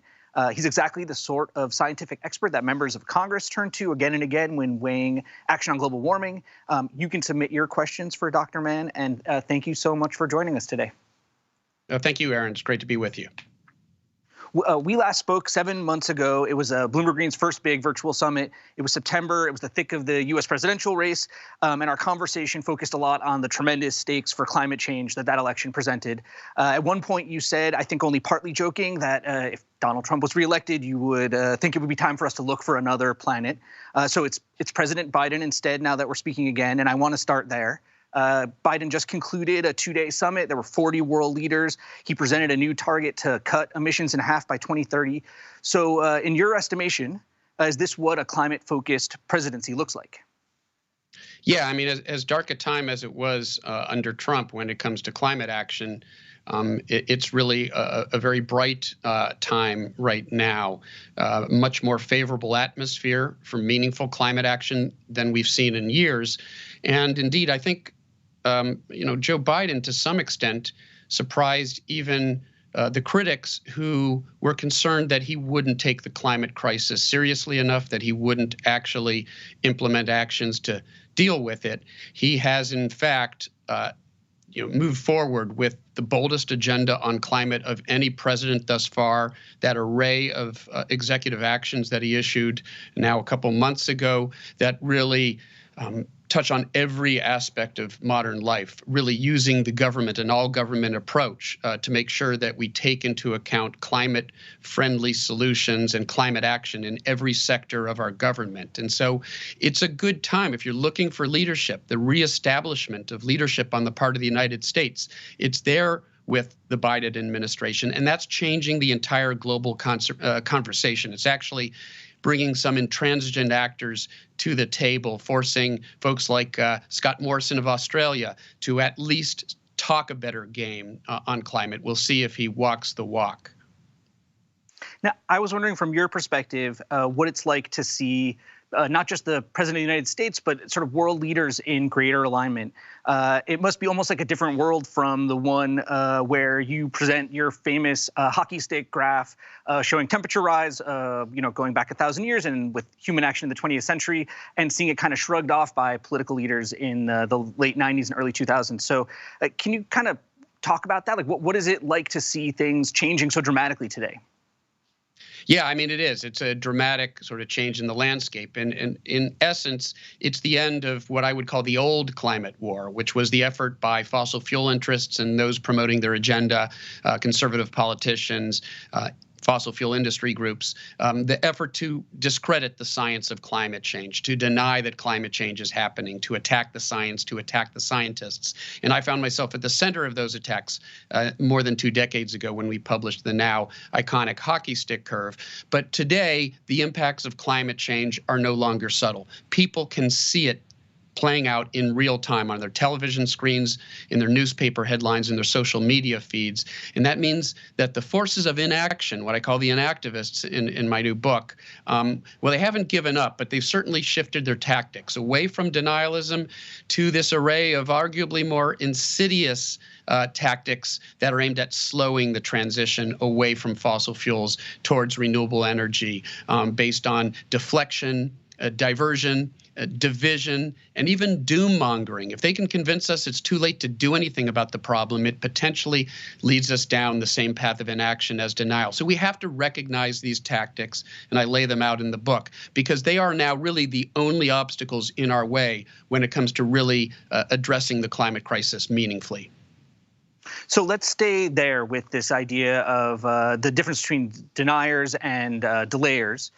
Now that, last time we spoke, you identified what you saw as the threat of a continuation of Donald Trump's presidency. Now that Trump has left the stage and we are seeing more alignment by world leaders, who do you look at as the biggest climate threat right now on the world stage, whether that's like a world leader or some other force that's kind of holding things back? Yeah, well, I've referred to them as the coalition of the unwilling. And there's still a small number of petrostates that have acted essentially as a bloc against climate action. Russia is one of them. Now, Putin talked a pretty good game yesterday. Let's see if he's ready to put his money where his mouth is, because he has been interfering with elections around the world, using cyber warfare and everything else he can to slow progress on climate for a simple reason. Russia's greatest asset right now is the fossil fuels that are still buried beneath their ground. And Putin, has acted as the leader of a petrostate, along with Saudi Arabia, Brazil. Australia under Scott Morrison has been certainly obstructionist. There's a lot of pressure now from the people of Australia on him, especially with the United States reasserting leadership. And we've seen China come to the table. And it was really that bipartisan agreement between China and the U.S. Years ago under the Obama administration, negotiated by John Kerry. It was that bilateral agreement between the two largest polluters that laid the groundwork for the successful Paris Agreement. And now, once again, we've got the U.S. and China agreeing to lead on this issue. I think it bodes well for seeing the sort of progress from other nations that we need to see over the next several months in the lead up to the next major climate conference in November. So there's a question from our audience that's kind of picking up on this theme. It was sort of easy in the era that you describe in parts of your book to recognize denialism for what it was. But some of the claims that are made now by world leaders or executives can amount to greenwashing that can be harder to detect because it takes the shape of kind of climate activism pose. Do you have anything as a scientist that you can recommend for people to distinguish between, long-term sustainable change and greenwashing? Yeah, no, absolutely. And yes, we went from denialism to nihilism, right? The denial that there's really a problem or that we can do anything about it. But it doesn't matter whether we're talking about denial or nihilism. It leads us to the same place, inaction. And that's all the forces of inaction care about. They don't care about why we are disengaged. They just care that we are disengaged. So look for those sorts of actions, empty sounding terminology that, looks good and sounds good, but is really amounts to empty rhetoric. When you hear Republicans, for example, talk about resilience and adaptation, which is necessary. Some amount of adaptation is necessary, but the idea that the solution exclusively is us being more resilient, adapting, or that we just need to be more innovative, allow the market to innovate. Often these are code words for let's not actually implement any meaningful policies to reduce carbon emissions. Let's just talk a good game while our friends in the fossil fuel industry continue to rake in trillions of dollars. So let's look a little bit closer there at that distinction between action to cut emissions and support for adaptation. In Biden's plan to cut emissions 50% by 2030, there's also talk of spending to help developing nations. There was about $5.7 billion in total, and about $1.5 billion of that was specifically earmarked for adaptation.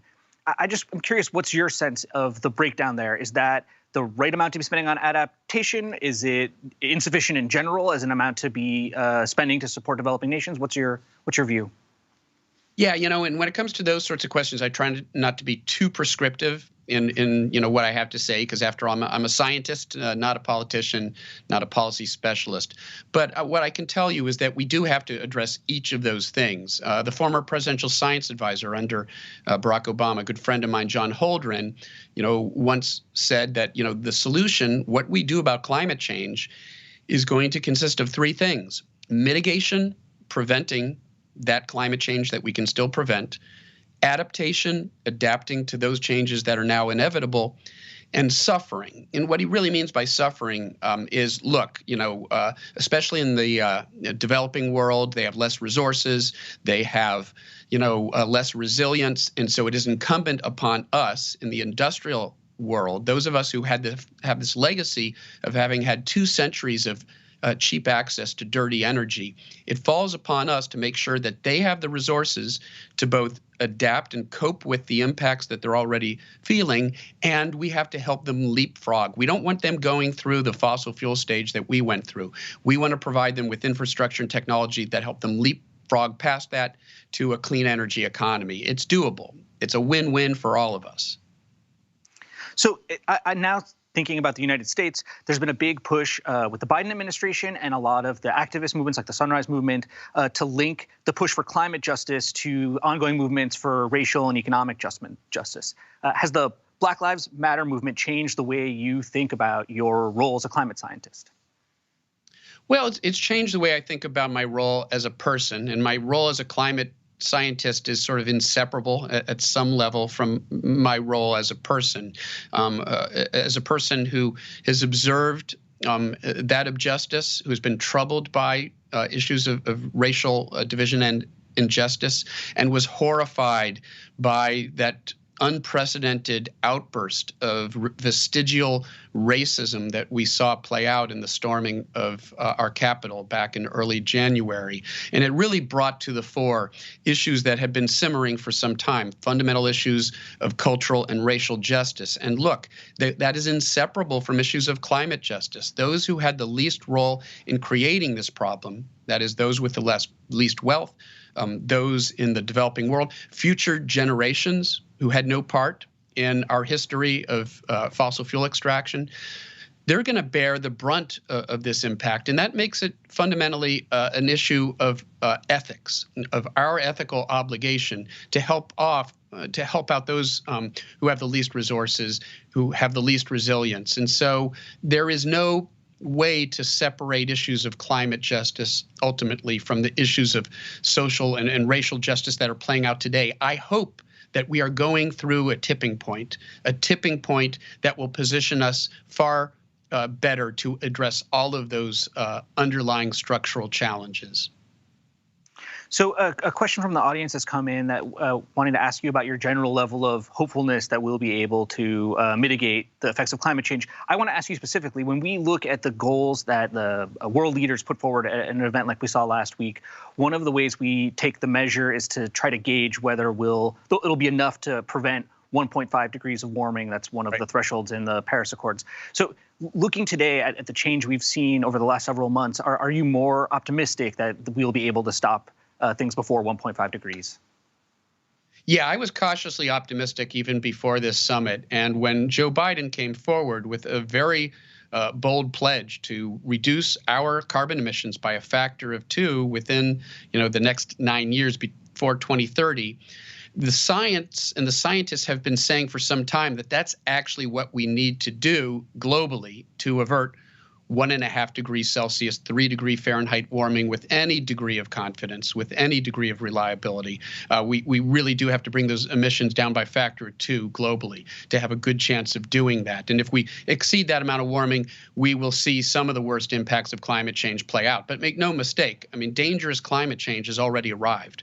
If you're Puerto Rico, if you're Australia, if you're the Gulf Coast, if you're California and Oregon and Colorado and around the world, we're seeing devastating impacts now. So it's a question of how far down that road we're willing to go. And I do think that this commitment on the part of the United States to lower its carbon emissions by the amount we know we have to do globally over the next 10 years to avert catastrophic warming, that, again, sends a message to the rest of the world. We're leading. The U.S. is leading once again on this issue. It's willing to do its part, especially as the world's largest legacy carbon polluter.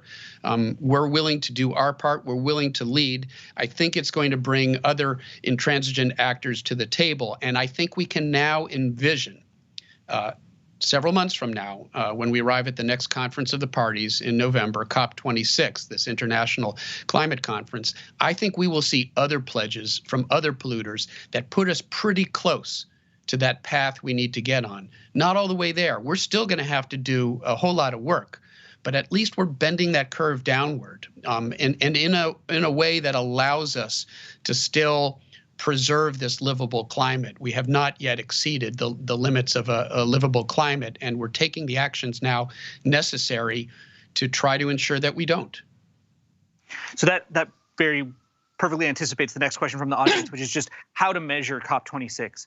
You know, we see these gatherings of nations where people all, state goals. What sort of is a test for you of whether COP26 is a successful meeting or not? Yeah, the test for me is to listen carefully to the language. If they're talking a lot about their pledge for 2050, mid-century, that's kicking the can way down the road. And in fact, that's what we're seeing, for example, from Scott Morrison right now of Australia. Well, we'll go carbon neutral or net zero by 2050. There is another sort of alarm bell. When you hear net zero, what's behind that? Do they really mean that they're going to promote policies to lower carbon emissions, or are they appealing to as yet unvetted, untested, large-scale technology to try to suck the carbon back out of the atmosphere, so-called direct air capture, or any other number of so-called geoengineering schemes? These are sort of dangerous gambits, in my view, that kick the can down the road, and they provide a crutch for the fossil fuel industry and for polluters to continue to burn carbon now, because there's this promise that, oh, down the road we'll be able to do something. So look out for that language. Are they talking about real cuts in emissions because of subsidies for renewables, carbon pricing, blocking new fossil fuel infrastructure? Are these the things they're talking about? Or underlying their rhetoric is there this appeal to fanciful future technology like carbon capture? Listen carefully to what they're saying. And if you do that, the U.S. is talking a pretty good game right now. The U.K. in Boris Johnson is talking a pretty good game. Europe is talking a pretty good game.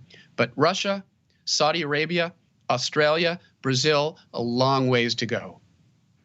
So picking up on the theme of climate solutions, I know your career started by measuring tree rings to detect carbon dioxide. And that is one of the more established solutions out there. We're seeing, especially at COP26, a lot of discussion of billions of dollars of offset markets. I guess, does your early work in trees, does that give you a sense of whether or not that's an effective strategy? Or what do you look for when you look at idea of offsets in terms of being effective? Yeah, I wish I could say that I really was out there obtaining these tough records, these tree rings and corals and ice cores, but that was really the work of a great global community of paleoclimatologists who have been out there gathering these records. I was simply a user. I benefited from the tough work that they did, and my job was to statistically analyze them and try to use them to reconstruct past climate patterns.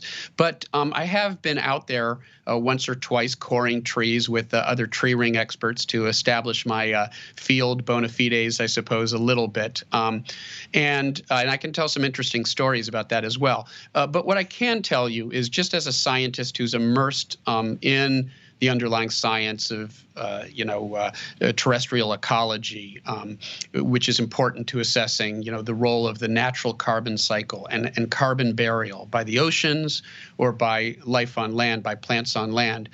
What I can tell you is that there might be a role for some sort of biofuels. This would be refuse, a product of, industrial production that would otherwise be thrown out. We can potentially burn that in a carbon neutral way. We get energy out of it, but we're not adding carbon to the atmosphere that hadn't recently come out of the atmosphere. And if we can bury it, and not burn it, that refuse, then we could potentially, it sounds like a miracle, but it's possibly, we could possibly provide energy in a carbon neutral manner and actually bury CO2 beneath the ground. But that's unproven at scale as well. So we don't want to put a whole lot of stock into these sorts of technologies. And we want to be a little skeptical. For example, when somebody claims that they're going to achieve carbon neutrality or net zero by buying up huge amounts of carbon offsets that have to do, for example, with carbon burial by forests. There's a lot of non-verifiable,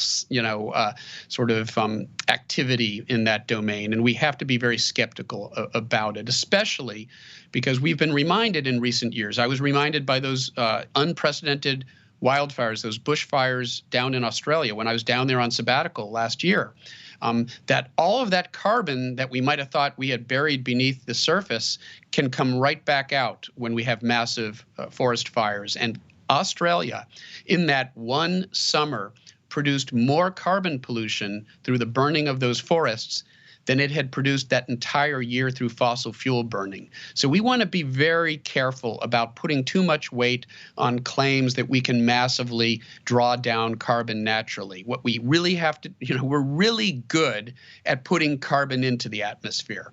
We're not nearly as good at taking it out. And so we really want to focus on not continuing to burn fossil fuels and not continuing to load the atmosphere with carbon pollution. I think that's a great place to leave it. I really appreciate you coming back to check in with us again, and I hope we get to do this again soon and kind of track the progress throughout the year. Dr. Mann, thank you so much for being with us again. Me too. Thanks. It was a pleasure.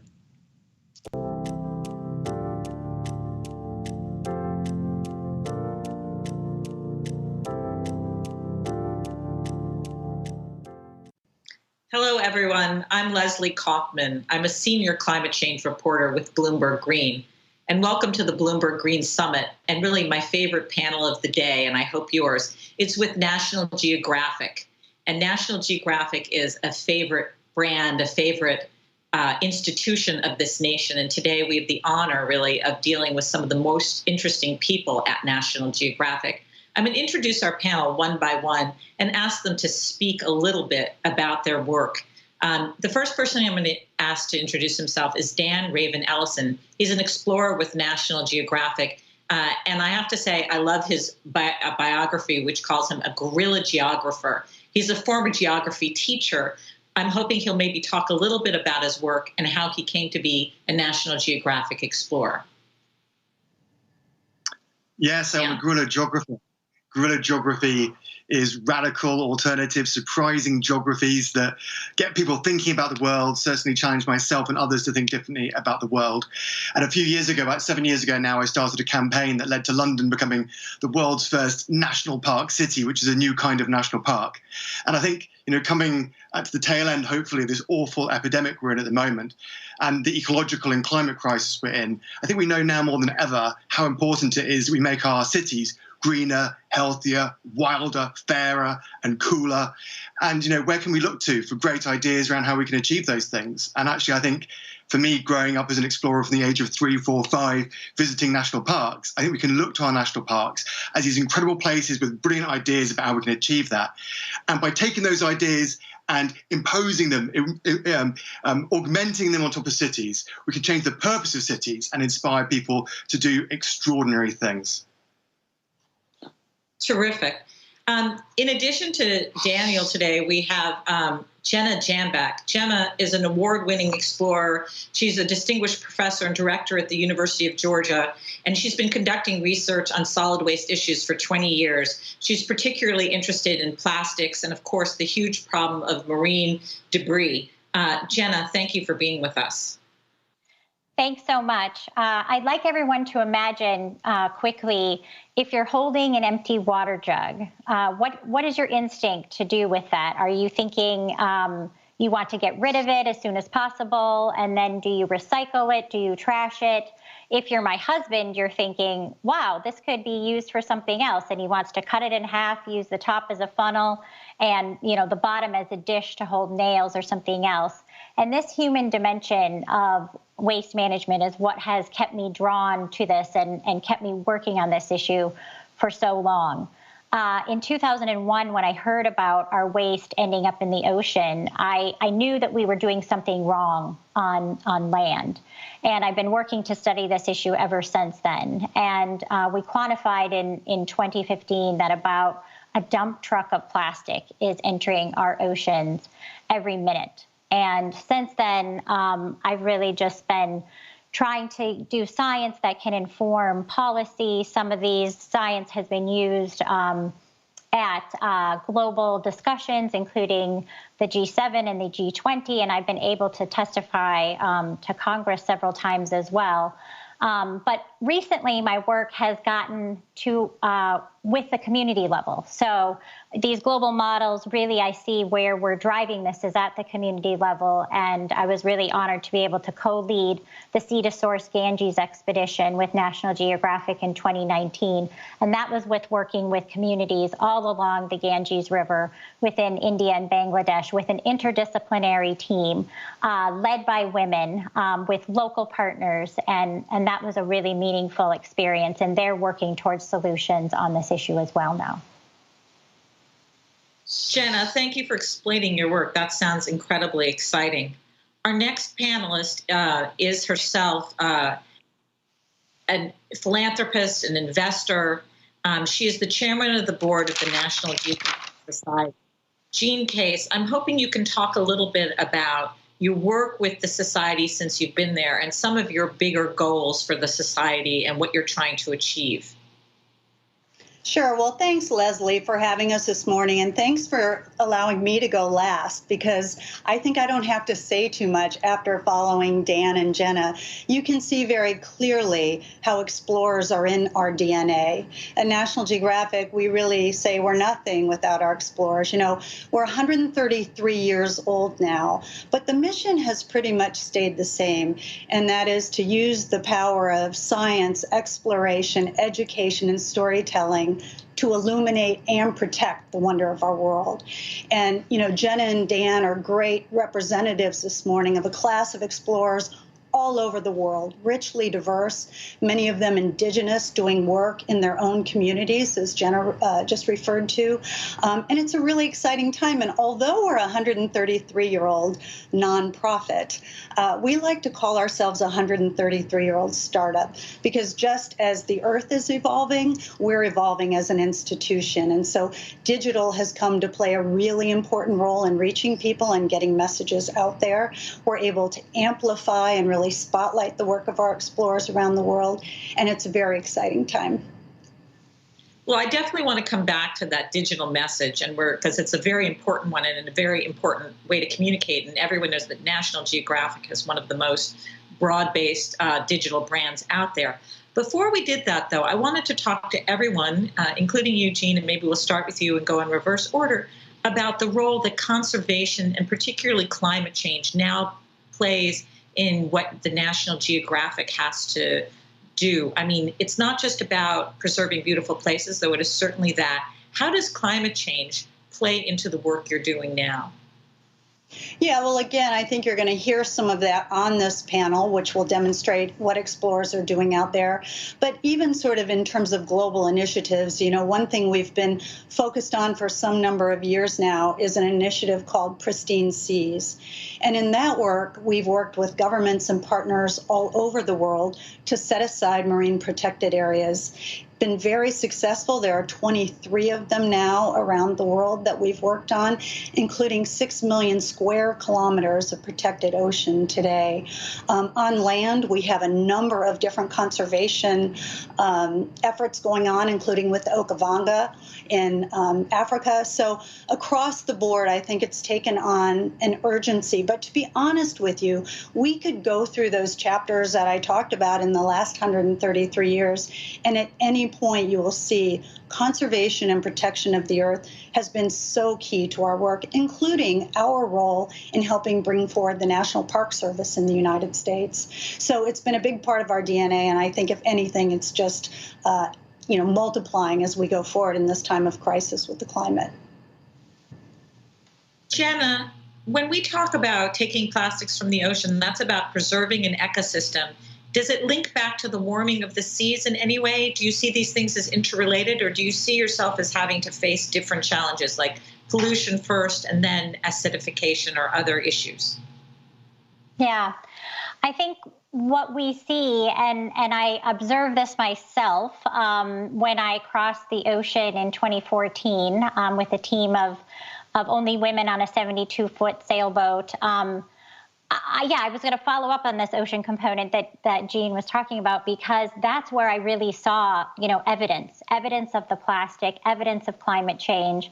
And I, as an environmental engineer working on land, mostly this was just extremely eye-opening, as well as just personally one of the hardest things that I had ever done, leaving young kids at home, not being a sailor whatsoever, and doing all this sailing.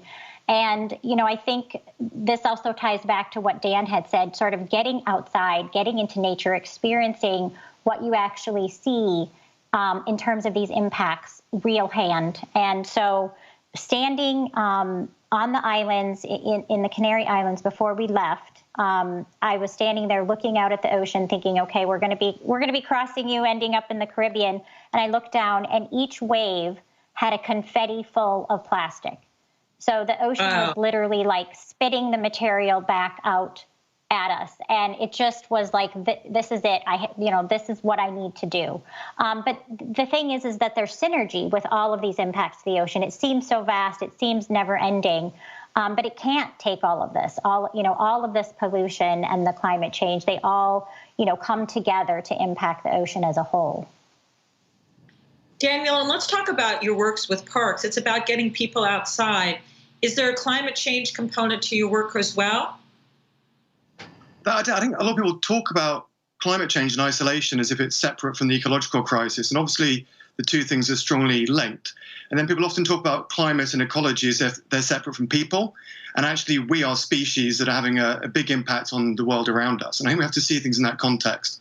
So for me, my framework when thinking about how cities can be national parks, there are some fundamental reasons why I think that makes sense, right? So firstly, I don't think that urban life is worth less than rural life.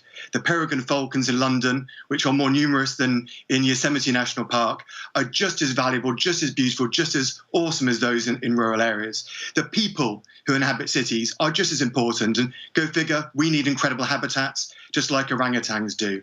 But crucially as well, it's people in cities who have extraordinary power through our voting power, our consumption power, our power to green our streets, our houses, and to have a better relationship in cities that I think is absolutely key. So when I started the campaign around the idea of a London National Park city, I was actually kind of wondering as a geographer why it was that there are glacier national parks and desert national parks and rainforest national parks, but not city national parks. Why would we exclude ourselves from this brilliant idea? What I came to realize over a half decade or so is that I think what the real problem is that national park thinking, large scale, long term, holistic systems thinking is missing from our cities.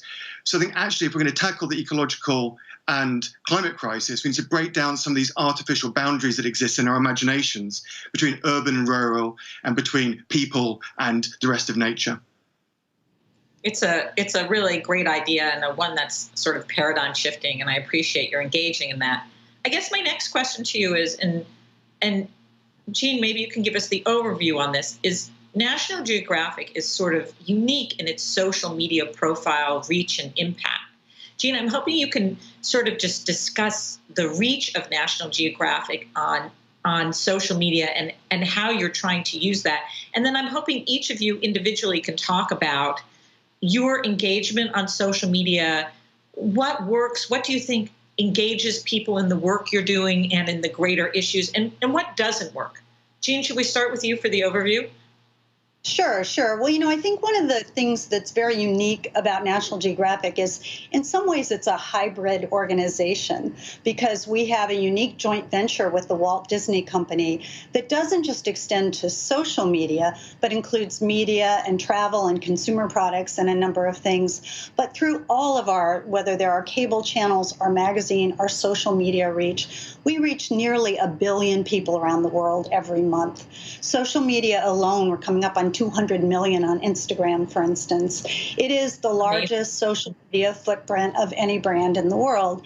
And we don't say that bragging, we say that celebrating because we are trying to use these platforms to spread the important messages of, hope and exciting exploration and science taking place out there. And we feel like, we have a really big tribe around the world that's locked arms with us and are really committed to the same kind of ideals that we have as an institution and that our explorers take forward every day. Dan, do you have any thoughts? I mean, as an explorer, do you engage on social media and on platforms with people and with followers? And have you found what excites people and what, if anything, will give you sort of negative feedback? Well, I'll just give you 3 quick examples. I mean, I just think campaigning for starters for the London National Park City, which launched in 2019, wouldn't have happened if we didn't have a social footprint and weren't able to connect with people who we wouldn't have otherwise connected with.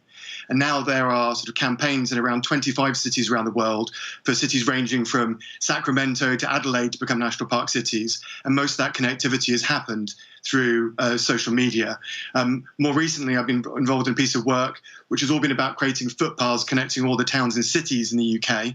And that was about reaching out to volunteers to create 100,000 kilometres of routes. And again, that was done entirely through social media, that outreach during the first lockdown in Great Britain during the sort of COVID epidemic.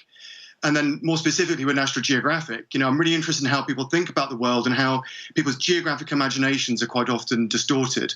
So I found out through a bit of work with Friends of the Earth that 1 in 3 people in Britain think that half of our island is built on. So people's mental framework for their voting, for their decision making on a range of different issues around more space for nature or around migration is around this idea that large amounts of Britain is used for housing effectively. In reality, the footprint is about 5%, but the footprint of animal-related agriculture is close to 50%. So I decided to make a film where every second of the film is 1% of what the country looks like from above to help readjust some people's imaginations around what that looks like. So now most children who study geography in school at some point will watch this film, and that geographic imagination will be corrected. And ultimately, if we're thinking about how we can tackle the ecological and climate emergencies, one of the biggest things we can do is think about how we can rewild and rejuvenate and restore land, and how we can, I think, reduce animal-related agriculture and free up more land for forests and wetlands and important spaces like that. Those are incredibly powerful examples. I'm wondering, do you ever get pushback? I'm going to go back to you on this. Do you ever get negative pushback? I mean, here in the United States, climate change and some of these issues are controversial. Do you ever get things that people respond negatively to, or have you not experienced that? I think the most frustrating thing sometimes in terms of responses is more people who they're on your team, but they're naysayers. And so you end up wasting time talking to people who are on your team about some weird bit of scientific detail rather than growing the internet bubble and bringing more people into the church. I think that's the challenge. We're all living in these sort of internet bubbles, and it's about reaching new audiences. And one of the fantastic things I think National Geographic does, through especially its photography and its filmmaking, is help to reach those new audiences. Jenna, now I'm going to ask your experience. Do you also engage on social media, and do you engage with individual people? I'd love to hear anything you have to say out of the unusual in terms of what do you think people have most responded at in terms of what you've done, and have you had any sort of pushback ever? I mean, plastic is controversial as well, though I think everyone can agree with cleaner seas. We might disagree as to what the steps are needed to take to get there. You're exactly right. First let me say, yes, I engage on social media. Probably my most used platform is Twitter. And I'd like to use an example of working with National Geographic as well. 10 years ago, we developed a citizen and community science-based app called Marine Debris Tracker. And this app is free and open. The data itself is open, which I think is really critical. And we have a new partnership. So we're working now with National Geographic. It's been out 10 years, but the partnership is fairly new in their citizen science division and with their education community. And that app itself, similar to Dan's situations, that has only grown with one person working with me and social media, over this time and over the years. And of course, now the new partnership, it's grown quickly in the past years since that started. But I think what people really want to do is feel engaged. I mean, I think you have more sort of, I think, a negative and a potential negative interaction when you're trying to tell people what to do, and trying to maybe lecture. And I understand this as a professor, kind of that's what we sort of do in our classes, but we don't have to do that. We can engage people in activities, and you don't have to cross the ocean to, see the evidence of what's happening in our environment and, to collect data and make change. People can just go in their backyard, wherever they are, and use this app and many other apps. There's iNaturalist for biodiversity, and collect data. So it has that technology connection, that, citizen and community engagement connection. And then guess what? The data is available to everyone. Nobody owns it and everybody has access to it. Yet we all own it, right? So you can use that data to make decisions in your local community, to look at the picture globally, in your classrooms, in the education campaigns. So really some of these situations are, I feel, if you approach it in this way, you have a lot more positive engagement on social media. But your point about, how you approach the solutions or interventions to this issue, especially plastic, certainly there's controversy around that. And certainly there's been, negative responses on Twitter. But I think, again, if you approach it in the way that I talked about, really about engaging and bringing everybody sort of to the table for a discussion and how they can contribute, it works better.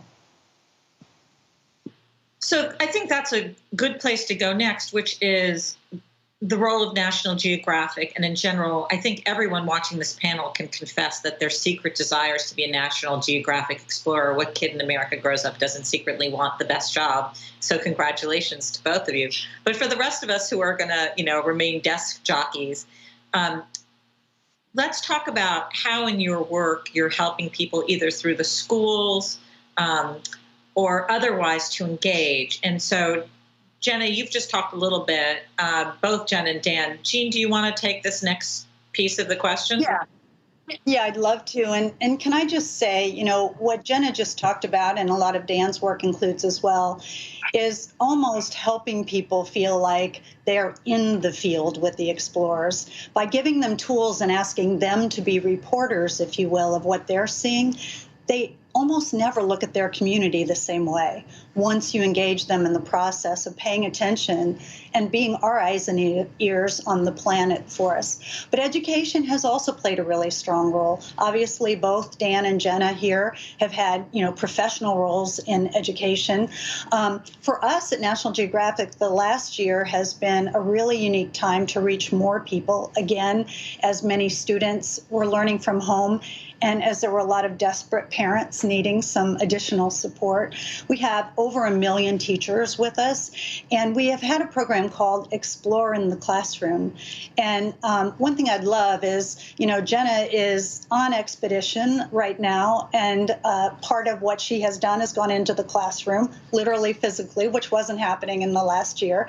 But Jenna, talk a little bit about, what you did. And I think it'd be really fun to hear about, this current expedition that you're on now.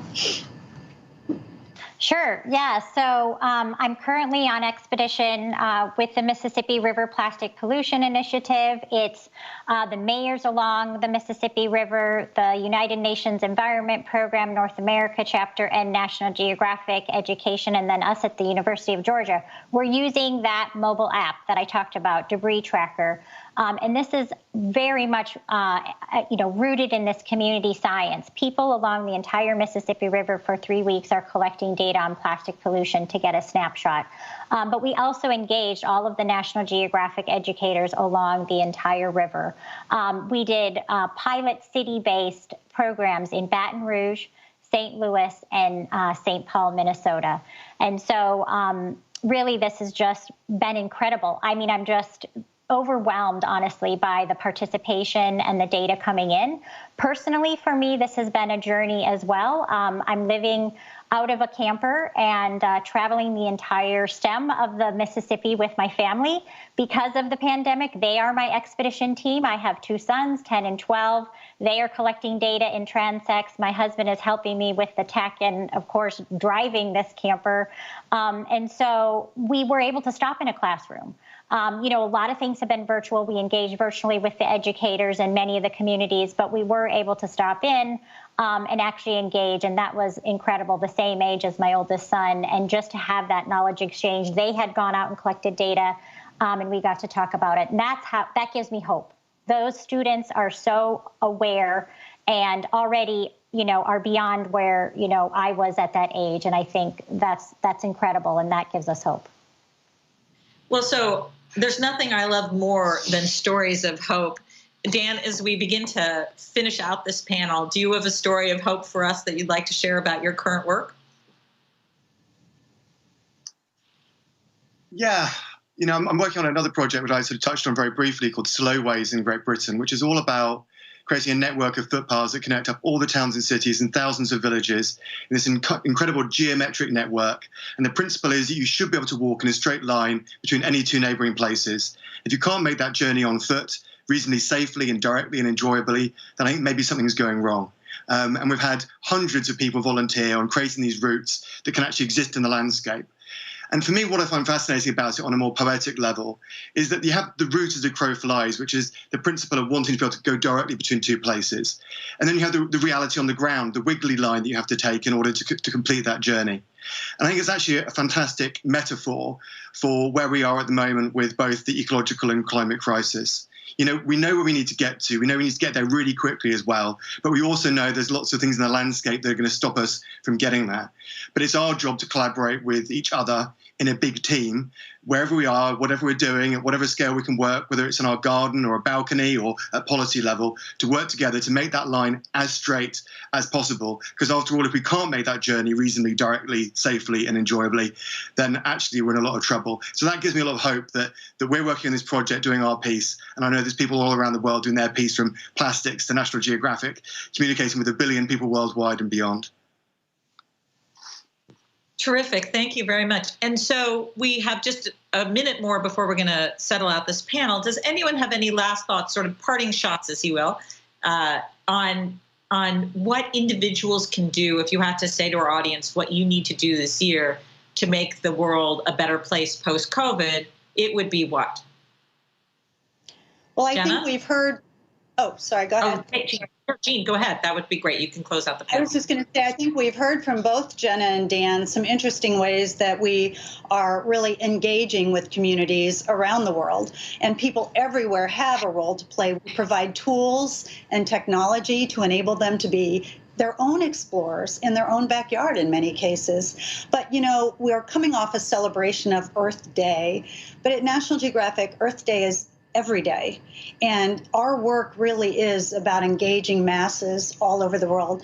Watch our content on Disney Plus. You'll learn new things. The Secret of Whales, for instance, just premiered this month, and it's unbelievable in terms of what it brings forward for us about our oceans. But across the board, I think there's an opportunity for engagement, and we've been really inspired by the millions that have come along with us in this journey, and we want everyone to feel a part of it. Well, thank you so much to our panel, our terrific panel, Jean Case, Jenna Jamback, and Dan Raven-Ellison. Thank you all.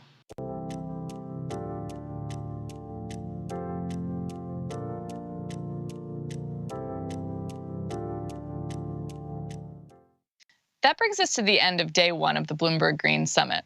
Thank you to all of our speakers for their insights, to our moderators for their time, and most of all to you for being such an engaged audience.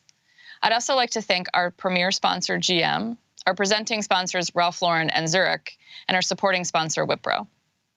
To learn more about our sponsors, please visit the Resources tab. We're back tomorrow at 9 a.m. Eastern Standard Time for a day 2 of the Bloomberg Green Summit. We hope you'll join us then.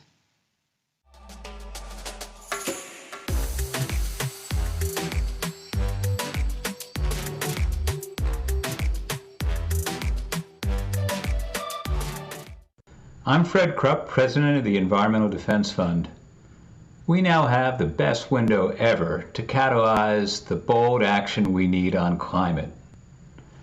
Taking carbon out of our electric grid, electrifying cars, trucks, and buses, slashing methane pollution.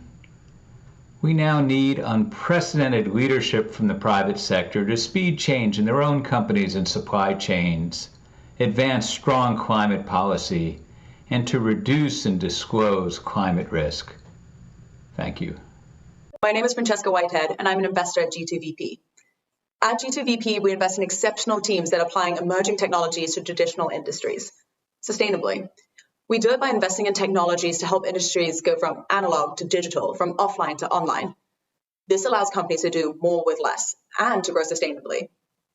The shift to more resilient, sustainable businesses is among the most powerful, persistent trends of this century and has largely been ignored by venture capital. We have developed our investment approach over the last 15 years, and is now more relevant than ever.